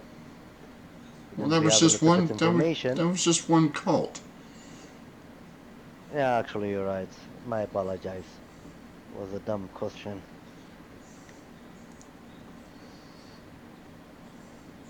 So what are you guys doing? Echo, you managed to approach the room at about the same time as this happens. You see the goo stuff. It's covering everything. I will go outside Mm-hmm. and shout, like, every one of you come here now! And I was going to tell recommend. me, Huh? What was that, Robert? No, I was just saying, I was going to recommend we be quiet, but he went out and he called the whole crew down. Okay, well, it's going to take him a couple rounds to get out there. Yeah. He just killed the captain. They're not going to look kindly on that. their captain is undead, and their shrine inside the hell's room. I'm willing to bet they're undead as well. No, if they're undead, I will find out first. Okay. Why don't you stand in the doorway and greet them? I'll be in here. Okay, and I'll go up. All right. Orient's making his way out. Echo, Dan, what are you guys doing? I'm staying outside, and I'm going to keep watch to see if any of the crew start coming this way. A question: the ruckus that did and the explosion, no one heard? You don't know yet.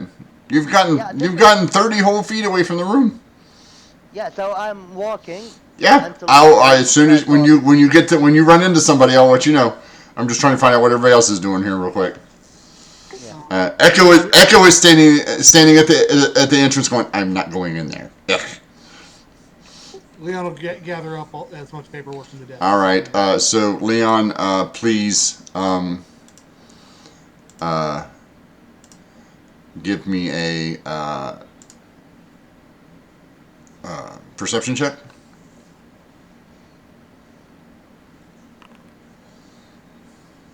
There's ectoplasm in my eyes. Yeah. The ectoplasm and fur do not mix. Dan? If the rest of the crew are undead, I should be able to do that thing I just did that helps me figure that out. I'll go help Orient. And Dan's gonna scamper off down the hallway. Okay. So Dan scampers off down the hallway behind Orient. Leon. Yeah, nothing at the moment. All right, then I'll put that on my to-do list and go follow the others. Okay. As you go to follow the others,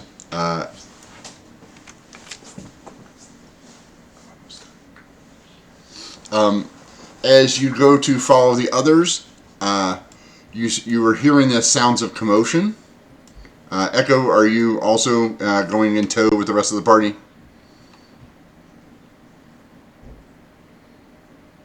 Yes, I will do. Okay. You guys are making your way down the hallway. You hear the sounds of commotion from ahead of you in one of the common rooms, the sleeping quarters. And as you reach that, you see Renata hurling one of her web bolts at what appears to be another undead-looking creature. Not quite like looks kind of like the bony things you guys fought before, but not quite. Like, it's definitely an undead. Like, even Leon can go, that's not right. That's an undead, right? You see her hurl one. It sticks to it, and it sticks it to the wall. And she goes, "What in the world is going on?" And we're gonna end it there. Oh. Successful negotiation. Huh? What'd you say, Robert? A successful negotiation. Yeah, another successful negotiation for Leon. What happens? I kick open the door, I killed them. That seems to work just fine for Leon. Like, Leon's really happy about all this. We were supposed to get in the room, and Leon got us into the room. Yep. We're going to the grocery and picking Spencer up. Okay. She said you were almost done. I just wanted to check I with you am. before we left. All right.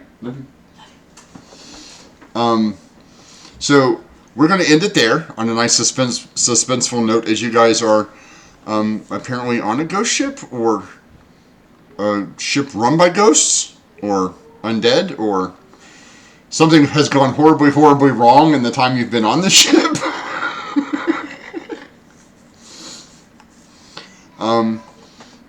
And now we're going to go to our affirmations, like we always do. And I would like to start with Robert this time. Robert, your favorite Leon moment today? I had fun during the door, but I'm questioning myself if I played that right, if that's what Leon would do. But I think he was getting really, really fed up with everything. Yeah. All these things were starting to ping to him. This isn't right. This doesn't feel right. This doesn't feel right. And then let's talk to the captain and get this done, and then just be stonewalled at every opportunity. Kind of just boiled up for Leon, and his job was to get Echo into that room so she could talk. He sure did, didn't he? He did.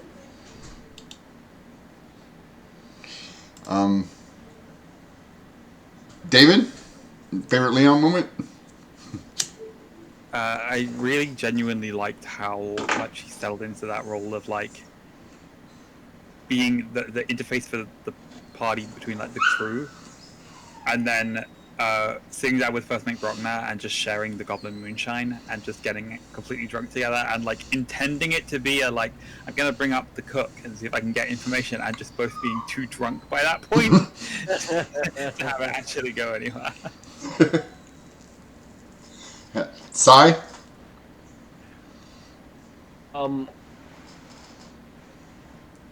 I liked. There were a couple of moments actually. I liked how Leon was. He was kind of the first one to sort of suss out that things weren't quite as they seemed, and I kind of like that. It's kind of just. It was just the way it's. You could feel the creeping realization, and then suddenly it was like, okay, yes. And yeah, it became very interesting at that point. Orient? Or Manam, I'm sorry. Yeah, it's okay. I liked Steel, and I liked how he persists about munching that meat, the bulle meat. Like, I'm gonna eat that thing, and I'll do it even if it's gonna hurt me. So it was hilarious for me, and Leon is awesome character, but for other character it's easy to read, especially when after a few days that Leon didn't wave his glaive. So, yeah, go ahead in the captain room. No, everything will be okay, and persist that Leon will go with Echo. My favorite had to be the Leon knowing he's supposed to delegate stuff but refusing to do so. That single-mindedness is like, well, if I can't get it all done, then it couldn't have all got done today anyway, regardless of how many people I had doing it, right? Like, if I can't do it all, nobody could have done it all, even with help, right? that I'm trying to play like he's task oriented. yes, He sees two things. He sees the task. He sees how to accomplish the task, and that he's a one-way street. yeah, and that comes and that little piece right there, which in a lot of times would have been like this little throwaway moment, to me really encapsulates Leon, his mentality there. Manam, favorite Orient moment. Uh, assassinate.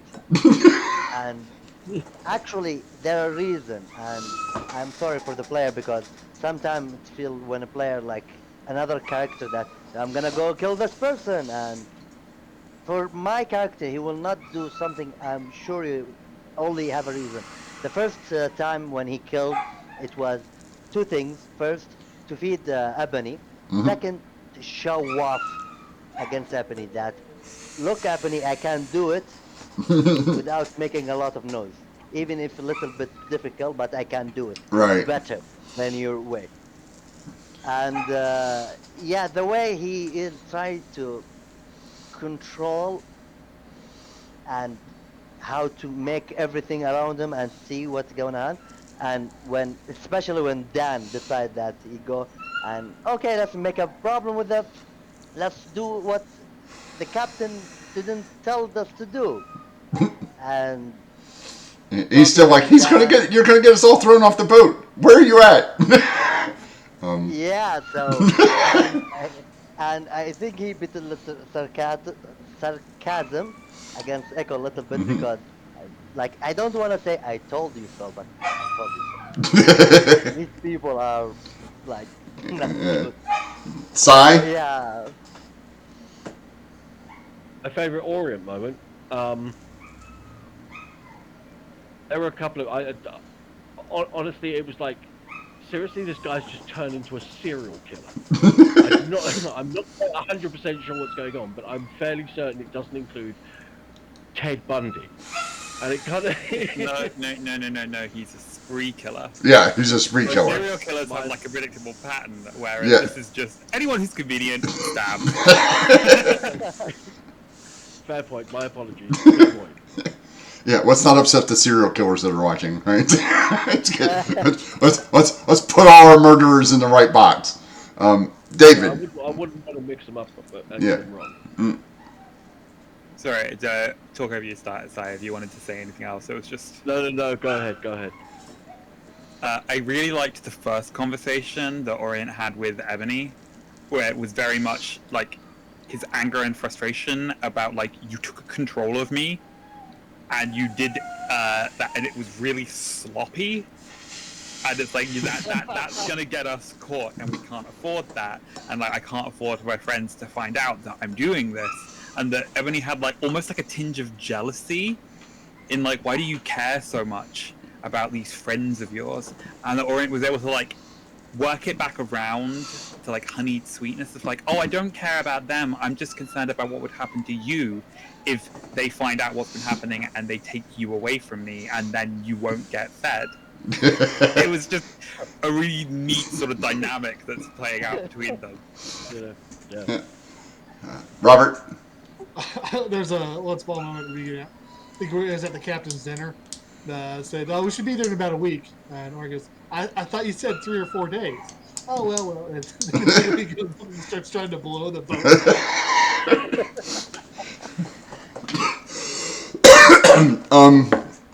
David, I'm with you. I really enjoyed the 3 conversations that Orient had today. The 3 big ones. The one with Ebony, the one with Dan about look. All right, and he's still trying to teach them, like, look, it's just us up here, okay? If anything goes wrong, they're just going to throw us overboard. I'll be okay. Can you swim? I can. Can you swim? Trying to get that point across, like maybe you should be a tad bit more subtle. And then the argument between Echo and Orient about that, where you can see the tactical versus the impulse. Like Echo does things in a certain way, and so does Orient, and sometimes they don't always align. properly. So that clash of wills is always fun for me to see. Speaking of Echo, Sai, your favorite Echo moment? Um, I kind of enjoyed the bits with where I was kind of speaking. I was speaking to Orient and trying to get him to calm down, and then I was speaking to um, Dan and trying to get Dan to just, not do anything foolish while until we figure out what the hell is going on. And it was the kind of that little interplay I really quite enjoyed. David? I loved Echo's like delight at the fact that Dan is now a female. Like just being like, we have to go shopping. I'm gonna get you clothes. I'm gonna get you heels. And just genuinely being there and being supportive and just like, if you need to talk, we can do girl chat now. Robert? Yeah, just echo what Dan just said about Echo's been our mother of 3 boys. Now finally has a daughter. Yeah. So maybe a little bit less boys will be boys. Orient?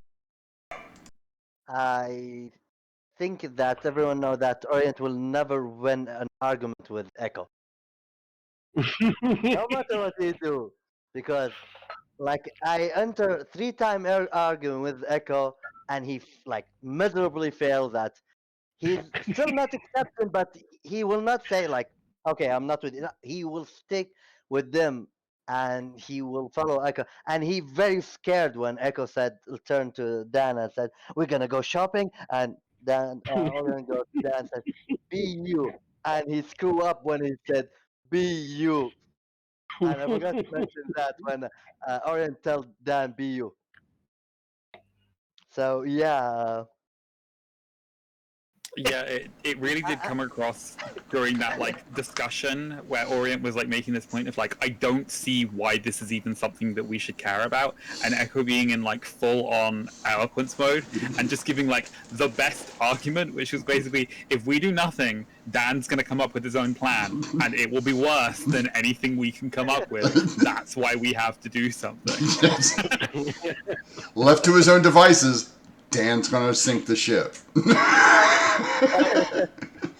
I just have a fear that if Anne finally completely gets let off the leash and there's no restraint on him whatsoever, that quite bad things could potentially happen. And I'm really trying hard to work to make sure that doesn't happen. Yes, definitely. And the other thing is I'm trying very hard. One of the things that I loved about Dan, especially early on, was his kind of innocence. There's a certain innocence about Dan's character, and I think that kind of Echo wants to try and keep that Yeah. with the new Dan, but on the other hand, it's like, I know I've got a doll to play with. Yeah. I echo David's sentiment about the girl chat. Like Echo is all in on the oh good, now we can go do this, and Orient's like, just be yourself, Dan. Just be yourself. Don't listen to Echo. Don't just be yourself. And Echo's like, oh no. No. We're not gonna have any of that. We're gonna make you a proper lady if it kills me.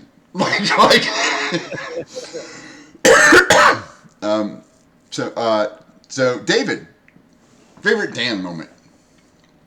It was just Orient giving like that well-intentioned advice of like, just be yourself, and then misinterpreting that with the context of like, okay, well, what's the main thing that I do? The main thing I do is open doors, and there's 2 doors that we've been told we're not allowed to go to, so I guess it's one of those that he wants me to do. So I'll send Dada to scout it out, and then I'll go down there. And the fact that that led to like discovering Prago, and it was just like, in the first episode we had Dan like wake up from the shipwreck and be very like paranoid and concerned about like, what if we're escaped slaves? Yeah. And so I was just like trying to reincorporate that of like, if they're if they're transporting slaves, Dan's not gonna like that. And it's like, turns out it's an animal, and I'm like, well, okay, yeah, he's not gonna like that either. Damn it! I have to do something. Oh, shit! I can talk to animals. Fuck. Sai? My favorite Echo moment wasn't so much a moment that Echo as that Dan had. It was in my own head's reaction to as soon as I heard him start talking to the beast in the cargo hold. I knew that there was zero chance that we were getting off this ship without trying to rescue that animal. There was no chance we were going anywhere or doing anything else other than doing that. And I in my head I was starting to plan in advance. Okay, what do I need to do in order to make sure that we get to where we're needing to go, and then get down off the ship so we can at least plan this properly, because otherwise it's going to go tits up really quick. Manon? I like when she's scared, when you finish talking to that beast, and when she come back and that crew said, "Sea hag," and she like changed and signed up. I'm sorry, I'm been changing, and there are a lot of new things. Like it's fun, it's hilarious, and thanks to Dan, like now Orient will be careful when he say anything to Dan, and he will be specific because it was shocking when Dan said, "You told me, yeah, I told you, yeah, you told me be you." Think 1 minute before you do. Be you. I said Like, be, think 10 I minutes said before you I do it. said be you, but be you more carefully. Yeah, think about the situation. So Yeah. like Dan character is awesome. It's like doing what he wants, and I love how he playing this character, and it's fun. And yeah, I liked how he tried to return the skin or put skin to the captain, and later on I said, That was a wait, lovely touch as well. yeah, wait a moment. I feel, oh, he learned that, Yeah. then didn't need a skin. Yeah.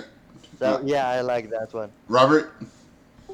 I very much enjoyed the part where Dan was cataloging the number of voices in his head. Yes, that was awesome. Well, there's one. Well, no, two. But well, counting me, there's three, and then there's not a makes point, and then there's a. I also have to say that one of my favorite. It's kind of a mixed bag, a mix. Orient's reaction to the captain not having any skin is to automatically assume that Dan is the person that did it. Because Orient sent Leon and Echo to go talk to him.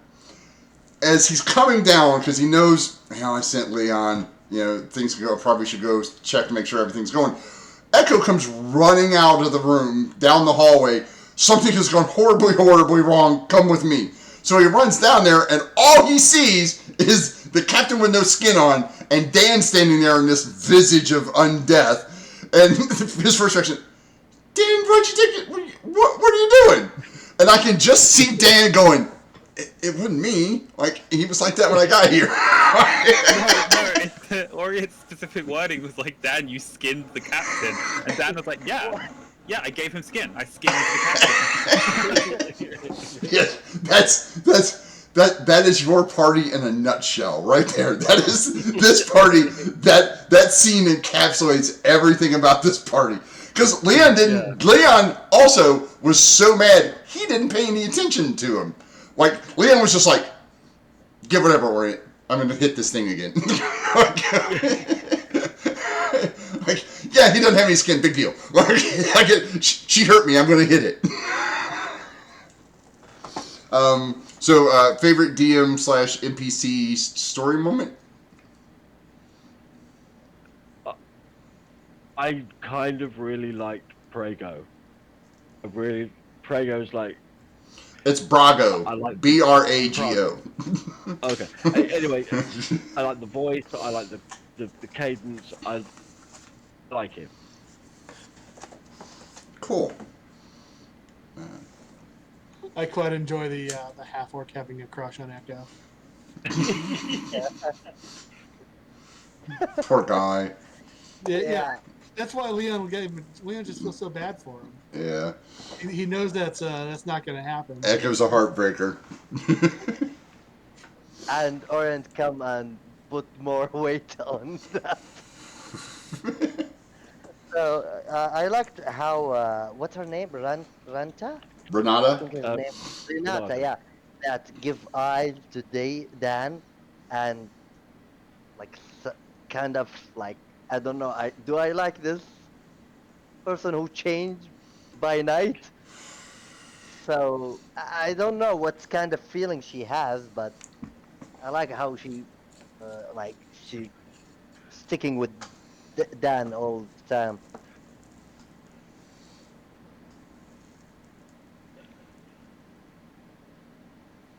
I don't know. I think you did like a really good job of getting across that idea of like there's this underlying mystery that we knew from last episode, like the cook died under kind of shady circumstances, and that like the crew are sort of hush hush about it because it's like, oh, the reason that happened was that he questioned the captain's orders, and so like if some of them know that there's something like not quite going on, they don't feel comfortable talking about it, to the point that even during one of the dinner scenes we had where we were in the galley, it was like, yeah, people aren't sitting at our table, which is partly because like we're weird, and partly because like they don't necessarily want to be associated with us.